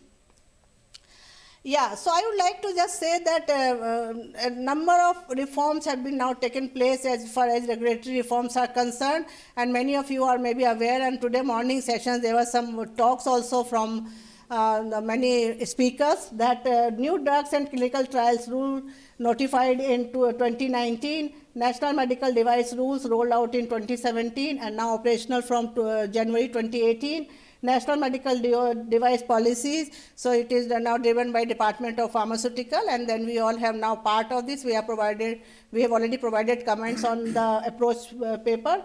And this is something that DBT has done very recently under the guidance of Dr. Gokhale. He is now Secretary, Department of Biotechnology. So he has taken this challenge, and now this is in place, the gene editing guidelines and standard operating procedures for regulating reviews of genome editing plants under SDN1 and SDN2. Earlier for this also RCGM approval was required. Now this can be done at the level of institutional biosafety committee unless it's having this exogenous DNA. So basically this is very simple now for the researchers who all are doing now agriculture-based research.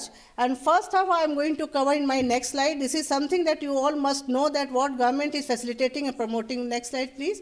So this is something that this is a platform, and though this platform is now maintained by BioRec, but we have representatives from all ministries and departments concerned, that is DBT, BioRec, DST, NIB, CDCSO, GEM. So actually weekly, earlier it was weekly during COVID, but not fortnightly, they all sit together and they address queries of innovators, startups. It may be through messages, through phone, through online, emails.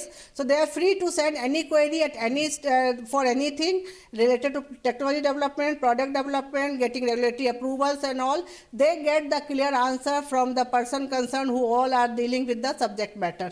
Next, please.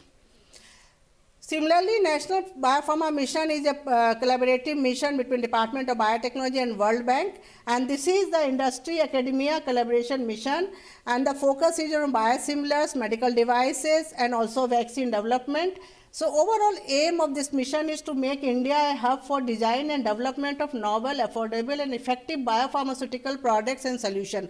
So this is now ongoing mission, and lot of now efforts have been made so far, and there are leads available in many of the projects under this mission. So I will just take you through this, some few examples where this is now has been shown that an integrated innovative approach was adopted by all the stakeholders to just combat this COVID-19 pandemic, and that these are the examples. There are many more, but I would like just briefly, I'll just go through that all these examples where all came together and worked. So that since this session is on steps for Atmanirbhar Bharat, so these all schemes, programs, activities are related to Atmanirbhar Bharat only. So I just wanted to just share a few slides. So this is actually this a multi-pronged research strategy was formulated by Department of Biotechnology with all its 16 autonomous institutions and also PSU BioRec.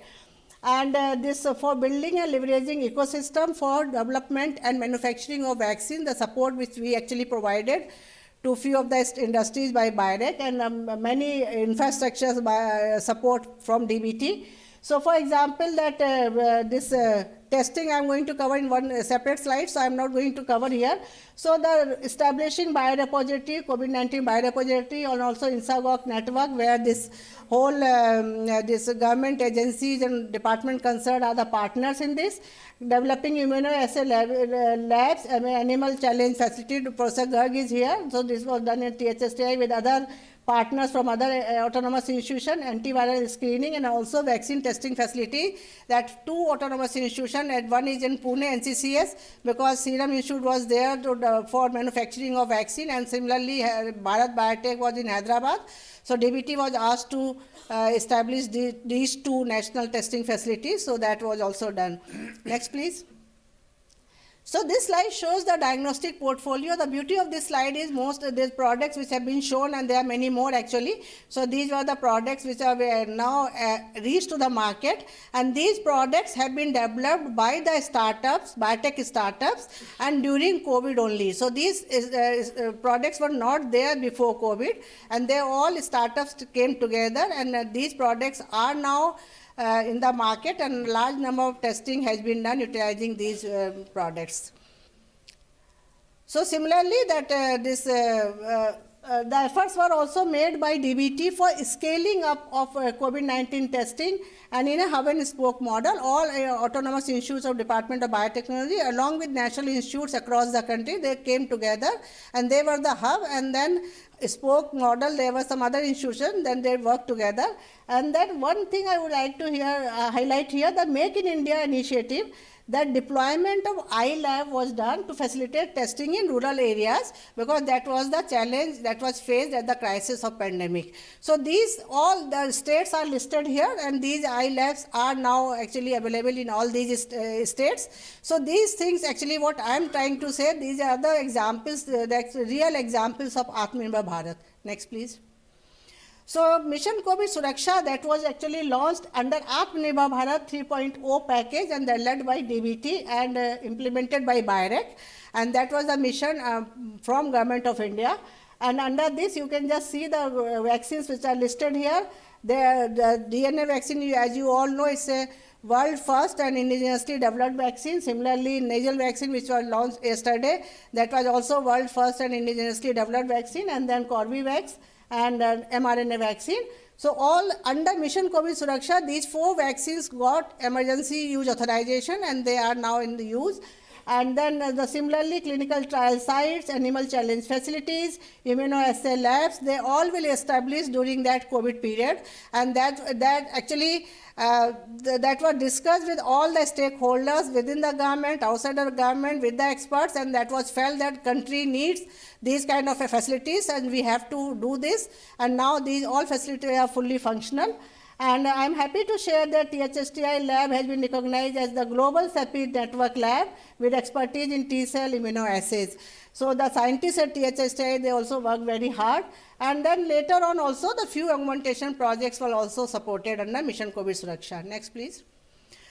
So as I mentioned, INSACOG was actually, in order to assess SARS-CoV-2 variants from Indian patients, the INSACOG was established by DBT, is actually coordinating this with Ministry of Health and CSIR.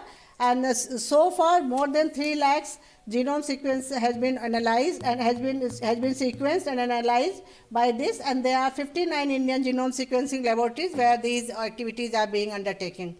Next, please. So this is a glimpse of the products which are already reached in the market, and they are developed by the biotech startups, and this ranging from this diagnostic kits, ventilators, monitoring device, remote consultation, PPE kits, and all. So this again is Atmanirbhar Bharat. They were not there before our pandemic. So this is a glimpse, actually, overall impact of the BIRAC in a decade now. And as per the mandate, ignite, innovate, and incubate, that BIRAC has contributed tremendously in the biotech innovation ecosystem. You can see that in terms of national international partnership, establishment of bioincubators across the country to promote and support public-private partnership, and having a pool of mentors. And the details are available on the website, but the biotech startup, all are now getting hand-holding and also financial and technical support from BIRAC. Next, please. So this actually, as I mentioned, that our target is to have $150 billion bioeconomy by 2025. So the enablers, we can see the key drivers are that we have to take this nurturing, innovation, and entrepreneurship to the next level through public-private partnership. And also, whatever now ecosystem has been created, there is a need to just expand that further and promote techno entrepreneurship, and that the key actually component is to foster bed-to-bedside research, and also to have specialized services, research resources for translating research leads. And the last but very, very important, to build a strong, transparent, and efficient regulatory system to promote innovation through public-private partnership. So I am under now only few slides just to run through that what exactly the impact that we are seeing sitting here in after a decade, that the activities and programs which the government actually supported and the regulatory reforms undertaken and the enabling biotech ecosystem have boosted the overall growth of biotech sector, which has facilitated a large number of innovators to pursue entrepreneurship. So that the impact that we are seeing, that they themselves have converted themselves from job seekers to job creators. So that, for example, the young innovators and the doctors, engineers, product designers, they turn into entrepreneurs to form a startup developing globally relevant innovative medical devices. Similarly, next please. Young scientists, they came out from their lab and turned into entrepreneurs to pursue their passion for developing innovative products, and right from conceptualization to commercialization. Next please. And the leaders, that is very unique actually. Some of the people, they have worked 20 years in the company, they came out from their own comfort zone, and they came actually, and then they actually following their passion through developing various products. And now their products are already in the market. Took some time to bring those products in the market, but now they are there. And now this year you can just see that social entrepreneurs are also there. For example, a cancer biologist left his job to find a cost-effective and reliable solution for breast cancer survivors. So these are the examples of Atmanirbhar Bharat, and this is all the entire product development chain. So this brings me to just close my talk here, and I am happy to take any questions. Thank you.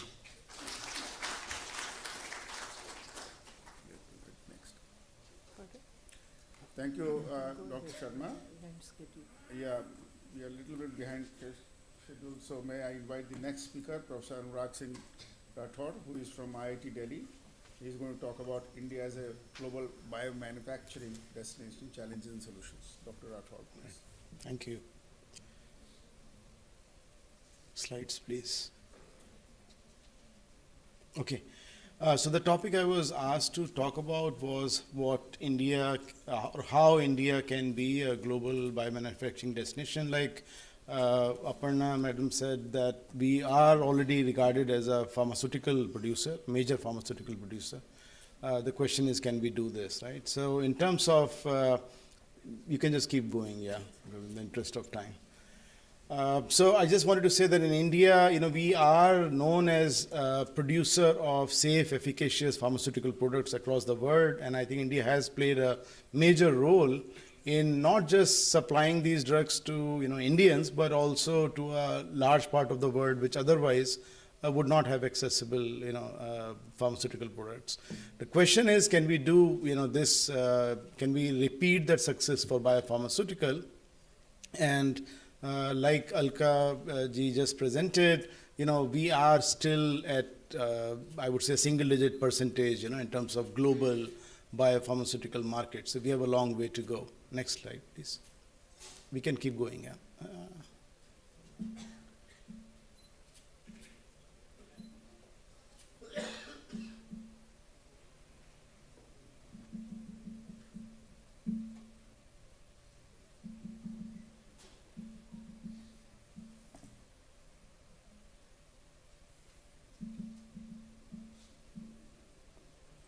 So yeah, you can just keep going and just make it the whole slide. Yeah. So I just wanted to say that if you look at affordability of biotherapeutic products, and I don't know if anybody has used these products personally, you'll see that there's a huge gap between the pricing and treatment using pharmaceutical products versus using biotherapeutic products. Typically anywhere from, I would say, a 10 to even 1,000-fold difference, right? Which means that biotherapeutic products, as of today, are actually not affordable to majority of Indians. Next slide, please.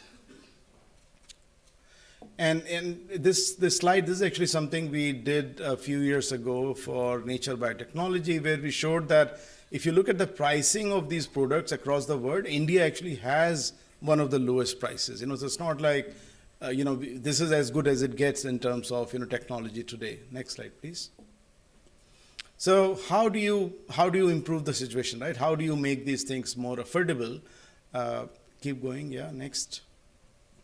So I think the opportunity here, if you look at the left side graph, the trick is that if we can have more and more indigenous companies that are making these products, the prices keep coming down, right? In the case of GCSF, which was the first biosimilar approved in India, prices are now roughly 80% below the price that it was at the time. Yeah, and on the right-hand side, you can see how the volumes increase. Obviously, as things become cheaper, more people can afford them, right? So from a business perspective, that opportunity does exist. Next slide, please. So why is it so difficult? I mean, why is biopharma different from pharma, basically? Next slide. Next slide.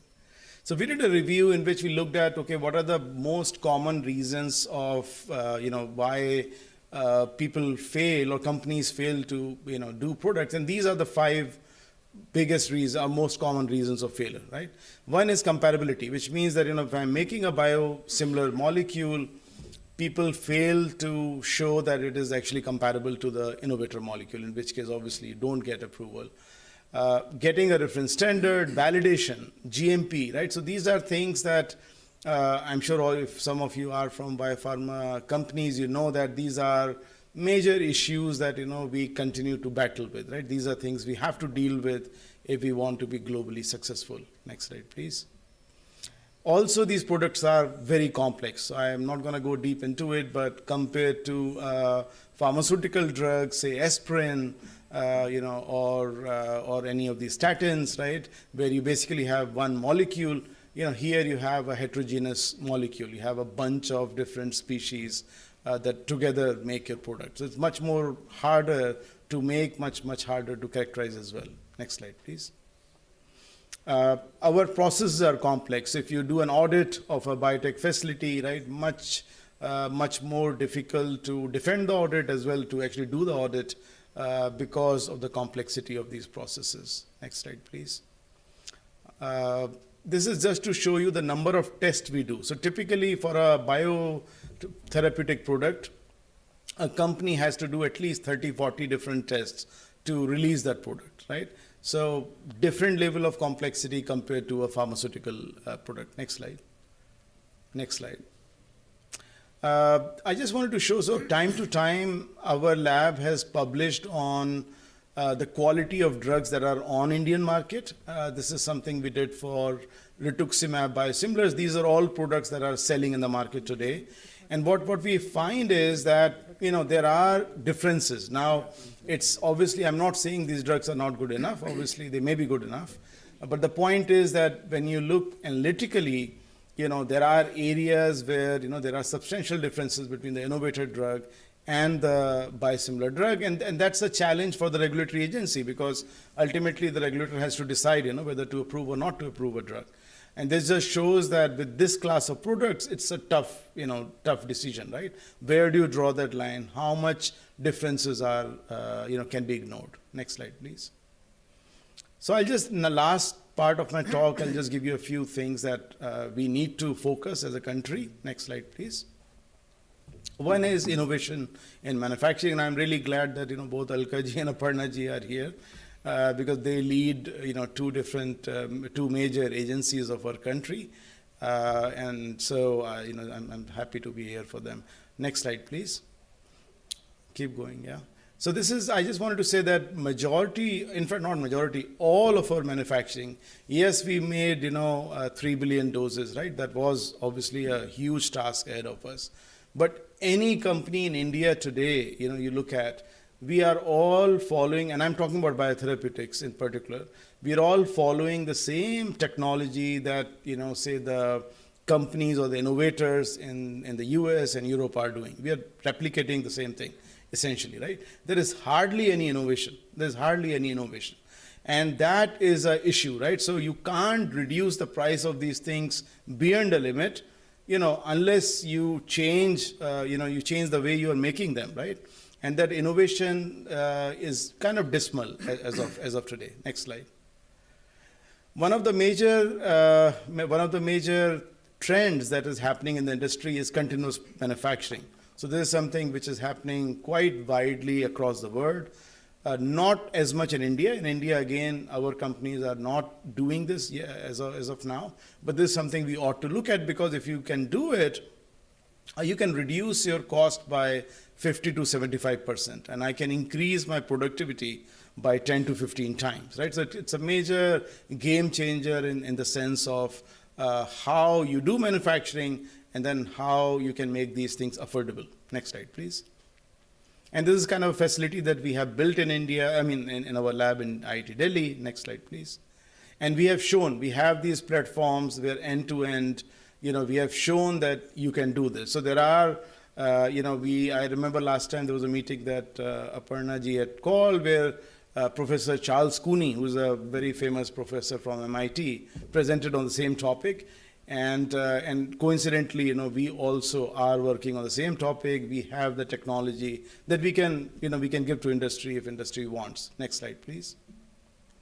And also for monoclonal antibody products. So this is something that if the industry takes in, this could take the Indian industry, way above, or at least at par with the best in across the globe. Next slide, please. Next slide. I think you probably, I just picked on very recent news. I'm sure all of you have seen this cough syrup, problems in the newspaper. And I'm not going to go into whether that's real or not. That's not for me to decide. But I just wanted to show that, next slide, please, that, that there is something that we published that just using something as simple as FTIR, you can do fingerprinting of these products, right? So fingerprinting, if I can do this, an FTIR, by the way, is a very simple analytical tool, right? It's not a complex tool compared to Raman or NIR or any other spectroscopy method. So just using FTIR, I can fingerprint my my product, and I can use this. We showed this in our publication. That next slide, please. That I can use this to actually check any counterfeiting, right? So someone like, say, NIB, in fact, so NIB is organizing it. That's why I picked on this particular case. You can have this FTIR in a mobile van. You can go to a pharmacist, buy a drug randomly, test it on the FTIR. Right away, you can catch whether there is counterfeiting, whether there's dilution, whether the drug is spurious, right? So instantly, you can do. So these technologies exist. Now it's for obviously the country to use these technologies to prevent, this kind of stuff from happening. So just my final slide. That yes, I think this is we need to invest more in technology.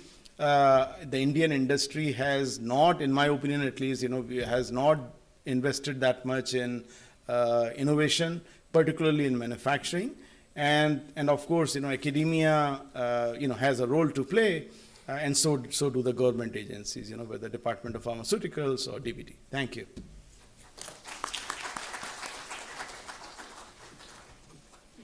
Thank you, Dr. Rathod, for a very nice talk, very insightful.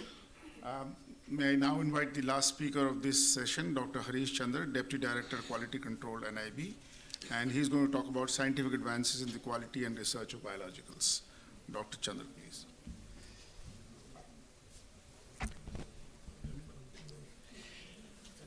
Yeah, thanks to the organizing team and thanks to the chair for invitation for the talk. I'm basically a laboratory worker, so I'm going to talk a little bit more about the things in the laboratory, what's happening. So many of you might be very excited to know what NIB is doing inside their labs, right?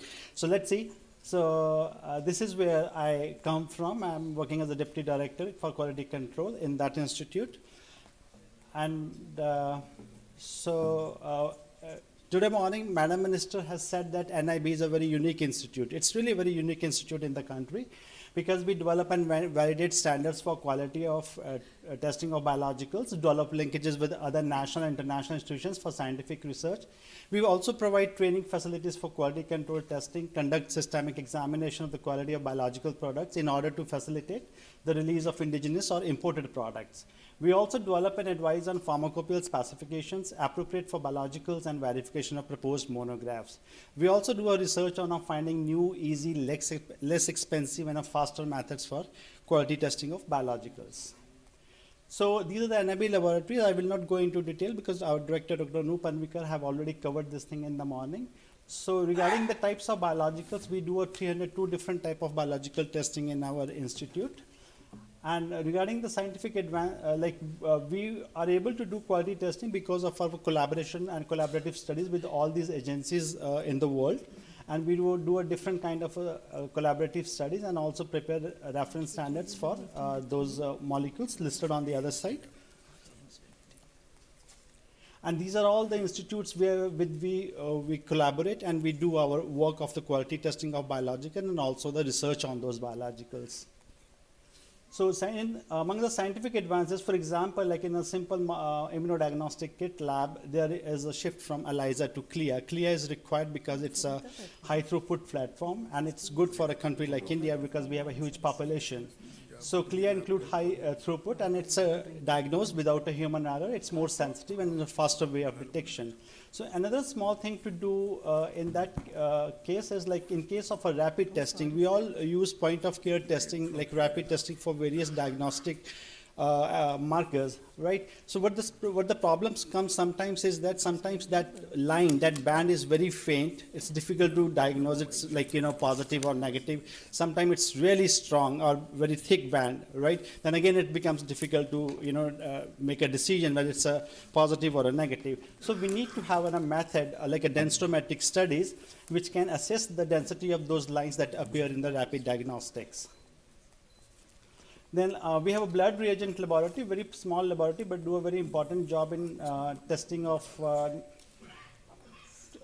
98 different kind of, is this not working? Yeah, involving various collaborative and validation studies of blood grouping reagents and gel cards for safe blood transfusions. And also they also do the comparative study for viability of cryopreserved red blood cells when thawed and resuspended in elsewhere solutions for a period of 4 weeks. So next is like we have a biochemical kit laboratory. They do a quality control evaluation of blood glucose test strips, fully automated analyzer-based glucose reagents. The laboratory also tests the glucometer samples. The COVID-19 kit laboratory does the testing of the COVID-19 kits along with the VTM and antibody, rapid and ELISA kits. We also do the harmonization of all those biologicals. There's a project funded by ICMR, harmonization of COVID-19 RT-PCR kits efficiency data towards enhancing their specificity and sensitivity for different strains of SARS-CoV-2. Then we also did a COVID-19 vaccine testing in our laboratories. So COVID-19 has really impacted our lives because every talk since the morning has touched upon the COVID-19. So here we have a different easy and alternative method for the detection of a spike protein of coronavirus by immunoblotting. So and also we did the infectivity assay as per the manufacturer. So when I was doing that assay, I was saying that I'm unable to see those things, but that infectivity assay worked, but I thought like we should have a different alternative method for this. So we did an immunofluorescence assay, and where we found that this immunofluorescence assay is way cleaner and way easier to do. On the this right side panel, you can see that red marks. That is the expression of a spike protein of the coronavirus inside the cells. So you can easily see that this protein is expressing. That means the vaccine has a good quality. It has an immunodominant antigen in the vaccine. So there are other testing, quality testing of biotherapeutics. Like in sterility laboratory, they also like trying to have a rapid microbiological method for sterility testing of biotherapeutics on CAM-based assays. So we also have a recombinant product and enzyme hormone laboratory. They do an alternative method to an animal testing for quality control testing of erythropoietin. They also try to develop and validate of cell line based assays to determine biological activity of recombinant follicle stimulating hormone, an estimation of potency of urokinase assay by chromogenic method for replacement of existing bioassay. So in a blood product laboratory, they do a different kind of a testing. So they are working on an alternate kits based method for potency assay and human rabies immunoglobulin. They are also trying to work to how to replace barbital buffer in one of the assay. They also work on a Wheeler-Windermere factor content in a factor 8. And they also evaluate, do SDS page for determination of protein composition in human albumin A. So therapeutic anti-laboratory does the analytical and functional characterization of anti-CD20 monoclonal antibody biosimilars marketed in India, analytical profiling of anti-HER2 monoclonal antibody biosimilars that are marketed in India. They also do the spectrophotometric evaluation of biological activity of vedolizumab as an alternative to FACS. So this is the thing that we are working on. It's pretty interesting to me, as I agree with Dr. Rathod that biosimilars and innovative molecules are different, not only analytically, but also in their biological activity. Here in this graph, you can see that innovator molecule on BT474 cells gives you a reading, EC50 at a different concentration. When this innovator molecule we are using on a SKBR3, it gives a EC50 reading on a different at a different concentration. So similar is the case with the biosimilars. So that indicates there is certainly a difference between the biosimilar and an innovator molecule. So these kind of things can be addressed when academia and an industry comes together and do that those projects together. So this is pretty interesting. And so this, we had that final, observation, and this project has been funded by ICMR. And our final aim is to have a recombinant cell line that covers the variations in the biological activity of biosimilars for the bioassay of trastuzumab, which is an anti-breast cancer antibody. So hopefully, that recombinant cell line can be used by all the indigenous manufacturers who are producing biosimilars of trastuzumab. So that will be a very good thing to do, have a recombinant cell line. So at NIB, we also do research, and we have recently started a program, a PhD program in a quality testing of biologicals, and also we do a 6-month dissertation program for MSc students. So so we also have an extramural research funding from different funding agencies, and we do have different research fellows like a DBT Ramalingaswamy fellow and a research associates. So take-home message is that all the stakeholders, research institutes, academia, industry, and regulatory bodies come together on one platform to interact, develop, and harmonize the quality testing of biologicals in order to safeguard public health. So National Institute of Biologicals is ready to cooperate and collaborate. Thank you.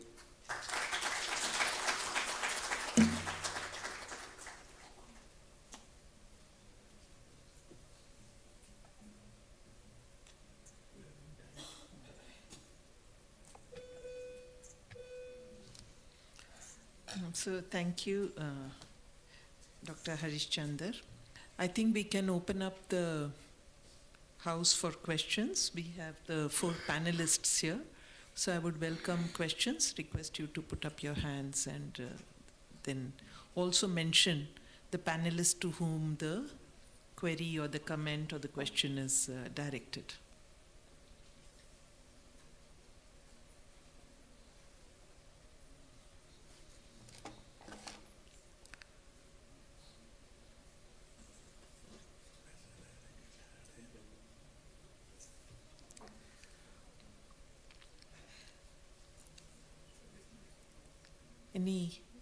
Any comments, if not questions, from your own experience, from challenges that you have faced? Yes.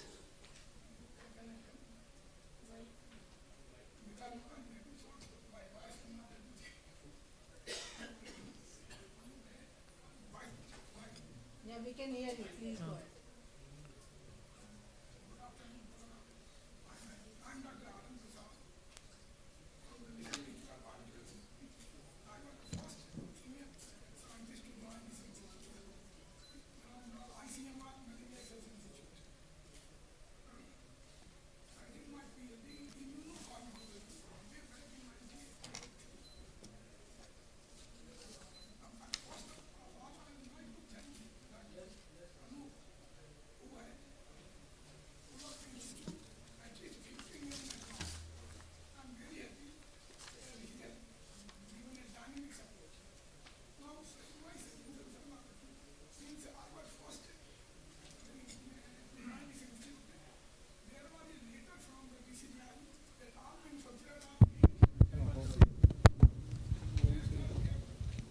उसको भी चालू करो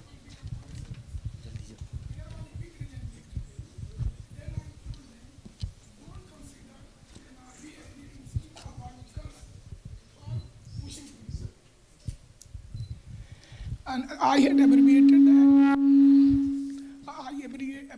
an IB as a naturally industrial brothers. Please consider me as your brother. I'm not here as a police officer, as a police inspector. And whatever, perchance I had training in the PGI Chandigarh as how to do write the paper, present the paper.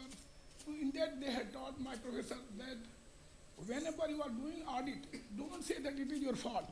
You say that it is a fact. And the deviation of the fact may be a fault, but I'm not saying that. Then they got convinced, and I said, please, you help me yourself. Because we are not having any, Indian Pharmacopoeia Commission was not available at that time. And no parameters were available in the Indian Pharmacopoeia. Perchance, Dr. Irade Madam was the director, and she gave me another post as the activity manager of the WHO program for training in the throughout the India.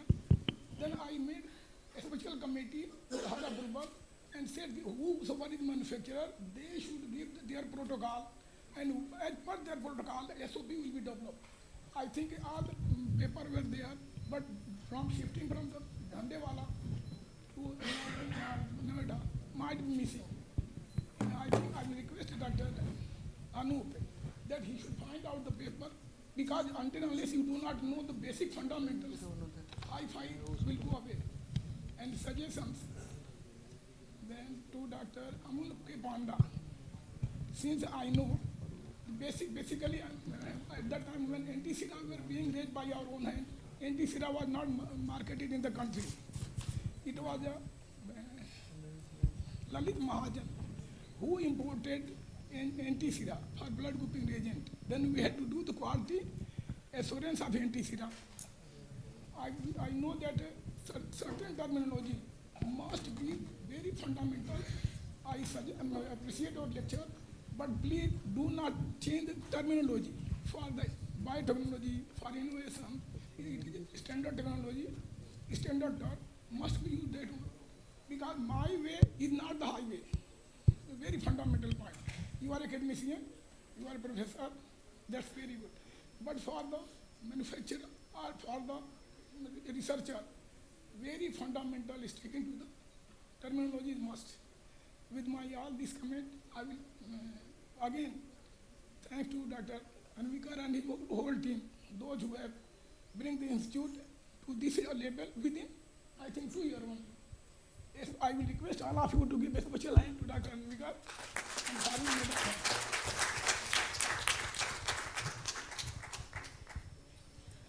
Anybody else would like to give some comments, or yes, at the back?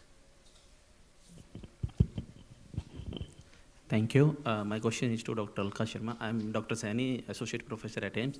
Ma'am, is there any preference that BIRAC funds at what level of the product? And secondly, if a product is already developed Does BIRAC or DBT provides any sort of assistance? Thank you.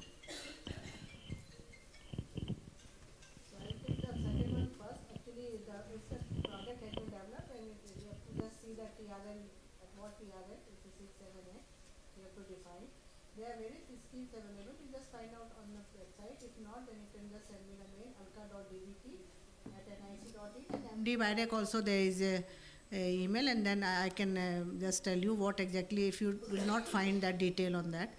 The first question is that how much, and that depends on your objective actually of the project. So it's not that up to this and all, but even in that scheme, if there is some limit for the funds, so that also is mentioned in the scheme. But other than that, I would like to tell you that if the scientific merit of the project is there, then I don't think that any committee will deny that to fund. So it's just because nowadays the projects which we are receiving a very large number of projects for each and every, against each and every call. So it depends on the merit of the project. But if yes, there is no cap as such. But it depends on your objectives which you are going to propose for the project. Thank you. There is one more gentleman at the back who wanted to speak.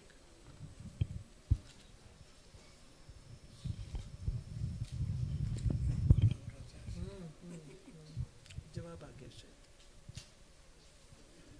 Okay, good evening. My question is to you, Dr. Alka Sharma. Actually, under National Biopharma Mission, do you fund for process development or only for product development? It's both actually. So it's the entire product development chain, and that focus area which I mentioned in my presentation also is a vaccine, medical devices and biosimilars. So that completes the entire chain. So it's not process or product development, but mainly the overall objective is to product development, but you have to have a process development also. Without that, you can't develop a product. So I had submitted one proposal, and I got a response that it does not fall under the scope So of that maybe depend on the call, the nature of call, which call was there. So we have to find out. But there are always specific calls again which we take that. But as I said, the overall aim is to develop product and bring the product to the country. Thank you. Thank you. Anybody else?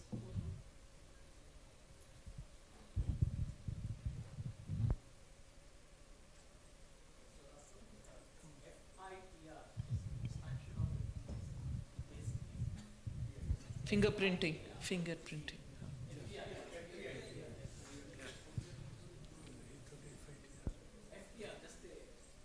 Expansion. The Fourier transformation infrared spectroscopy. So it's a spectroscopy tool. Yeah. Just like an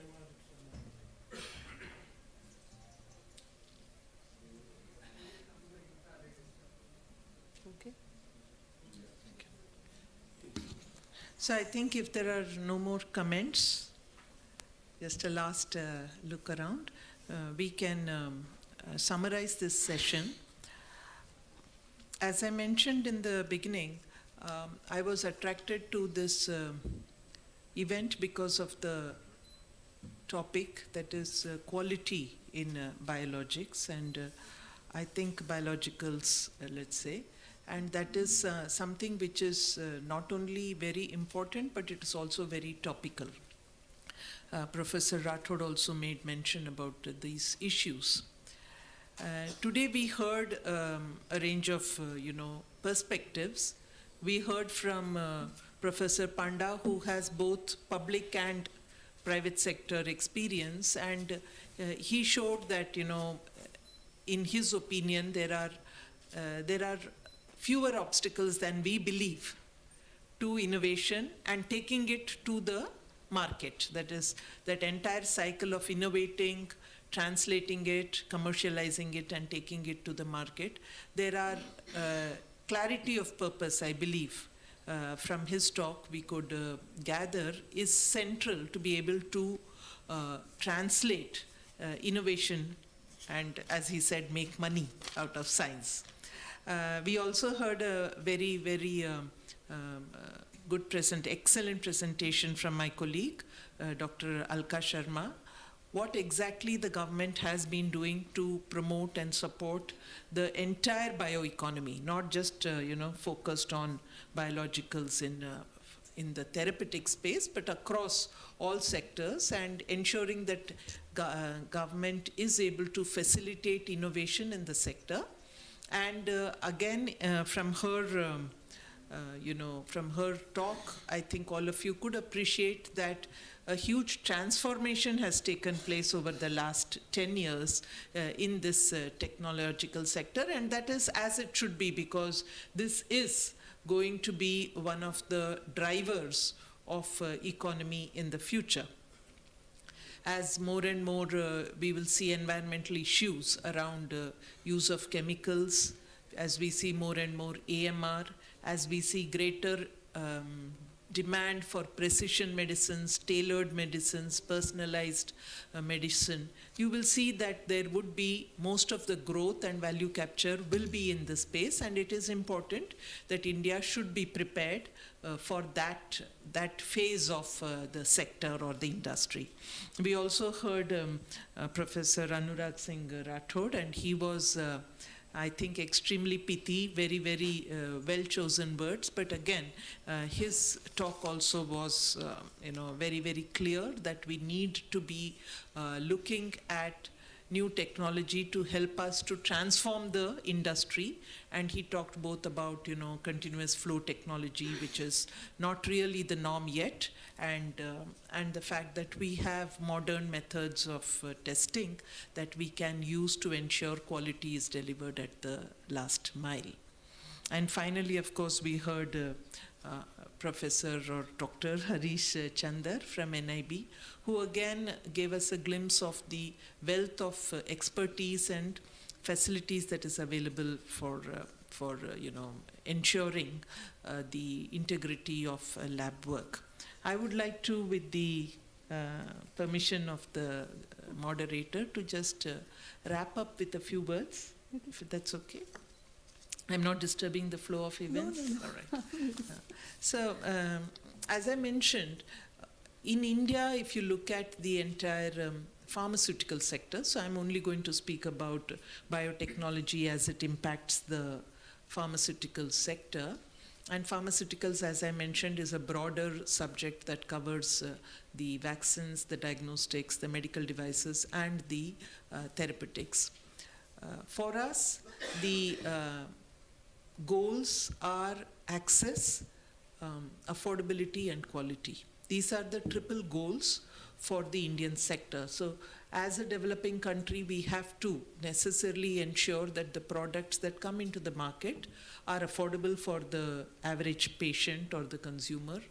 We have to ensure that access is a given, the advanced therapeutics should not be limited to a small elite section of society, but there should be universal access to therapeutics as well as diagnostics and vaccines.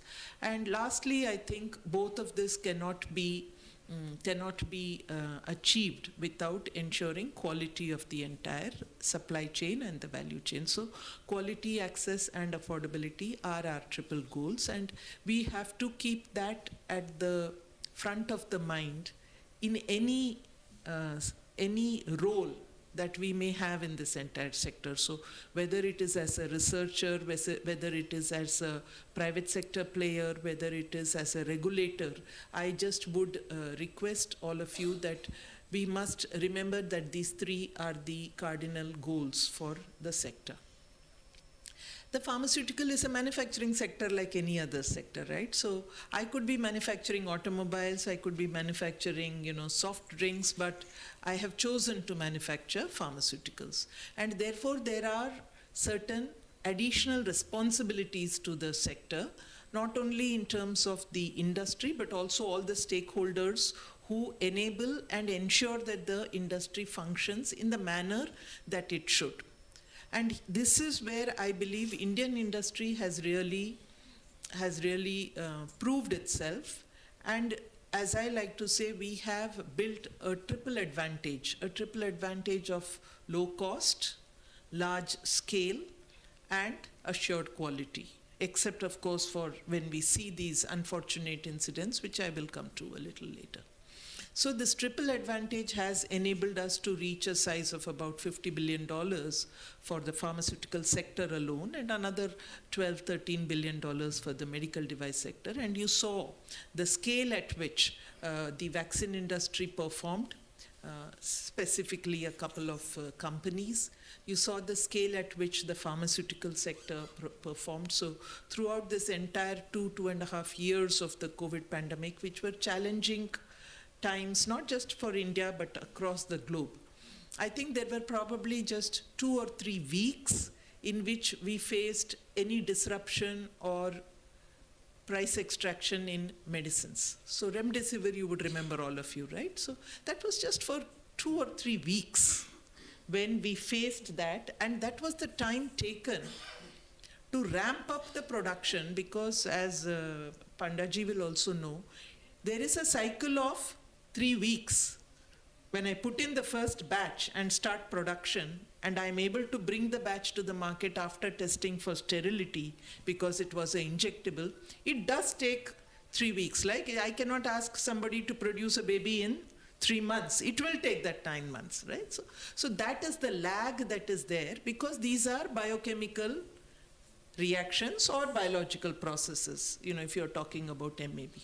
Apart from that, I think we were able to maintain a fairly well-managed supply of therapeutics.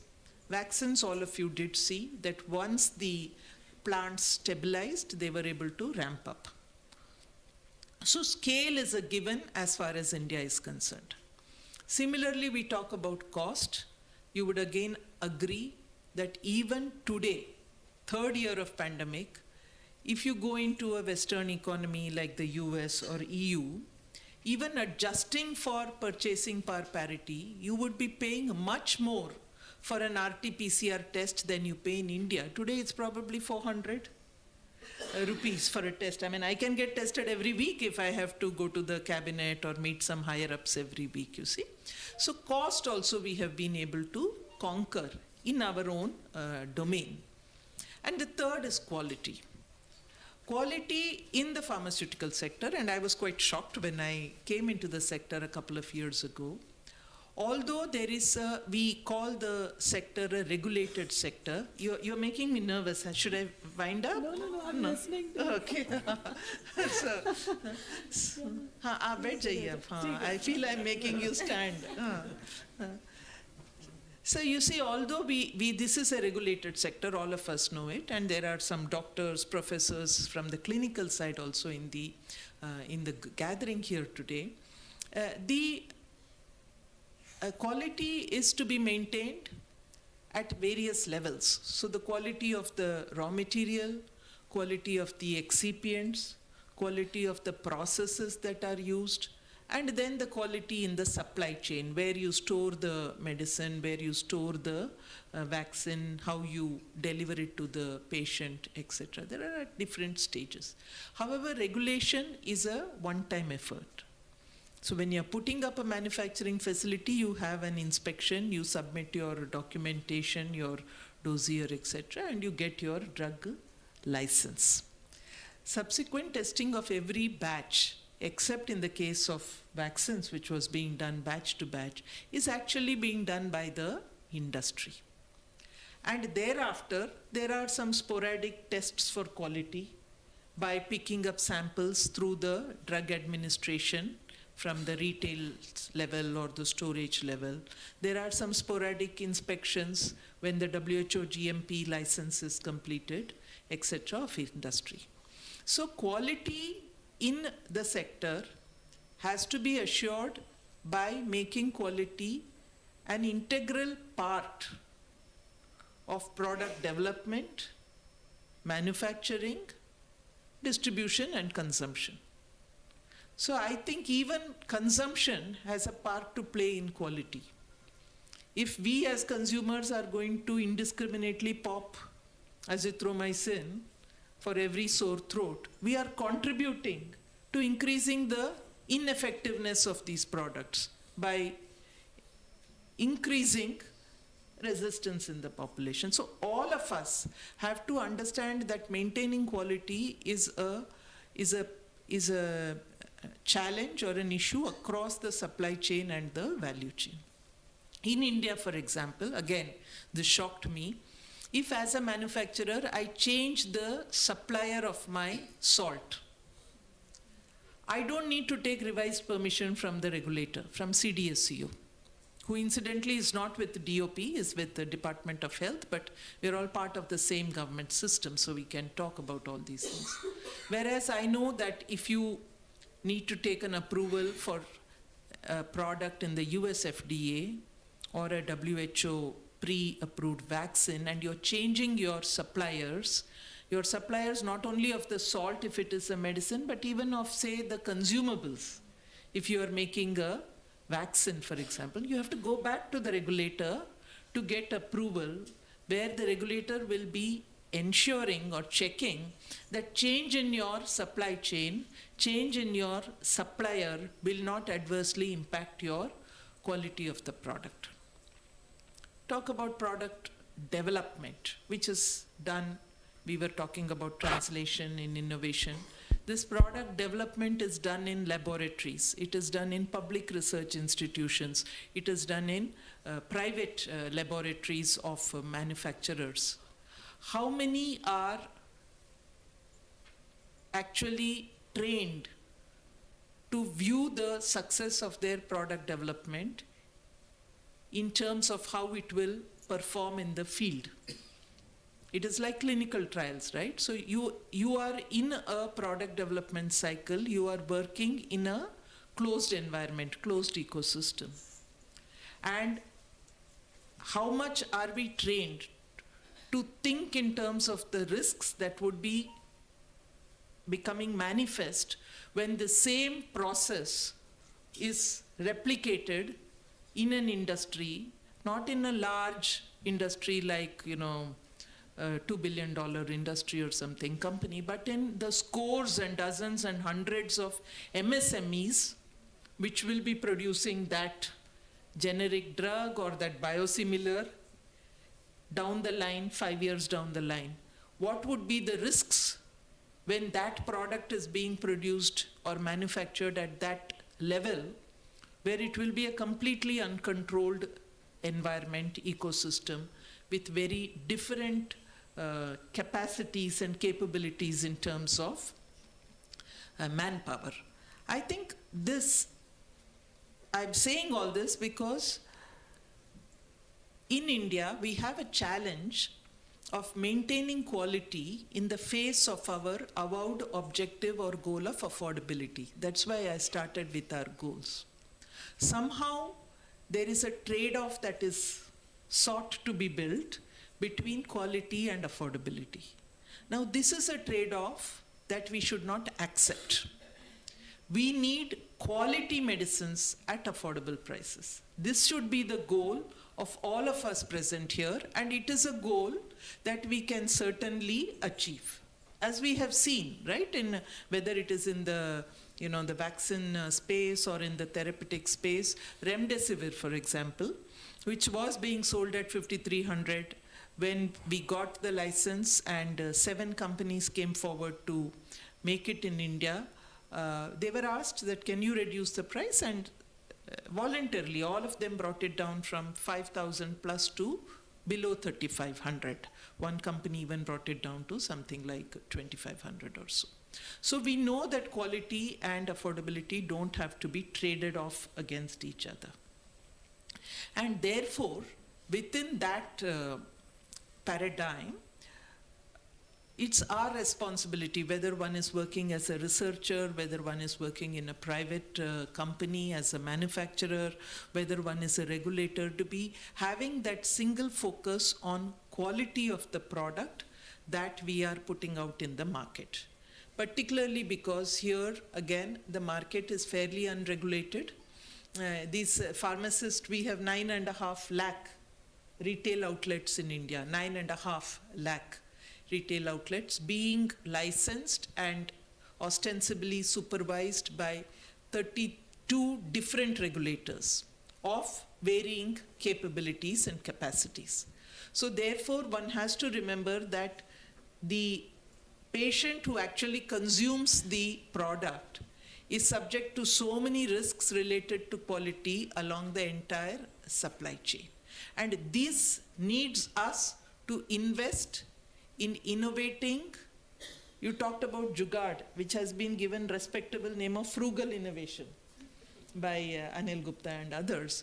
I would say that for us, we have to invest in robust innovation. That innovation of a process product which can withstand the pressures of all these risks in eventually reaching the patient, risk along space and time, right? So because the product that you make stays in the market for some time, right, before it is replaced by some other product. Similarly, in terms of space, it moves from the laboratory to the factory to the distributors and so on till it reaches the consumer, every particular batch I'm talking about. So I do think that there is a need to inculcate this risk awareness when we actually are being enthusiastic about developing new processes, new products, etc.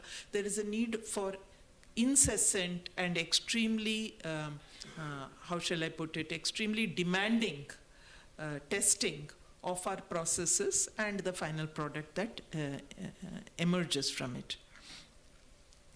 I totally agree with the panelists, particularly Dr. Rathod also. In terms of manufacturing, I think there has been less attention to innovation in manufacturing. There is a lot of attention to innovation in product development. And I think most of your startups also, you will find, they focus more on getting a new product into the market, differentiating it, providing some cosmetic or therapeutic benefit, etc. But as regards improvement in the manufacturing process, I believe there is opportunity, and I do hope researchers and scientists present here would like to think about what kind of innovations we can bring into manufacturing to again meet those goals of assured quality and affordability. So this is also something where I do believe that there is a lot that requires to be done in this country. Finally, I will come to quality assurance.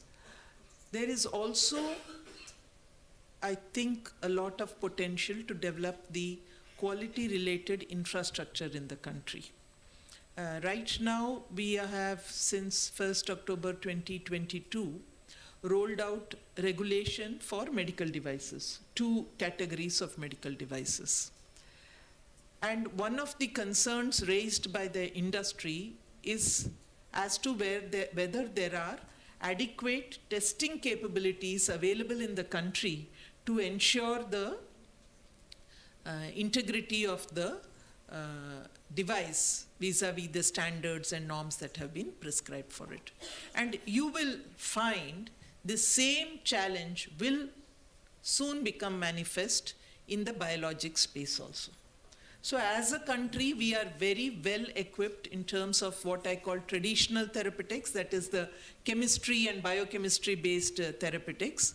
But the moment we move in a larger way into biologics, which inevitably will happen, we would face this shortage or dearth of testing infrastructure. And when I say infrastructure, I mean not only the brick and mortar labs, but the processes, the IP for the biologics, standardization of testing processes, norms, and the manpower to actually be populating these testing infrastructure. So you can understand that there are still a large number of gaps that we should be addressing if we want to truly achieve, as Alka mentioned, that figure of bioeconomy much by 2025? $150 billion size from the current $80 size. If we have to really achieve that, or as pharmaceuticals say, to go from $50 billion, we want to achieve $130 billion size by 2030. So all this growth is going to demand that we pay attention to every part of this entire ecosystem, and I'm very happy that today we have people from different organizations, different sectoral segments talking, and you had very rich discussion in the morning also when you talked with industry, you talked with Dr. V.K. Paul, who kind of guides all of us, and that at the end of the seminar or at the end of this workshop, if all of us are filled with this understanding that whatever we do in our daily working place, that has to be geared towards the larger objective, larger noble objectives. And there is still one item which I would just mention in passing, and I talked about the environmental impact of chemical-based therapeutics and diagnostics. So when we move into genetic manipulation, when we go into applying technology to biological processes, there are ethical implications, right? So those will also become a huge area of study, analysis, and regulation that we have to start preparing ourselves for.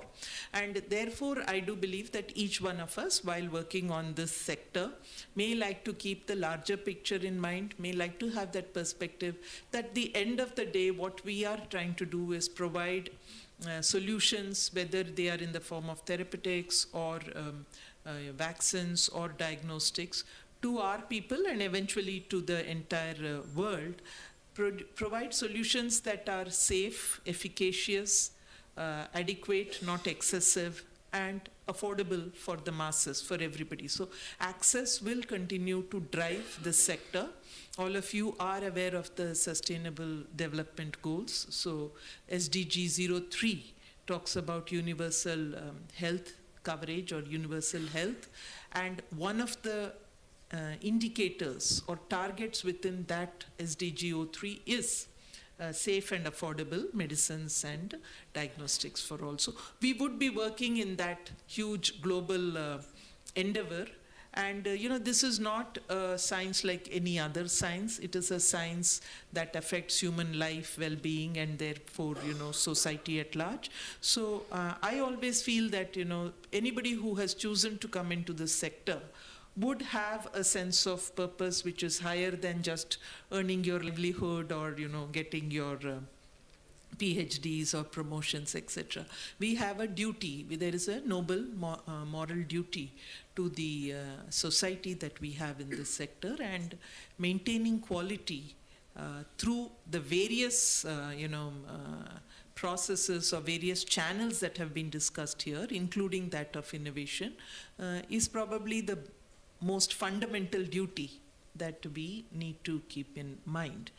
It is not a question of simply, if there is an incident, you react, you respond, and you move ahead. No, I think there is learning to be taken from each one of this, and this learning consists of appreciating challenges, being able to take tough decisions, whether it is in enforcement or in regulation, and trying to weed out unnecessary, how shall I put it, chaff, unnecessary elements from the entire ecosystem, so that we can have an ecosystem that is fully aligned towards maintaining quality. This will be difficult to do, but I do believe that if there is a common purpose and all of us are aligned in terms of objectives, it would be possible. So I would like to thank all the panelists for very, very enlightening, illuminating, and thoughtful remarks. Certainly, I learnt a lot in the last 1 hour, 15 minutes that was here, and I hope that everybody here also enjoyed it. So I would not like to add much. Thank you.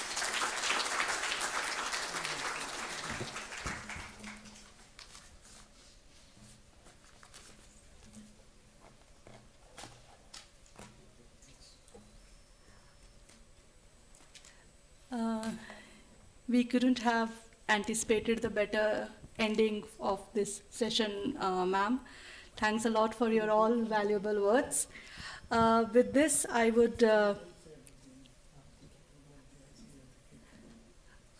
like to request Madam to felicitate the fellow speakers. I'll request people to come. Okay, we'll start with Dr. Alka.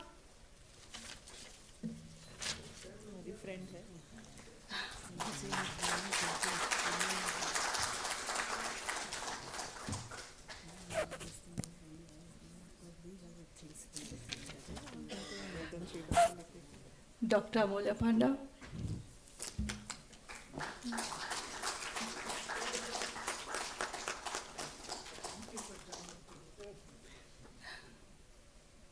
Professor Anurag Rathore.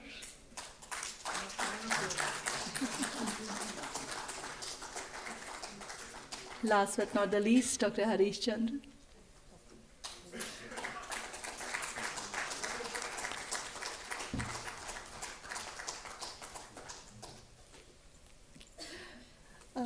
I would like to request you to stay back and you can take your seats. I would like to invite Anup. Our director, Dr. Anup Anvikar, on the stage, please. And Dr. Charu Merakama, can you please join us on the stage? I would like to request first our director, Dr. Anup Anvikar, to kindly felicitate Madam.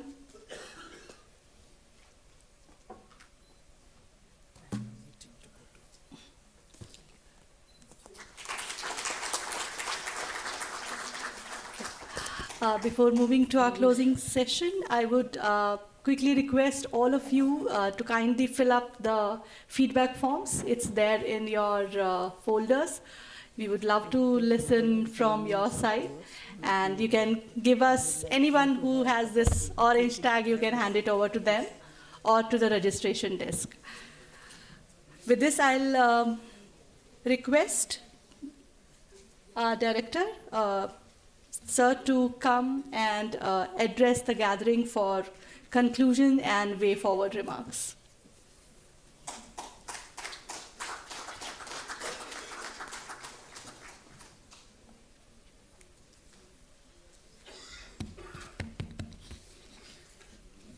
Madam S. Aparna, Secretary, Pharmaceuticals, and my dear friends. Now we have all become friends. I don't have to go into those formalities. Madam abhi आई है, but then I don't know how she came to know what we discussed during the whole day. She summarized the whole thing which we had been discussing since morning. So I will just take 1.5 minutes to summarize the whole day and what we have discussed. So, Madam, today, Honorable Minister Sir and Honorable Minister of State Madam, so they inaugurated, they could not physically come over to this place, and Secretary Health Sir was also here with us, and Professor Vinod Paul also chaired the previous session. I won't summarize this session. And since morning we have been talking about the SDG goals and the target 3 point of that, and affordable commodities, and that too quality. It's not that there is a poor medicine for poor people. So that has been the mainstay of today's discussion, and everybody of us was on the same page, be the researchers, the manufacturers, or the academia, or the policy makers. And in fact, we had excellent representation from the procurement agencies as well, because these are the ones who are the link between the public health system and the industry. And we have discussed many issues, and we have also decided some way forward, and my team has noted down all the discussions, and we will soon be circulating the proceedings of this meeting. So I again thank you everyone for being here, and it was really good to share experiences with diverse types of colleagues, and that will definitely help us, help India to strengthen the quality assurance system, not only for biologicals, but also for other commodities. So thank you all.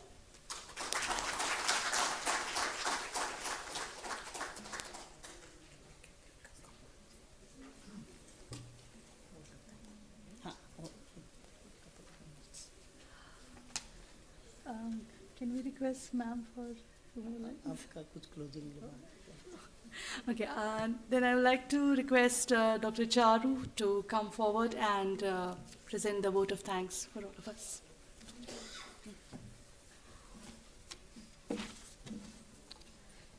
No duty is more urgent than that of returning thanks. Good evening to you all.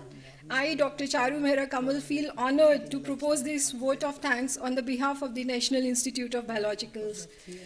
I wholeheartedly thank our chief guest, Dr. Mansukh Mandavia ji, Honorable Union Minister for Health and Family Welfare, guest of honors, Dr. Bharti Praveen Pawar ji, Minister of State, Mr. Rajesh Bhushan ji, Secretary Health and Family Welfare, our chairs of the 3 sessions, Professor Atul Goyal, Dr. V.K. Paul, Dr. Y.K. Gupta, Ms. S. Aparna, Secretary Pharma Madam, Professor Garg, eminent speakers, and all the dignitaries present here for sparing their valuable time and sharing with us valuable knowledge and information.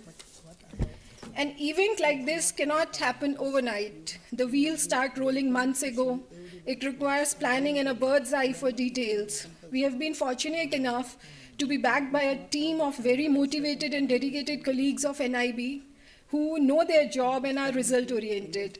I take this opportunity to thank our director, Dr. Anup Anvikarji, for his valuable guidance and unhindered support. I would like to express my thanks and heartfelt gratitude to all NIB family, our super seniors also, all known and unknown hands who have contributed to the success of this event. Thank you all.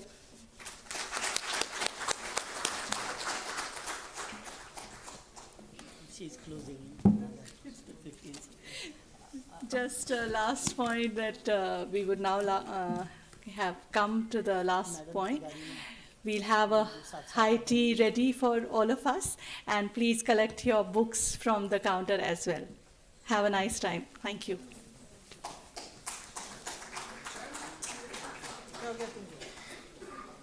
हम नीचे आ जाते हैं, हम नीचे आए।